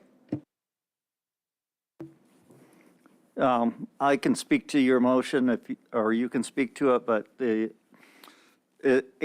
like with Proposal 211, where we don't have another plan to replace this, and discussing it at this meeting and taking action would make no sense. So I recommend that we vote yes on this. Go ahead, Al. Yeah, thank you, Mr. Chairman, and I'll revert back to my comments I made on Proposal 211 for 210. Thank you. Thanks. Any additional board comments? Questions? If not, go ahead, Jake. Yeah, just to be clear, voting in the affirmative, we're voting to postpone this indefinitely? Yes. Thanks. Call the question. Question's been called on the motion to postpone 210 indefinitely. On the motion, Mr. Keough, Yes. Mr. Huntington, Yes. Mr. Fletcher, Yes. Chairman Burnett, Yes. Mr. Hoffman, Yes. Mr. Cooney, Yes. and Mr. Barrett. Yes. That motion carries 7-0. Thank you. Go ahead. Mr. Chair, I move to adopt Proposal 59, increase the community subsistence any bull moose hunt allocation in Units 13. Second. Been moved in second. The department comments? Thank you, Mr. Chair. Proposal 59 is a public proposal that asks to increase the allocation of any bull moose in the Copper Basin Community Subsistence Hunt from 100 to 150 any bulls. The department is neutral on the allocation of moose, but opposed to an increase in any bull harvest. My apologies that on this slide and the subsequent slides, the charts have been modified during the editing process and the objective markers along the vertical axis are no longer in the correct location. Bull to cow objectives are 25 bulls per 100 cows for each subunit, and yearling bull to cow objectives are 10 yearling bulls per 100 cows for each subunit. As we discussed in the area overview, with the current level of bull harvest in Unit 13, the any bull component of the CSH hunt, and the extended season dates for CSH hunters, we've seen a drop over time in bull to cow ratios in 3 out of 5 subunits. I'll walk you through each subunit now. We decrease CSH any bull quotas in subunits that approach the bull to cow ratio of 25 to try to stabilize the ratio without going below objectives. CSH any bull harvest is not allowed in 13A except for a limited quota of any bulls east of Lake Louise Road. 13A West has been closed to the take of any bulls since 2014.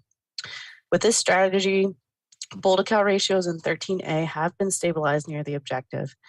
Yearling bull ratios, however, have been dropping, which is likely to result in a decrease in larger age class bulls over time, and overall bull to cow ratios may drop as a result of decreasing yearlings regardless of the restrictions on any bull take.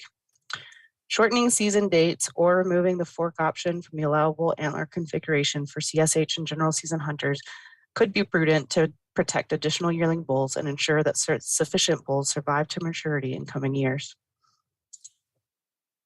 13B has excess bulls, which are being gradually removed over time, and 13B is now approaching the objective for bull to cow ratio. Any bulls are still available for harvest in 13B, but the quota will be lowered as the objective is reached.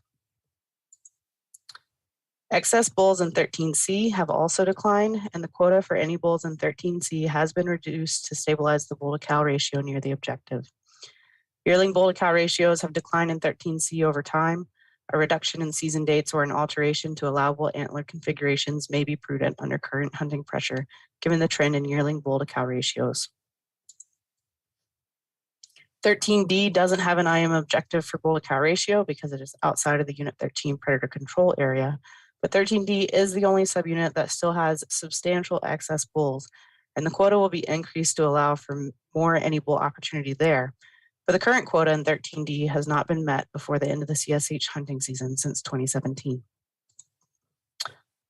Excess bulls in 13E have been removed, and the any bull quota is adjusted annually to maintain the bull-cow ratios near the objective. Yearling bull to cow ratios have declined in 13E over time. Given the scenario, shorter season dates or altering allowable antler configurations may be prudent. As CSH any bull quotas are adjusted when subunits approach bull to cow objectives, we have no any bull quota in 13A West, only 5 in 13A East, and we'll be dropping the quota in 13C and 13E in response to decreasing bull to cow ratios.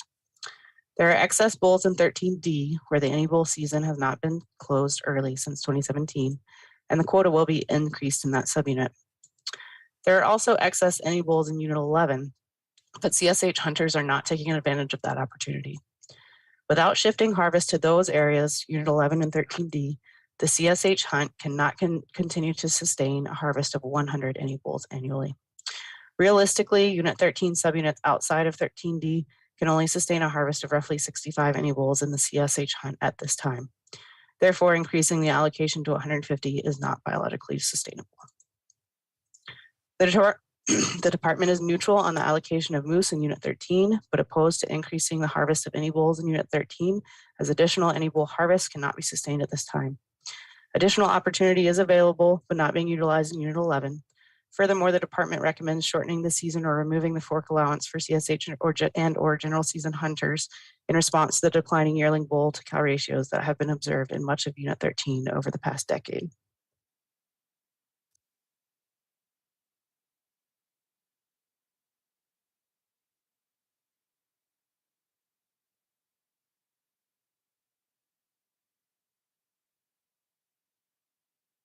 Are you finished with your presentation? Yes, Mr. Chair. Okay, thank you. Al? Thank you, Mr. Chairman. Heidi, did I misunderstand you? Did you say that 13D doesn't have a positive finding of IM? Member Brett, through the chair, it has a positive finding and it has objectives for harvest and population, but it does not have bull to cow objectives. Thank you. Thank you. Additional board member discussion on the proposal?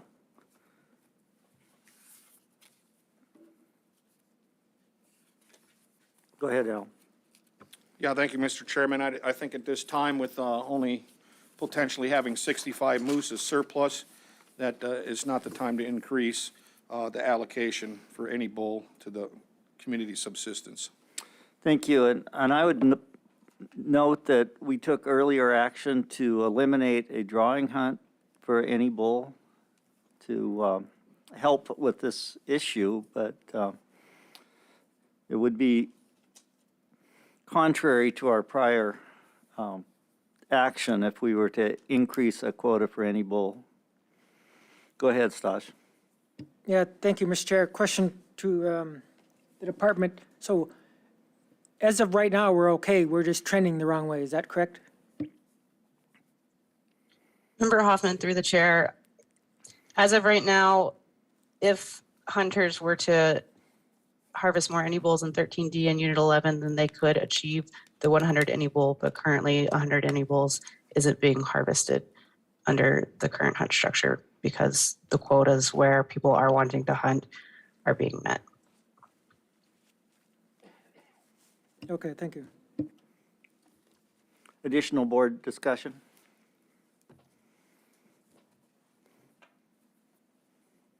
Yes, Orville.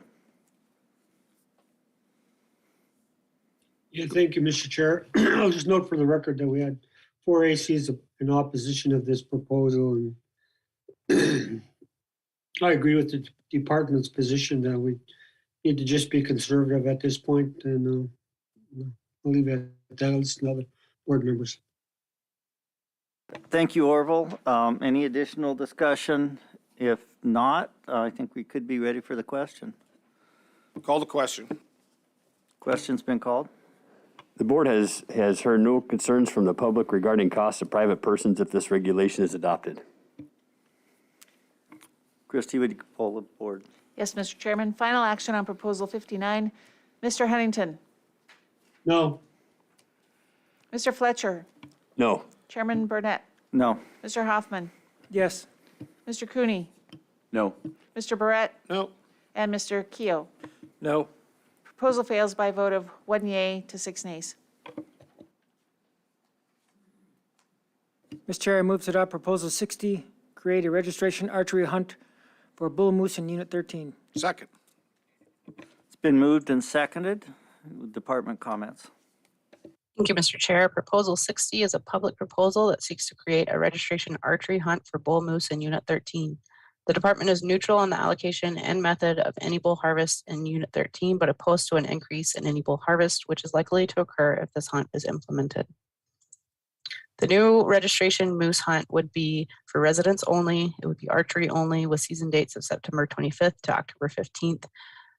The antler configurations allowable would be spike fork or 50 or more inches or 3 or more brow tines on at least one side. A 5-day reporting requirement would be in place, and hunters would commit to only this hunt for moose in the state of Alaska for that regulatory year. The department is generally opposed to implementing moose hunts during the rut, as bulls are highly susceptible to calls during that time, which increases success rates substantially. There is increased potential for field dress meat to be tainted by mud and urine during the rut, and hunting during the rut may disrupt rut activities. Furthermore, the allowance of harvest of 3 brow tine moose would result in an increased take of any bulls, as the general season antler restrictions are currently 4 brow tines. If there are CSH any bull quotas that aren't reached during the CSH hunt, the leftover quota could be allocated to this registration hunt, but this means that the hunt is not likely to open in most Unit 13 subunits. Hunters, however, would be locked into this as their only moose hunt for the season, regardless of whether it opens. Should this hunt be implemented, a 24-hour reporting requirement would be necessary, as with the CSH any bull hunt, to avoid overharvest. Mr. Chair, Proposal 60 is a public presentation that seeks, public proposal that seeks to create a registration archery hunt for bull moose in Unit 13. The department is neutral on the allocation and method of any bull harvest in Unit 13, but opposed to an increase in any bull harvest. Thank you.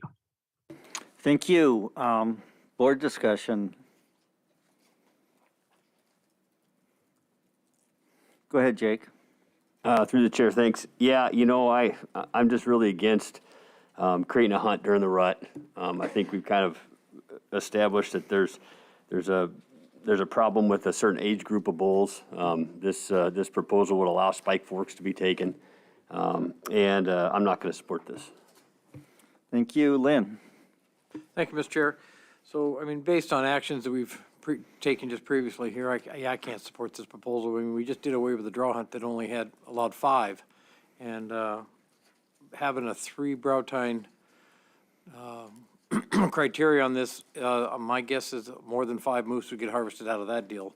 So anyways, I can't support this. Additional board member discussion. I also don't intend to support this. You know, the hunting during the rut is something that we've avoided pretty much unanimously. So, Called question. question's been called.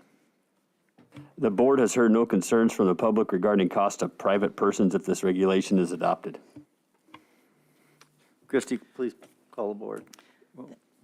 Thank you, Mr. Chairman. Final action on Proposal 60. Mr. Fletcher. No.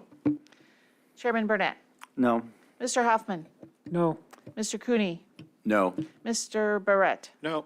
Mr. Keo. No. And Mr. Henningsen. No. Proposal 60 fails, 0-7.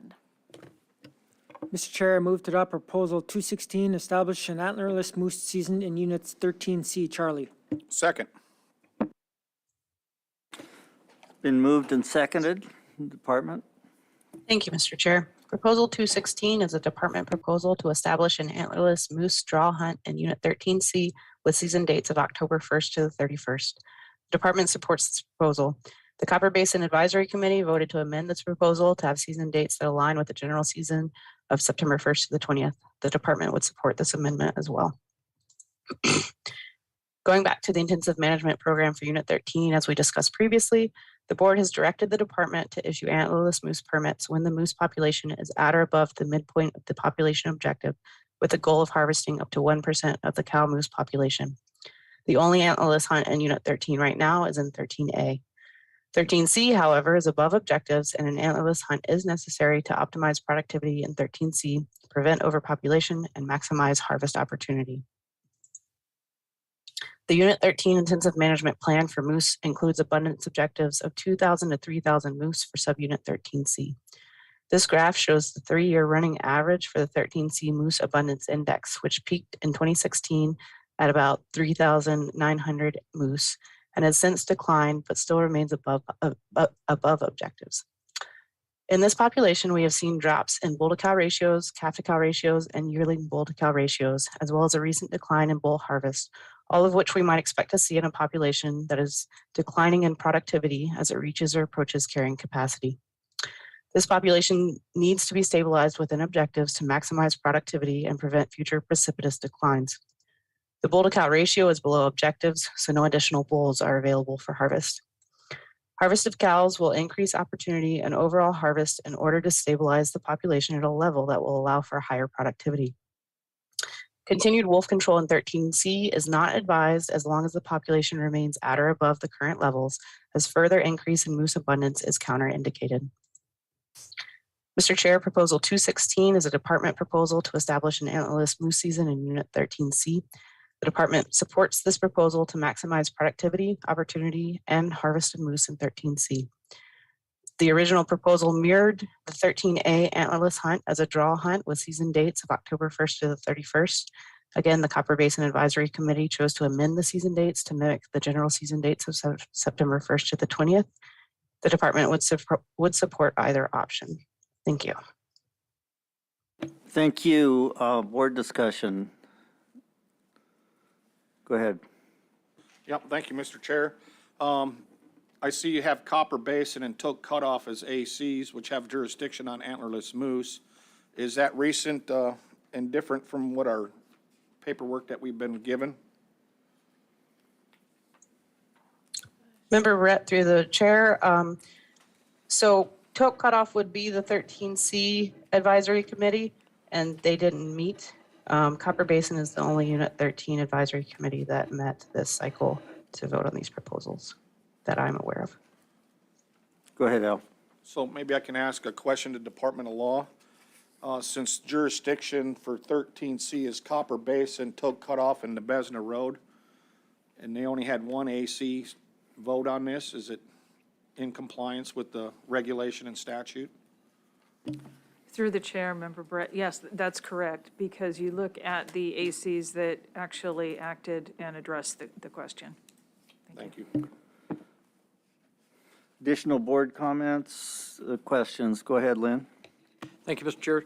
So Heidi, I was scrolling through there, and I didn't see it. So do you still have the same, oh, no, never mind. I see it there, up to 200 permits. Okay, I can support this proposal as written. I just find a real issue when you got people in the field and now you got somebody shooting a cow. I mean, it's, the phone's gonna light up. Protection's gonna have to come out and make sure they got it. I mean, it's just gonna, I just think it's gonna cause huge conflicts with somebody harvesting a cow and everybody gets to see that and start making sat phone calls. The October season's a really neat season because you're pretty much out there by yourself and it's a pretty enjoyable hunt. So I would support this proposal as written. Stosh. Thank you. Again, to the department, can you tell me the bull-cow ratio again?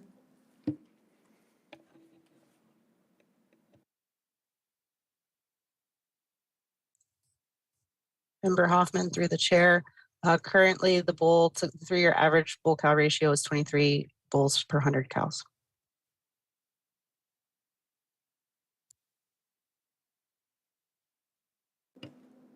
Okay, all right, thank you.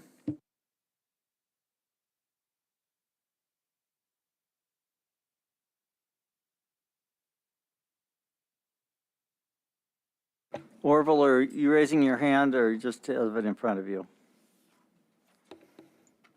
No, I was just thinking that I'm probably going to support this proposal, but I was just looking for something, something in my notes. Sorry about that. I don't really have a question. Thank you, Mr. Chair. Al. Yeah, thank you. Heidi, do you have a graph on cow-calf ratios? Member Barrett, through the chair, we don't have a graph offhand of cow-calf ratios. If you want one, we could put one together. Actually, I guess if I go back to one of the other proposals, we did have the CalCAF ratios graphed for 13C. I can do that. Okay, while she's looking for that, James. Thank you, Mr. Chair. I just had a question, so, well, and more to build the record. So we do have 3 ACs that supported this, I think as Al said earlier, but one of the ACs, and I think it's the one that in this unit, subunit, did have an amendment to this also. I don't know if we've addressed that, so. Thank you. So the graph, I believe, is up now. Does that answer your question now? Yeah, thank you, Mr. Chairman. So it looks like that we're not having very good production out there, and I'm sure that's due to the capacity or carrying capacity of the range. Thank you. Any additional comments or questions? And I have a question. Does anyone want, we've had discussion from Mr. Keough that he does not want to amend this proposal as suggested by the AC. Is there anyone who wants to amend the proposal as suggested by the AC? Was recommended. If not, I think we might be ready for the question. Call the question. The board has heard no concerns from the public regarding cost to private persons if this regulation is adopted. Thank you. Christie, would you poll the board? Yes, Mr. Chairman. Final action on Proposal 216. Mr. Hoffman. No. Mr. Cooney. Yes. Mr. Barrett. Yes. Mr. Keough. Yes. Mr. Huntington. Yes. Mr. Fletcher. No. And Chairman Burnett. Yes. That proposal carries 5-2. Mr. Chair, I move to adopt Proposal 61, establish a drawing permit hunt for bull moose limited to resident certified bow hunters only within Unit 13E Echo. Second.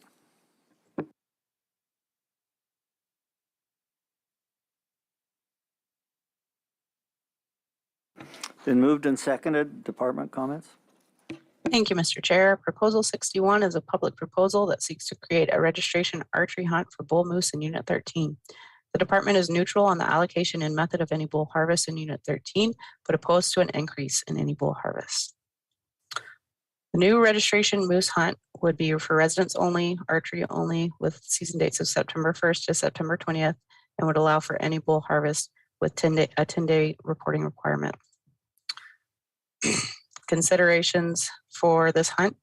Well, there is no longer a resident any bull drawing hunt that would allow for that any bull. But no additional any bull harvest opportunity is available in 13E beyond what is already allocated to CSH.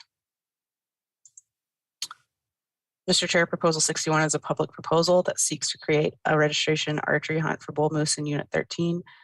The department is neutral on the allocation and method of any bull harvest in Unit 13, but is opposed to an increase in any bull harvest for the reasons that we have discussed. Thank you. Board member comments, questions, discussion?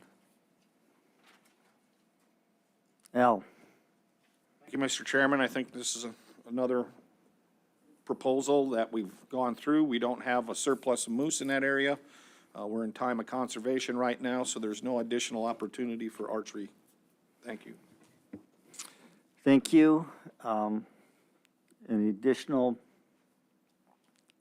questions, comments for the board? And I think, to be clear, we don't have any additional opportunity for any bull moose in that area, because I think the next proposal may speak to cow hunt. So, go ahead, Lynn. Thank you, Mr. Chair. And just to get on the record there, it was unanimous opposition, unanimous opposition from all the ACs, private corporations, Bow Hunter Association, and private individuals. Thank you. With that, if there's no additional comments or questions, we're ready for the question, I believe. Call the question. Question's been called. The board has heard no concerns from the public regarding the cost to private persons if this regulation is adopted. Would you poll the board, please? Yes, Mr. Chairman. Final action on Proposal 61. Mr. Cooney? No. Mr. Barrett? Nope. Mr. Keo? No. Mr. Huntington? No. Mr. Fletcher? No. Chairman Burnett? No? And Mr. Hoffman? No. The proposal fails, 0 to 7. Mr. Chair, I move to adopt Proposal 62, establish an antlerless moose season in Units 13E Echo. Second. Been moved and seconded. Department comments. Thank you, Mr. Chair. Proposal 62 is a department proposal that seeks to establish an antlerless moose draw hunt in 13E with season dates of October 1st to the 31st. Going back to the intensive management program for Unit 13, as we discussed previously, the board has directed us to issue antlerless permits to harvest up to 1% of the cow moose population. And currently, we have antlerless moose hunts in 13A and now in 13C. 13E, however, is above objectives, and an antlerless hunt is necessary to optimize productivity in 13E, prevent overpopulation, and maximize harvest opportunity. This represents the recent population trend in 13E. As I mentioned before, the population has increased, but average harvest has decreased lately. 232 bulls were harvested in 2016, only 184 in 2018, and 160 in 2020. At that level of harvest, bull to cow ratios are in decline, which is what we would expect of a population approaching carrying capacity as productivity declines and bulls are tied up by how many cows are on the landscape. The population objective in 13E is 5,000 to 6,000 moose, indicated by the shaded area on the graph. If we can reduce the population to within objectives and stabilize it there, we will increase harvest opportunity for both bulls and cows. To do that, we have to harvest cows. 1% of the current estimated cow population represents an available cow harvest of roughly 42 cows annually. Mr. Chair, Proposal 62 is a department proposal that seeks to establish an antlerless moose draw hunt in 13E with season dates of October 1st to the 31st, which mirrors the October season dates of the 13A antlerless hunt currently in regulation. Thank you, Mr. Keo. Thank you, Mr. Chair. So Heidi, you don't think there's any correlation between the reduced harvest in 19 and 20 that associated with the winters of 19 and 20? I mean, 13E West, for example, had a significant amount of snow in both those winters. You don't think that could have also led to your reduced harvest just through winter mortality? Member Keogh, through the chair, certainly that the 2019 winter especially was tough on the moose. We saw far higher rail hit that year than any other year because the moose were being pushed onto the railway. A lot of people were reporting moose being pushed onto Denali Highway. Certainly, that was a tough winter, especially for moose in the area. But like we talked about before, our trend count surveys, which do survey a large area, but some of that is not as easily accessible to hunters. The moose that we were observing and documenting in those areas were showing that overall in 13E, the population did not take a drastic decline based on those tough winters.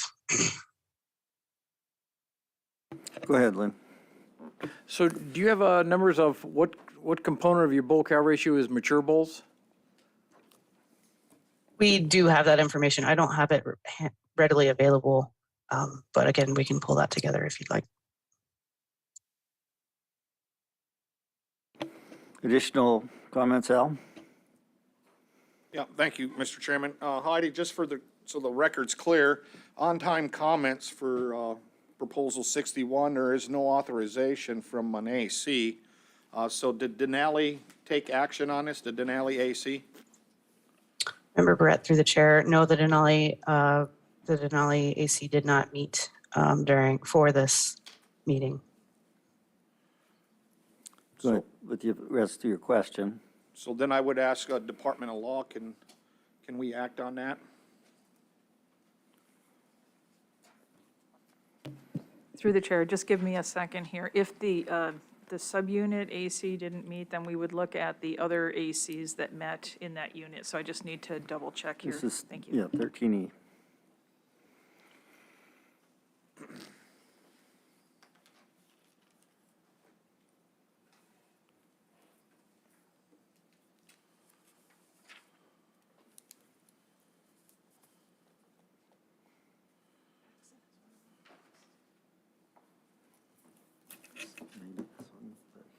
Through the chair, we do have support from the Copper Basin AC, and that's listed in 98005, so that's sufficient.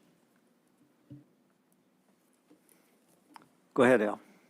The Copper Basin, according to my chart here, opposed the antlerless hunt.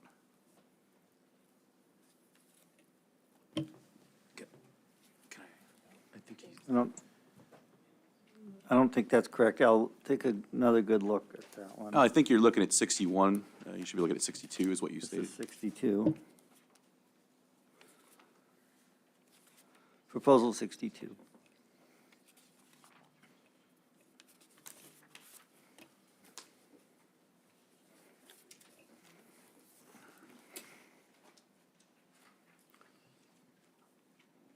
I stand corrected, thank you. Okay, to be clear, the Anchorage AC, the Copper Basin AC, the Matt Valley AC, Susitna Valley AC, all supported this. The Alaska Outdoor Council and the Office of Subsistence Management supported this. The Fairbanks AC commented on this, and the Otna Intertribal Resource Commission, Otna Incorporated, and Dan Montgomery had comments in opposition. And with that, any additional discussion on this proposal?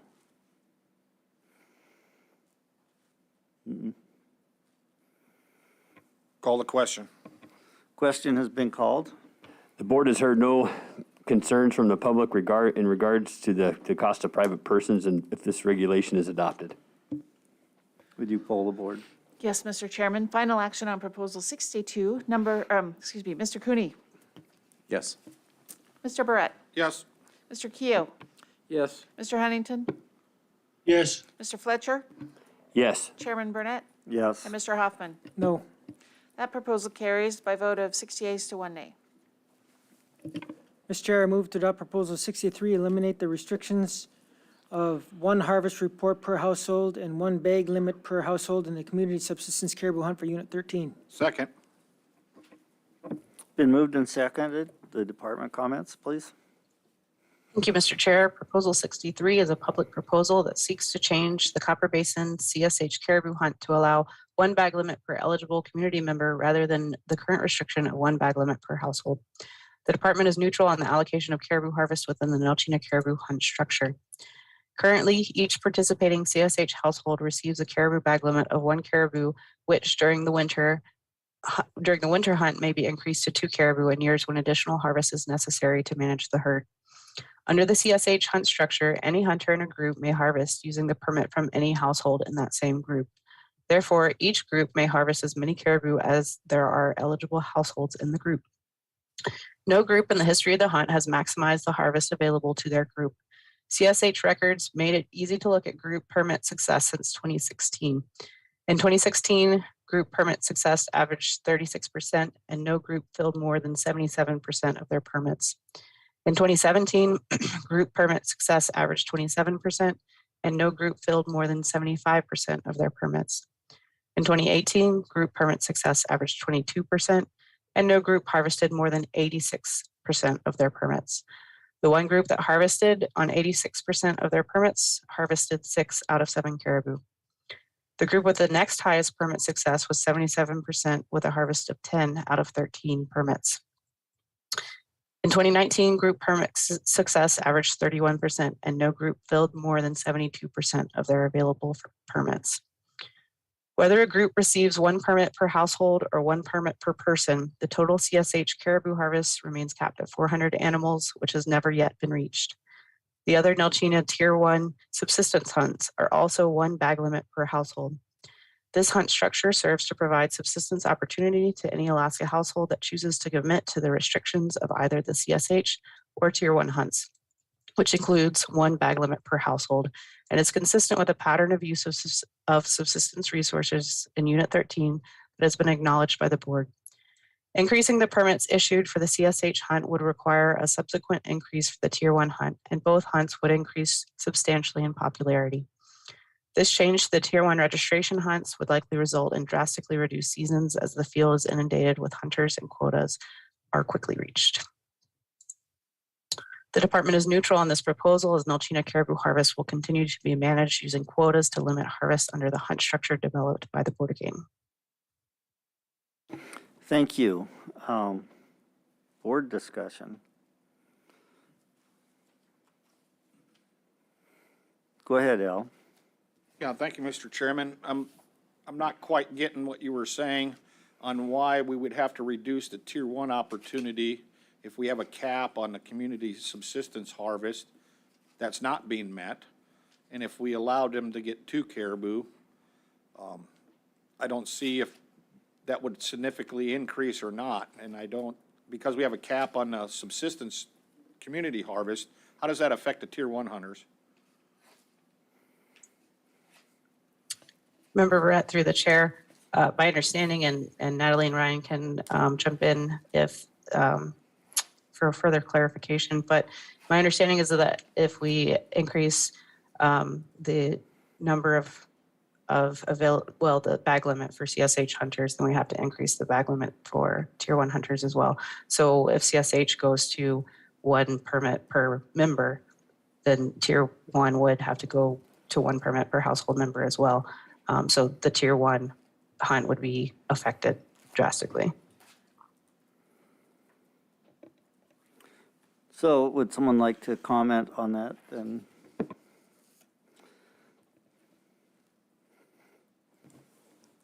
Through the chair, that's a good question for this board to consider. The difference is, I don't believe, and perhaps Lisa could weigh in on this as well, I don't believe there's any pattern of use that distinguishes, there is a pattern of use that distinguishes a difference between the community harvest hunt and the Tier 1 hunt, but I am not aware of if the board has determined if those 2 bag limits need to be the same. So it's just something to keep in mind that if there's a change made to one of the subsistence hunts, if you should consider it as well for the other subsistence hunts. And if not, you should probably build a record as to why they are different if you choose to make them different. Thank you. And Lisa, would you like to comment on that? Thank you, Mr. Chair. Yes, I concur with Natalie. I don't recall that there's anything in regulation that says that both hunts have to be adjusted at the same time. It's a Tier 1 plus situation. Okay. Mr. Chair? Thank you. And my concern would be if we do make a change here, we would have to make significant findings as to why we're making this and make it very clear on the record why it's different than others in terms of bag limit. However, I don't know that there's a prohibition in statute against us doing that. If it's a prohibition in regulation, we could have to change the regulation. So, and that is within our purview. So, go back to that question.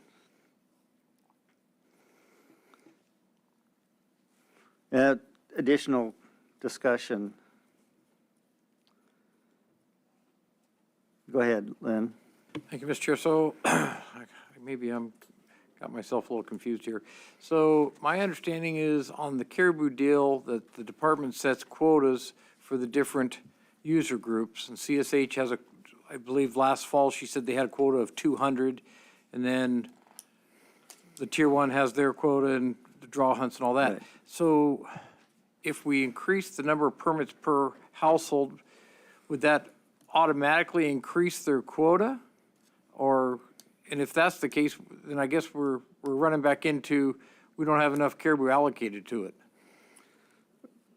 Yeah, I think that is a very definite question, is how would we increase the quota, or would we instruct the department to increase the quota on the community hunt and not on the Tier 1 hunt, et cetera?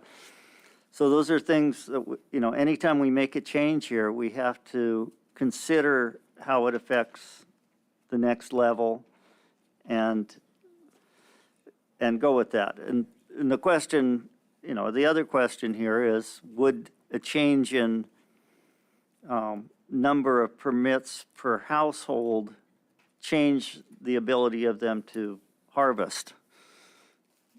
Because the way the harvest decision is, because the permits go to any member of the group, not just many members of the household. So it's a complicated thing, and all the moving parts are connected. Go ahead, Department of Law. Thank you, Cheryl. Mr. Chairman. I do want to remind folks, I gave the board some comments on what the court has said in approving the current regulations for the community subsistence hunts. One of the things that the Alaska Supreme Court said in approving that is they looked at the 1 caribou per household. It's been changed to 2 for both the individual Tier 1 and the community subsistence hunt. But they said that you're treating Tier 1 subsistence hunters the same. We do have some case law that says at the Tier 1 level, you can't discriminate between the users or the court did uphold the 2 different patterns of use, but found that they were being treated similarly. So I do agree with the conversation that's been happening here, that if you change one, you need to look very closely at the other. Thank you. Thank you, Cheryl. And with that in mind, go ahead, Al.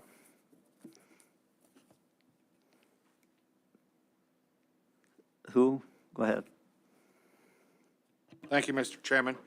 Yeah, I was thinking out loud. And I'll agree with the Supreme Court. I don't want to start distinguishing among subsistence users when we're not in a time of conservation.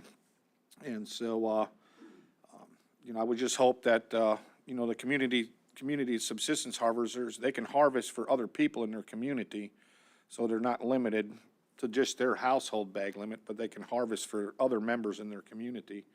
And I would hope they'd get a little more effort out of that, so I would be inclined not to support this proposal. If I could comment, I'm also inclined to not support this at this time. If we had a new review by the subsistence division of the patterns of use, et cetera, in this area, and of the subsistence needs in Unit 13, we could look at this again along with the new ANS. But I think at this point, I can't support it without having that work done first.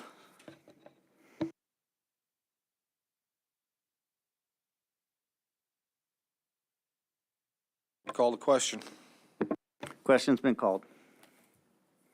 The board has heard no concerns from the public regarding the cost to private persons if this regulation is adopted. Poll the board, please. Final action on Proposal 63, Mr. Barrett. No. Mr. Cooney. No. Mr. Hoffman. No. Chairman Burnett. No. Mr. Fletcher. No. Mr. Huntington. No. And Mr. Keough. No. Proposal 63 fails 0-7. At this time, I'd like to take a short break, and we'll get right back to this after the break. Thank you.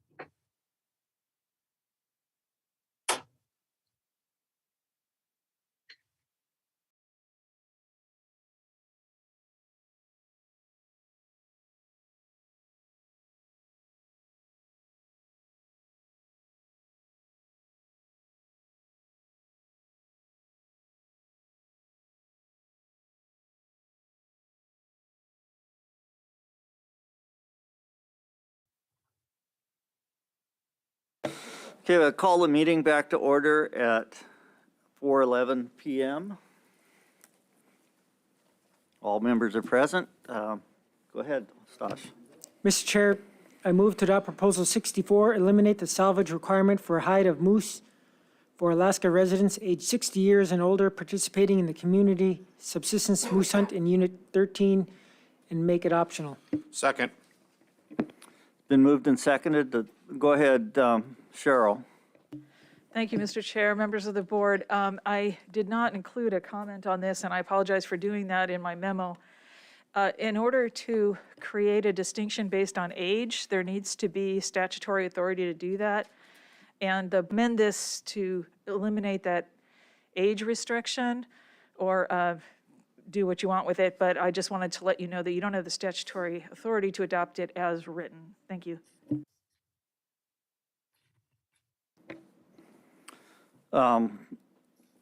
With that, we'll go ahead with the board, with the comments from the department. Mr. Chair, members of the board, and the public, for the record, my name is Robin Dublin. I'm the Southern Region Program Manager with the Division of Subsistence. Proposal 64, if passed, will eliminate the hide salvage requirement for moose for Alaska residents 60 years and older participating in the community subsistence moose hunt in Unit 13.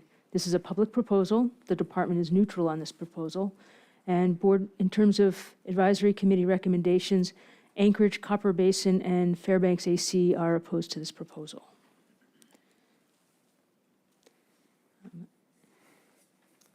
The community subsistence hunt, CM 300, while the department is neutral on this proposal, we recognize that this proposal is counter to the community subsistence pattern of use that the board has recognized for the past 15 years for the moose population in this area, and that the community hunt regulations provide for. This may potentially individualize the hunt and diminish the multi-generational pattern as described in Criterion 5 and 6 of the Board Findings 2006-170-BOG, quote, a means of handling, preparing, preserving, and storing fish or game that has been traditionally used by past generations, but not excluding technological advances where appropriate, unquote. And, quote, a pattern of taking or use that includes the handing down of knowledge of fishing or hunting skills, values, and lore from generation to generation, unquote. For enforcement purposes, given the community nature of this hunt, it should be clarified that this exception applies to the hunter that harvests the moose, regardless of the permit the hunter or another community member is filling, and regardless of other community subsistence hunt group members who may be present in the hunting party.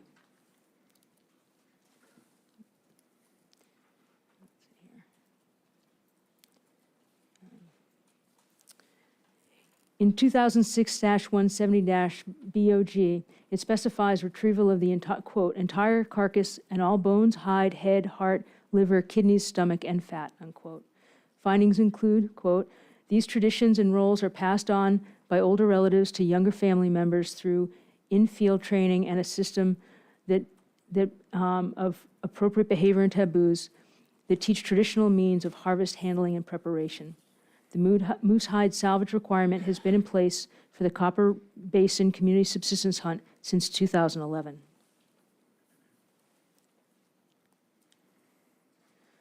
For Proposal 64, the department is neutral on this proposal. Thank you. Thank you. And based on the Department of Law's comments, if someone would like to amend this proposal to eliminate the age requirement and is interested in doing that, we would entertain such a motion. If not, I recommend that we take no action on this based on the fact that we have no authority to do the proposal as written. We have a motion to take no action. Thank you, Mr. Chairman. Now I have a motion to amend the proposal by removing the 60-year-old age limit. Okay, thank you. Do we have a second? Second. A motion and a second. Go ahead. Yeah, so I think, there's roughly 600 moose or better harvested annually, it looks like, in this area. And I'm just curious if the section of subsistence or anybody else can give us some sort of how many people actually use the moose hide for traditional brain tanning or drum making or babiche? Or are they using it for bait? I mean, that's quite a bit of moose hides, and I haven't seen how many are being used. Through the chair, I don't have that information. But Lisa Olson may have something to add. Lisa? Thank you, through the chair, Mr. Barrett. We may be able to look that up and get that to you. I'm not sure how long it would take, though, to look up that number. But we feel like it is a requirement in the hunt conditions, which we should have said are before you in record copies. The record copy 40 is the hunt conditions and the questionnaire for moose. And record copy 41 is the hunt conditions and questionnaire for caribou.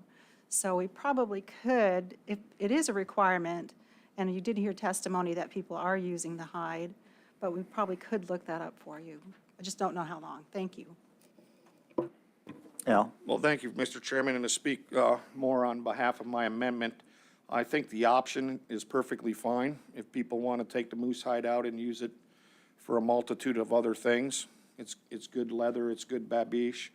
You know, the hair can be used, and there's a multitude of purposes you can use a moose hide for, but I always believed, you know, some people, that's a lot of scraping, 600 moose.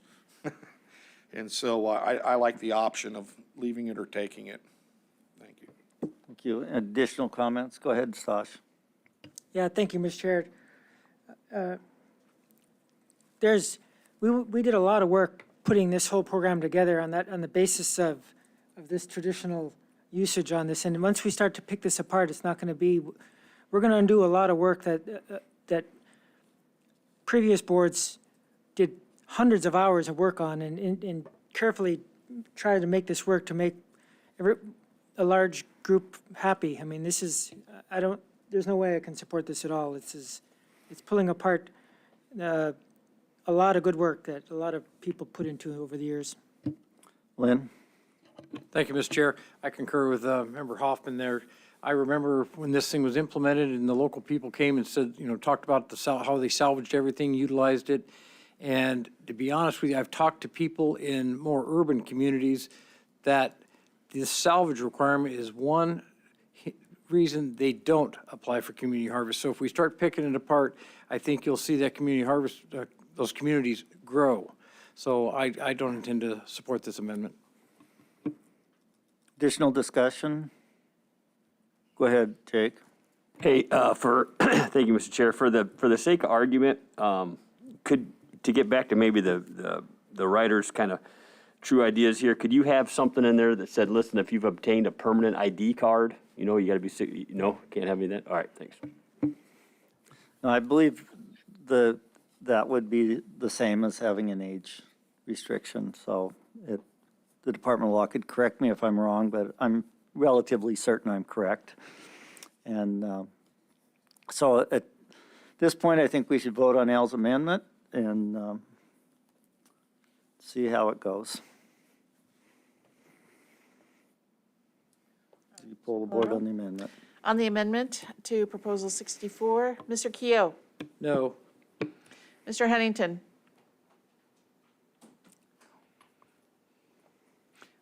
Yes. And this is on the amendment. Yes on amendment. Okay, Mr. Fletcher. No.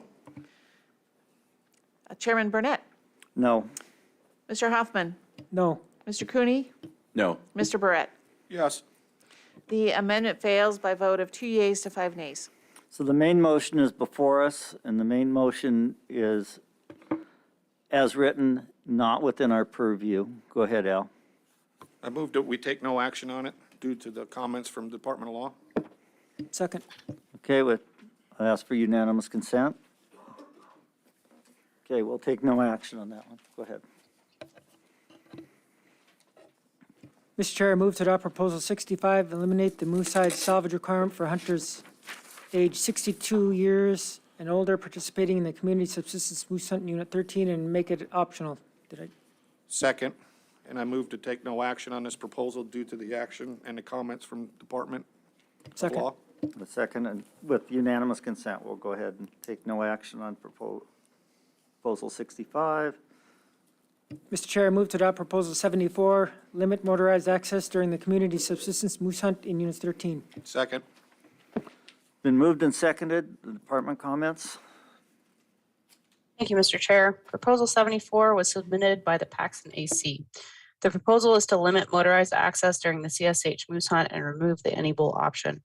In the narrative of the proposal, however, the intent appears to be to eliminate the CSH hunt and establish an August moose season with limited motorized access, either through extension of the general season or through implementation of a registration hunt. The department is neutral on this proposal. Currently, resident hunters have the option of participating in the Copper Basin Community Subsistence Harvest Hunt, which opens August 20th and closes September 20th with a bag limit of spike, fork, 50, or 4 or more brow tine bull, unless you have an any bull locking tag. Or hunters may participate in the general season moose hunt, which opens September 1st and closes September 20th with a bag limit of a spike, fork, 50, or 4 or more brow tine bull. There's also an antlerless draw hunt available in 13A. One interpretation of this proposal would be to remove the any bull allowance for the CSH hunt and implement motorized restrictions on CSH hunters during the August portion of their hunt. Motorized vehicles would only be used on the main highways of the Parks, Glen, Richardson, Denali, and Toke Cutoff during the August dates for CSH hunters. The other interpretation, based on the narrative of the proposal, is to eliminate the CSH hunt and provide an August season for motorized restrictions for all resident hunters. This could be done either through extending the general season hunt with motorized restrictions for August dates only, or implementing an August registration hunt with motorized restrictions. While this proposal would eliminate the any bull harvest available in the CSH hunt, it could provide an extended season for all resident hunters wishing to hunt moose in Unit 13 if the second interpretation is followed. The current harvest of 100 any bulls in Unit 13, as we discussed under CSH regulations, has coincided with declining bull to cow ratios since 2014, and that level of harvest is proving to be unsustainable over the long term. An August season in which motorized vehicles are only allowed on major highways may provide an advantage to residents of Unit 13 communities who are more likely to encounter antler-legal bulls early in the season on daily commutes than are hunters that may have to travel from outside the area. Any hunter, however, would have the option of spending time during the season hunting moose, whether along the road system or away from the road using non-motorized means. If the CSH moose hunt is eliminated, this would remove the designated hunter option that's currently available in the CSH hunt, which may be problematic for the communal pattern of use identified by the board, as general season antler restrictions preclude the option of proxy for moose in Unit 13 under current proxy regulations. There may, however, be other opportunities available that allow for that communal pattern of use. The amount necessary for subsistence in Unit 13 is 300 to 600 moose, which is currently being met through general season harvest in most years, and in 2018 it was met through general season and federal subsistence harvest combined. A federal community hunt was established in Units 11 and 13 in regulatory year 2021. There is additional harvestable surplus available for the Board of Game to allocate above A&S. Mr. Chair, Proposal 74 was submitted by the Paxton Advisory Committee, and the department is neutral on the allocation, methods, and needs of moose harvest in Unit 13. Thank you. Thank you. Lynn? Thank you, Mr. Chair. I actually find this proposal, when I first read it, I didn't think much of it, but based on the issues we're dealing with on moose in 13 right now, I could see some real merit to this proposal. One is that early August season, those moose are basically where they've spent the summer. They're localized, they don't move very far. Yet when you get around September 1, most of those bulls are coming out of velvet, moving around. They're not near as susceptible they're standing there every day. You look at him one day, 5 days later, he's within 100 yards of the same spot. So I actually could be inclined to support this proposal. Additional discussion?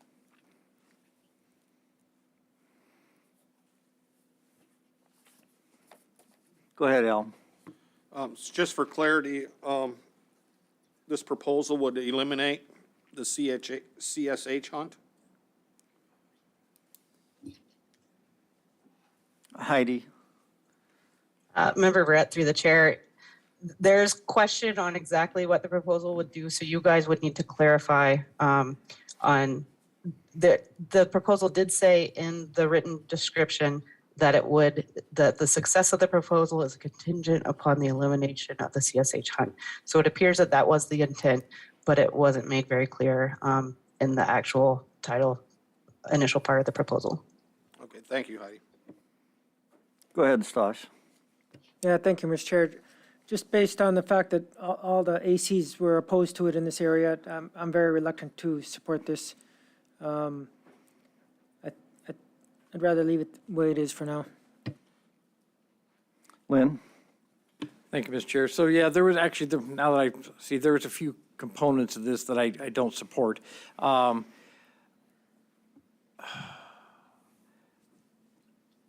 Heidi, correct me if I'm wrong, the CSH starts August 20th to September 20th for moose?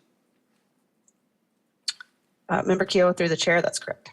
Okay, so I would make an amendment to this proposal that from the August 20th to August 31, no motorized use for the purpose of hunting moose,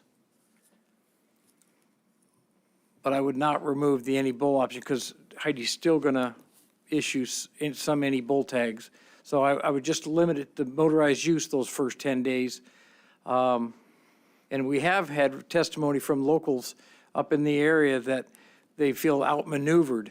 And this potentially could give them a better advantage to harvesting a moose on that first 10 days of the season. Second. Been moved in second amendment. Discussion on the amendment. James. Thank you, Mr. Chair.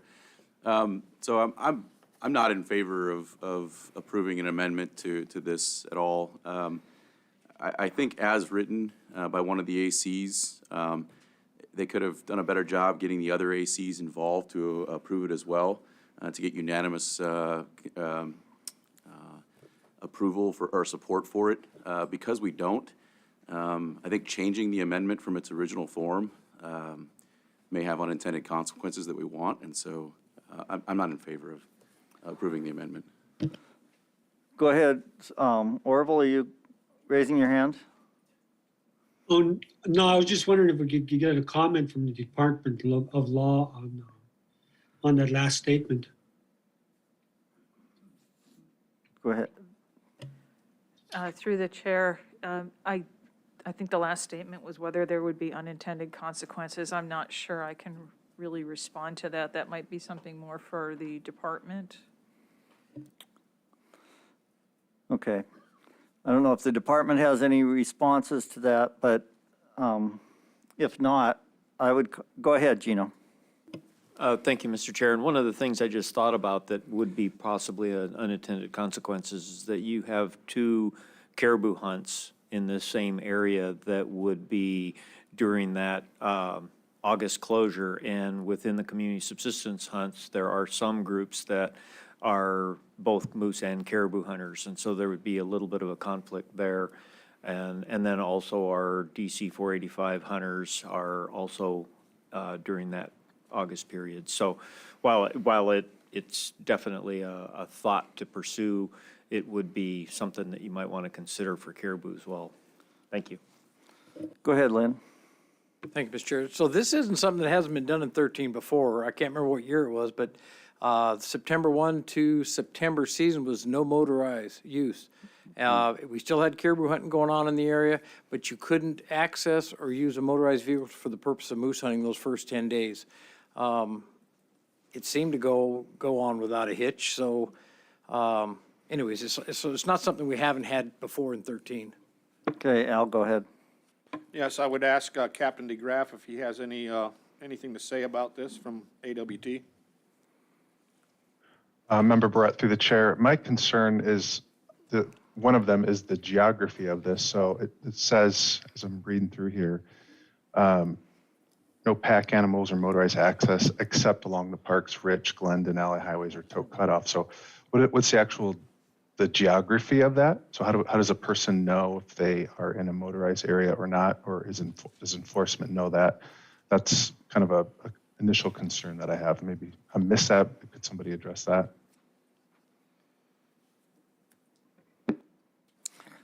I'd comment that I think we had testimony, as you commented, that people were concerned about competition for people who had better motorized access, but we also have opposition to this from those very same people because they use motorized access, but maybe not as sophisticated and, not, and so, and with Captain DeGraff's concern about how do you define along the highway?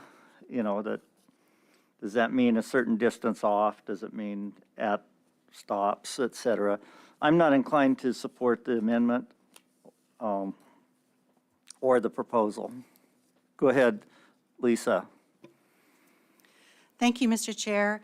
And I have to look up the date of this study, but we did study Glen Ellen and Eastern Richardson Highway households. We were able to do that through money intended to study the impacts of the Susitna-Watana Dam. And in that study for Glen Ellen, we found that the ATV was one of the most commonly used alternative vehicles in 2013, and the highest used alternative transportation in 4 of the 9 study communities in that Glen Ellen Copper Basin area. 100% of households reported using an ATV in Mendeltona, 66% in Nelchina, 51% in Taslina, 21% in Gokana, Mr. Chair, if that helps. Go ahead, Lynn. Thanks, Mr. Chair. Yeah, I just brought that amendment up just for the sake of discussion. So, I'm not diehard on the amendment. I would even be willing to remove my amendment off the table and go back just to the original proposal. Is that okay with the second? I'm completely comfortable with that, yes. Okay, so the amendment's been removed by the maker, and we're back to the original proposal. Is there any further discussion on the original proposal?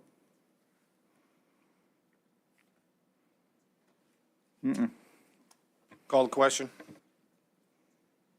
Question's been called. The board has heard no concerns from the public regarding costs to private persons if this regulation is adopted. Would you poll the board? Yes, Mr. Chairman. Final action on Proposal 74. Mr. Huntington?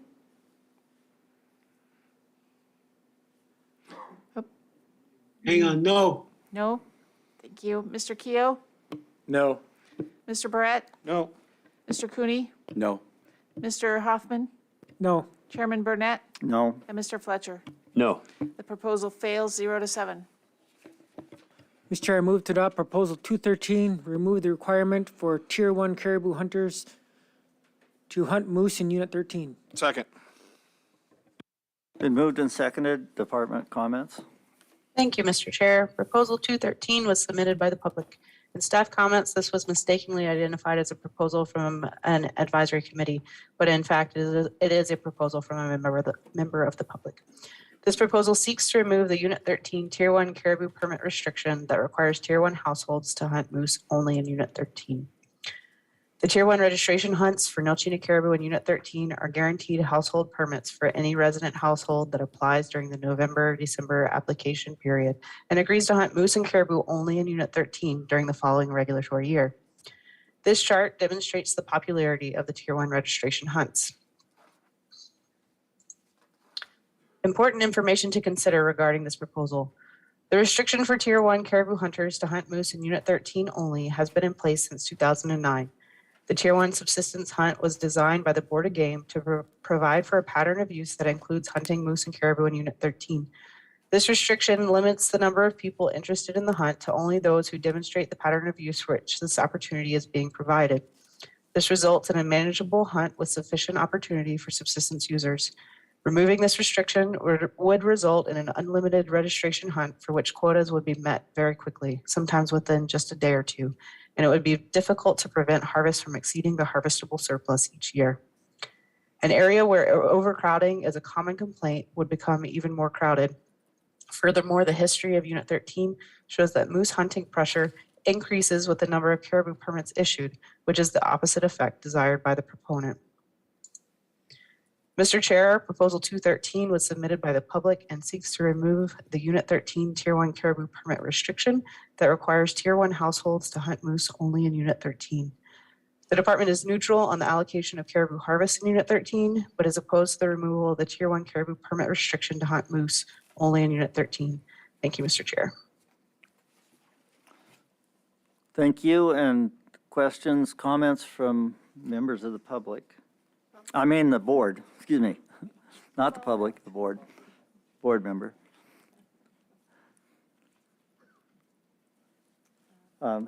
Lynn, go ahead. Thank you, Mr. Chair. So I'm going to have to oppose this proposal based on what Heidi said. I mean, if we were to take the restriction off,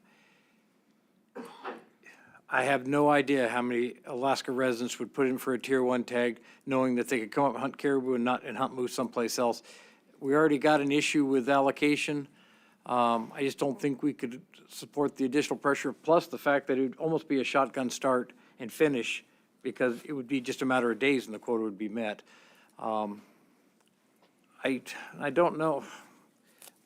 I'm going to make a comment and see if any other board member see any merit to it. The only thing I would like to do potentially is to amend this restriction to that when the Tier 1 hunt closes because the quota is met, that those Tier 1 permit holders could utilize other registration hunts around the state that have harvestable surplus still.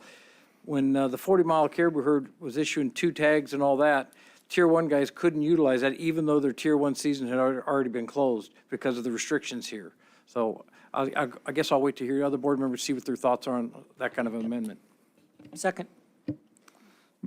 Amendment's been made and seconded. Well, we need a second to discuss the amendment.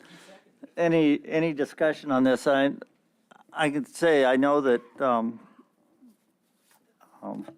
Member Barrett was interested in doing this when we had the big surplus on the 40-mile herd, and that was primarily to address the surplus on the 40-mile herd. So do you have any comments on that? Yes, Mr. Chairman. Yeah, I think once harvest has been completed and quotas have been met and the management plan has been sufficed, through the area biologist, that if there's opportunity in the winter after the season to provide more food and have that food security, through potentially the 40-mile caribou, which is still got a high harvest quota and still hasn't been met yet, that, why not allow other Alaskans? Because right now, it's like we don't have enough people participating to meet our quotas in 40-mile, which is, use them and lose them situation, basically. So, I can support this after the hunt's been closed, that, provide opportunity somewhere else for a little bit more food in their freezers. Thank you. Or they may have not gotten a moose. Thank you. No, if other people want to comment, but I would offer just a little rebuttal to that, because if I were a hunter who lived in Anchorage and could get a tier, the permit for 13, knowing that I could still go to the 40-mile afterwards, if I was unsuccessful, I wouldn't be discouraged from getting this. And so it's kind of, it kind of defeats the purpose of the restrictions on 13. And the idea here is to keep the pressure off 13, even though we would actually want these people to have the opportunity. I don't know that you could do it and still keep the pressure off 13. And that's why I think where the legitimate concern has come in the past. Go ahead, Stosh. Yeah, thank you, Mr. Chair. This goes in line with just picking it apart again. And so I'm in agreement with Member Burnett. Go ahead, Lynn. So again, yeah, I had not really considered that aspect of it, and you're correct. People would apply for it. Once the season got closed early September, they would go get a registration tag for 40-mile and keep going. So yeah, it really wasn't my intent to do the amendment, but then I got seconded, so it was there. So you could remove it again. If the second concurs, I'll remove that amendment from the table. Second concurs. Oh, Okay. Any further discussion on the main motion?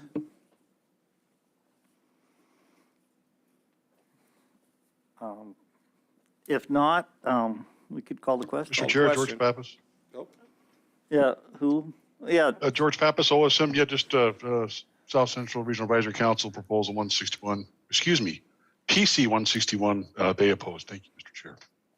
thank you. Second, or call the question. Question, it's been a long day, but it's going to get longer. Okay. The question has been called. The board has heard no concerns from the public regarding cost to private persons if this regulation is adopted. Go ahead, poll the board. Final action on Proposal 213. Mr. Fletcher? No. Mr. Huntington? No. Mr. Keough? No. Mr. Barrett? No. Mr. Cooney? No. Mr. Hoffman? No. Chairman Burnett? No. That proposal fails, 0-7. Mr. Chair, I move to adopt Proposal 212, clarify the Unit 13 Tier 1 subsistence caribou permit condition that members of a household may not hunt caribou or moose in any other state hunts in other locations. Second. Been moved and seconded. Department comments? Thank you, Mr. Chair. This proposal was submitted by the Copper Basin Advisory Committee and seeks to alter Tier 1 caribou registration permit conditions for Unit 13. The department is neutral on the allocation of Unit 13 caribou harvest. The permit condition in question stems from 5 AAC 92.050, which has been in place since 2009 and states that those households that choose to participate in the Tier 1 hunt will not hunt caribou or moose in any other location in the state during that regulatory year. As such, the department advises permit applicants and recipients that they may not hunt moose or caribou outside of Unit 13, whether they are hunting under state or federal regulations. The current restriction is based on board findings regarding subsistence uses for moose and caribou in Unit 13 and criterion for subsistence hunts, which state that it is critical to emphasize the values associated with the reliance and dependence on a wide variety of fish and wildlife resources as an important element of the subsistence way of life for this region. The board also stated that its, quote, long-term goal is to design a system to accommodate subsistence-dependent users in such a manner that permits can be virtually guaranteed from year to year, unquote.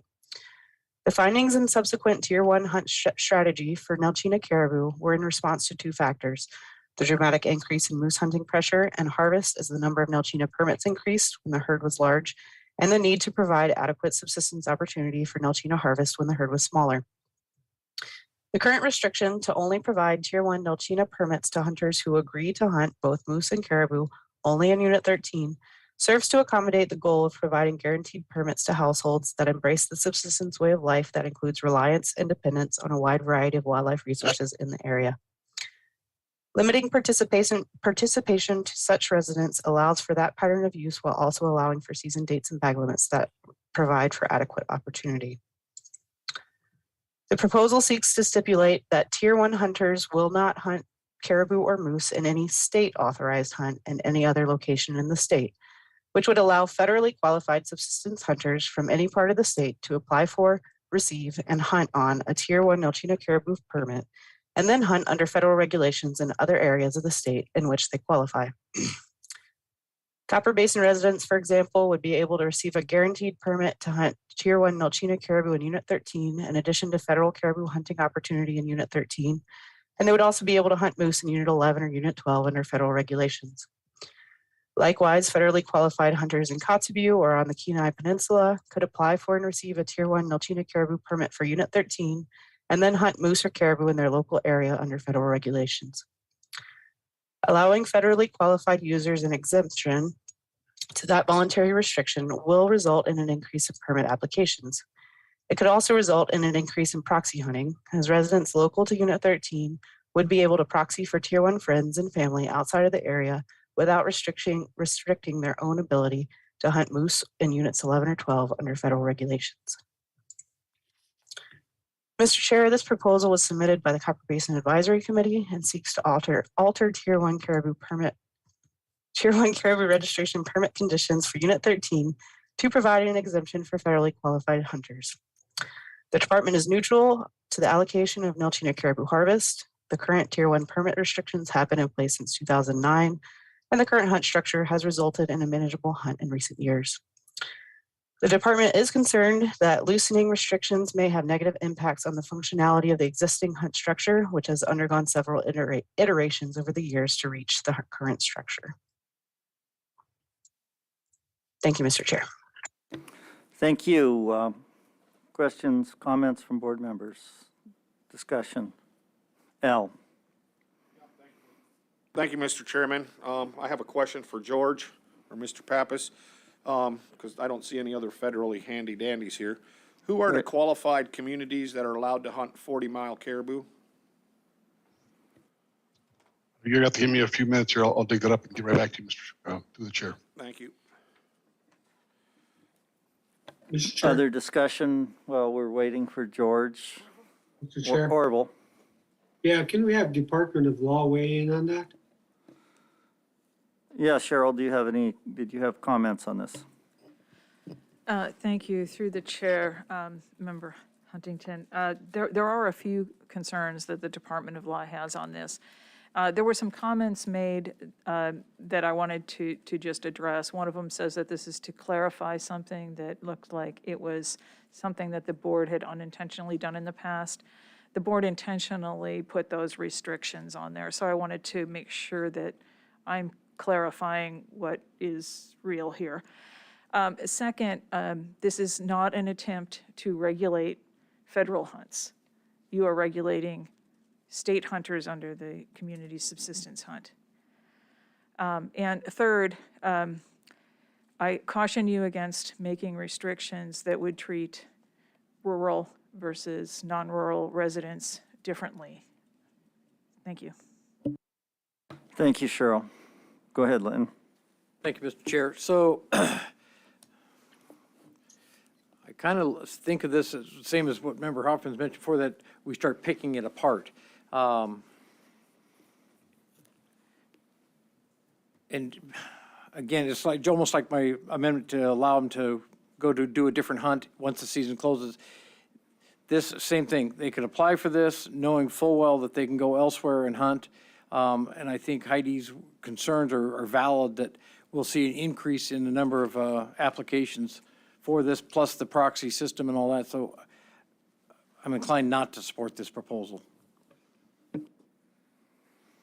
Thank you. Additional board comments while we're waiting for Mr. Pappas to get back to us? Go ahead. Yeah, thank you, Mr. Chair. Just to be clear, so whether they take a moose on the federal program or the state, they're still only allowed one moose. Member Hoffman, through the chair, that is correct. Thank you.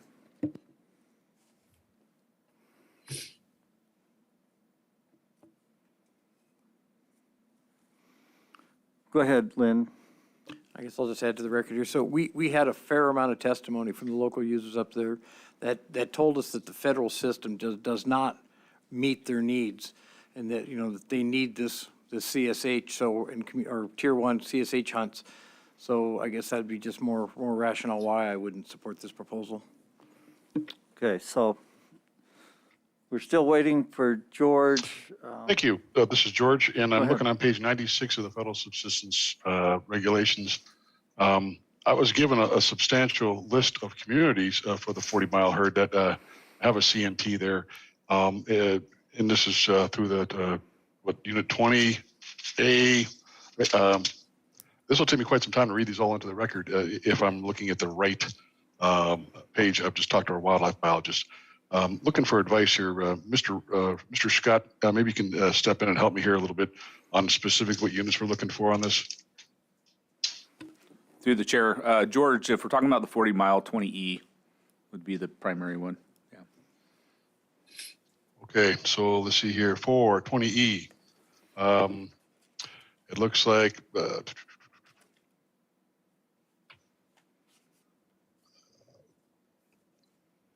residents of, let's see, for 20D and 20E. For 20E, residents of 20D, 20E, 20F, 25, 12, north of Wrangell St. Elias National Reserve, Eureka, Living Good, Manly, and Minto. That suffice, Mr. Chair.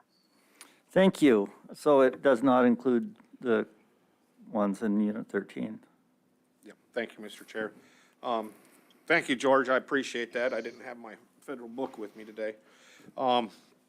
With that being said, I can't support this proposal. I don't think we should discriminate anymore against federal users and against the residents.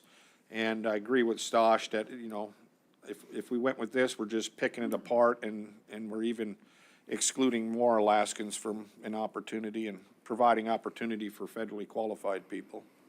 Yeah, I'd like to just clarify something you said, because I think you inadvertently said federally qualified and against residents, and what I think you meant to say was federally qualified against residents who are not federally qualified. Thank you. Thank you, Mr. Chairman.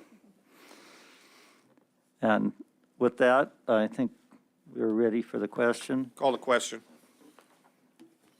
Question has been called. The board has heard no concerns from the public regarding cost to private persons if this regulation is adopted. Christie, would you poll the board? Yes, Mr. Chairman. Final action on Proposal 22. Mr. Hoffman. Oh, I'm sorry, 212. Yes, correct. No. Okay. Mr. Cooney. No. Mr. Barrett. No. Mr. Keough. No. Mr. Huntington. No. Mr. Fletcher. No. And Chairman Burnett. No. Proposal fails as 0 to 7. Mr. Chair, I move to take no action on Proposal 66 due to the action taken on Proposal 212. Second.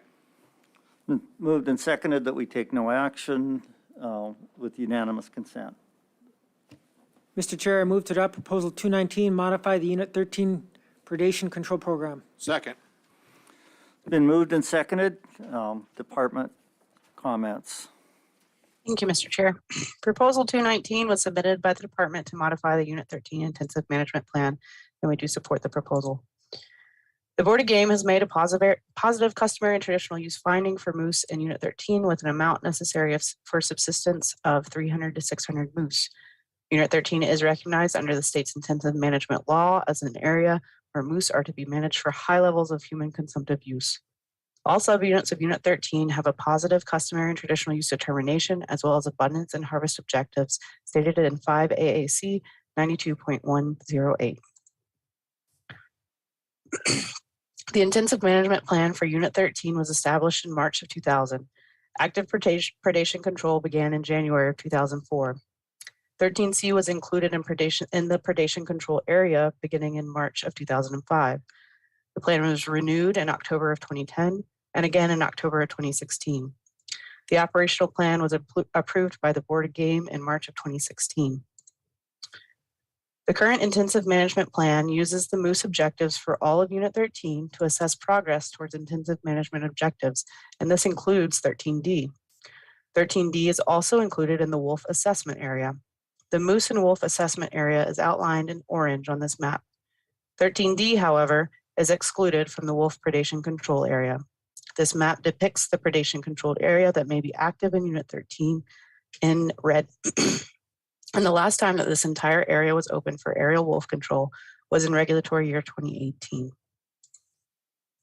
This chart depicts Unit 13 wolf removal and spring population estimates since the authorization of the Unit 13 Intensive Management Plan. This proposal seeks to add Unit 13D to the predation control area to improve the department's ability to manage Unit 13 moose under the Intensive Management Plan. 13D has abundance objectives of 1,200 to 1,900 moose and harvest objectives of 75 to 190 moose. It is one of only 2 subunits in Unit 13 that is meeting harvest objectives at this time, and there are additional bulls available for harvest, but the low density moose situation of roughly 0.3 moose per square mile makes 13D not as appealing for hunters as other parts of Unit 13. Historically, 13D has demonstrated densities greater than 0.6 moose per square mile and at times approaching 1. In terms of abundance, while other subunits have seen increases over the years, as seen in this chart, 13D has demonstrated a decline in abundance since 2010, despite it being the only subunit with an increasing trend in calf to cow and yearling bull to cow ratios.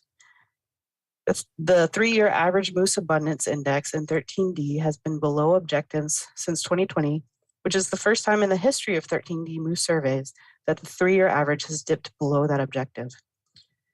Maintaining 13D outside of the wolf control area will likely result in this population entering a low-density dynamic equilibrium that makes it more difficult to achieve IM objectives for both moose and wolves in Unit 13 as a whole. As predation control is a tool implemented in the Unit 13 Intensive Management Plan with the intention of benefiting moose, the plan would be improved by including 13D as an optional area for applying that tool within the moose and wolf assessment area.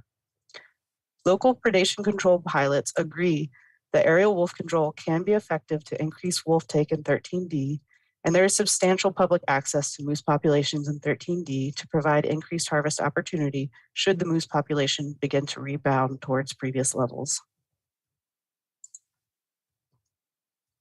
In addition to adding 13D to the predation control area, this proposal also seeks to modify the wolf objectives for Unit 13.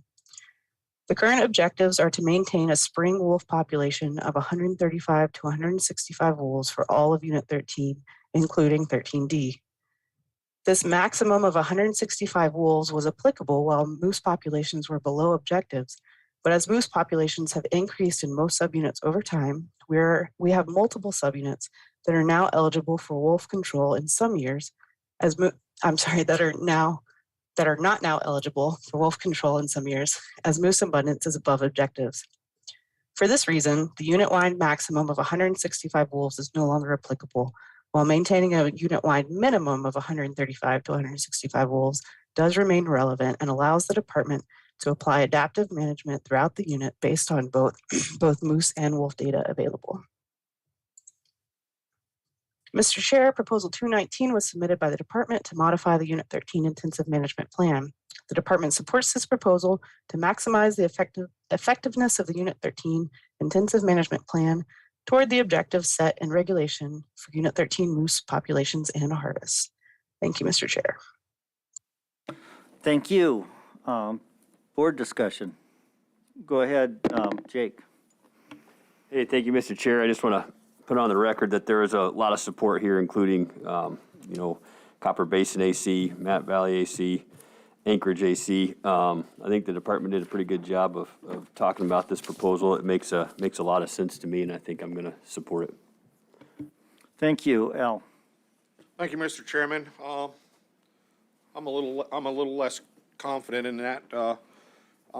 We spent the better part of a day talking about 13, and a lot of 13 in their subunits we talked about overcapacity and reducing the population of moose to include, we added at least a couple antlerless hunts to this unit. And now we want to add some more, wolf control to it. That's not normally what we do for intensive management when it's not a predation issue, it's a habitat issue. And I wonder if you could address that. Member Brett, through the chair. In the other subunits, we do have a habitat issue. In 13D, we have indications that we have a predation issue and not a habitat issue, including the increasing calf-cow ratios, increasing calf-cow ratios and yearling bull ratios, but a decreasing population indicating that there's an issue with recruitment. There are regularly a lot of wolves in 13D. Trappers do what they can, but there's a lot of terrain that trappers can't really access that aerial hunters could. And so we have indications that we do have a predation issue in 13D. Could you provide us some data on what the mortality rate is on the calving grounds from what's causing the mortality on moose calves in 13D? Unfortunately, we don't have specific data for 13D moose calf survival. We just have the trends to look at from composition surveys. So I would have a question from Department of Law.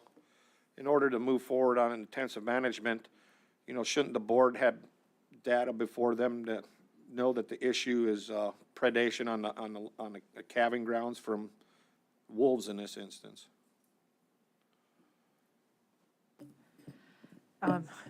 Through the chair, Member Barrett, the information that's presented by the department is the information that they have available. It's been explained that their recommendation is based on the trends. It's up to the board members to determine whether this is what you want to do. But there's not a legal requirement that specific information be presented to you on mortality on the calving grounds for moose. I'll let others speak for a little bit. Go ahead, Lynn. Thank you, Mr. Chair. So I'm going to kind of continue on with where Member Barrett was at. So Heidi, it's kind of interesting that we've had all this predator control in 13, all the various subunits, but 13D's always been excluded from that. And we were kind of told back at the time, because it was thickly timbered, and predator control would have poor success in that area. You say you have a predation issue, or, I mean, that area also seems to have a very abundant black and brown bear population. Could that possibly be your issue with predation? Member Keough, through the chair, that's a great question. 13D, ironically, is the most heavily baited subunit in Unit 13. We get a substantial amount of bait stations and black and brown bear harvest in 13D. So overall, and our data suggests that there are a lot of wolves, there's a lot of bear harvest, and decreasing wolves has the potential to help that moose population in 13D. And you spoke to the area being timbered. As I mentioned before, I've talked to a lot of our predation control pilots who fly other parts of Unit 13, obviously, and are familiar with 13D. Like I said, they are very confident that there's huntable terrain, and a lot of that is kind of higher up, like I said, where trappers are not able to target wolves. Just one final comment. I mean, I understand what you're saying there, but in the past, that we had heard the opposite of that, as far as it being a viable option, just because of the topography of the area. So anyways, I'll leave it at that. So I'd like to ask this question to Gino or Mr. Rinaldi. Are you comfortable that this is the correct path given the lack of data, or do we need to have more specific information on what the causes of our low moose population in this area is before we take action on this? Mr. Chairman, I think that we have some indication that predation is a significant factor in the lack of productivity in Unit 13D. And at this point, I think that it's prudent that we pursue an avenue of trying to make some things work. Wolf control has obviously, I hesitate to use the word successful, but it obviously has done some very good things in 13A through E without 13D, and I think in this situation we have an opportunity to put some of our focus into 13D. If I remember, and I'd paraphrase the regulations, that if after 3 years of working on wolf control, we see no effect, that we would suspend control activities. So I think in this avenue, Heidi's done a good job of presenting the information. We have a sub-unit that has a low wolf density and the potential for it to improve. And I would say that we move forward on this and give it the 3 years that are necessary to get it to improve. And then we'll, if it doesn't work, then we suspend those activities. But it's part of our adaptive management. Thank you. Thank you. Al, did you have further comments? Yes, I would ask Heidi, do we have any information on twinning rates, calf weights, rump fat, patrician weights, short yearling weights? Member Barrett, through the chair, we do not have that information for 13D, just the very low moose density, and no concern at this time that it's a habitat situation. Okay, any additional comments from the board? Orville? Yeah, thank you, Mr. Chair. I think I'll be in support of the department's position in 13D. I really don't think the other areas of 13 need anything. But for sure, 13D, that population is declining and a massive amount of support for the department. I'm not going to argue. I think I'll support them. Thank you, Mr. Chair. Thank you. Any additional comments? If not, Al? Yeah, thank you, Mr. Chairman. I'm very cautiously supporting this. We have a tremendous amount of information that we can't rely on. Predator control is very controversial in this state, and I like to see successful programs. So, I'd like to see a lot of data before we jump into that, but I can support this and see what happens in 3 years. Thank you. If there's no additional comments, ready for the question. Call the question. Question's been called. The board has heard no concerns from the public regarding costs to private persons if this regulation is adopted. Would you poll the board? Yes, Mr. Chairman. Final action on Proposal 219. Mr. Cooney? Yes. Mr. Barrett? Yes. Mr. Keough? No. Mr. Huntington? Yes. Mr. Fletcher? Yes. Chairman Burnett? Yes. And Mr. Hoffman? Yes. The proposal carries 6-1. At this time, we will recess until tomorrow morning at 8:30. Thank you for your hard work today, and thanks to the department for sticking through with us and to the public for being online. Thank you. Bye.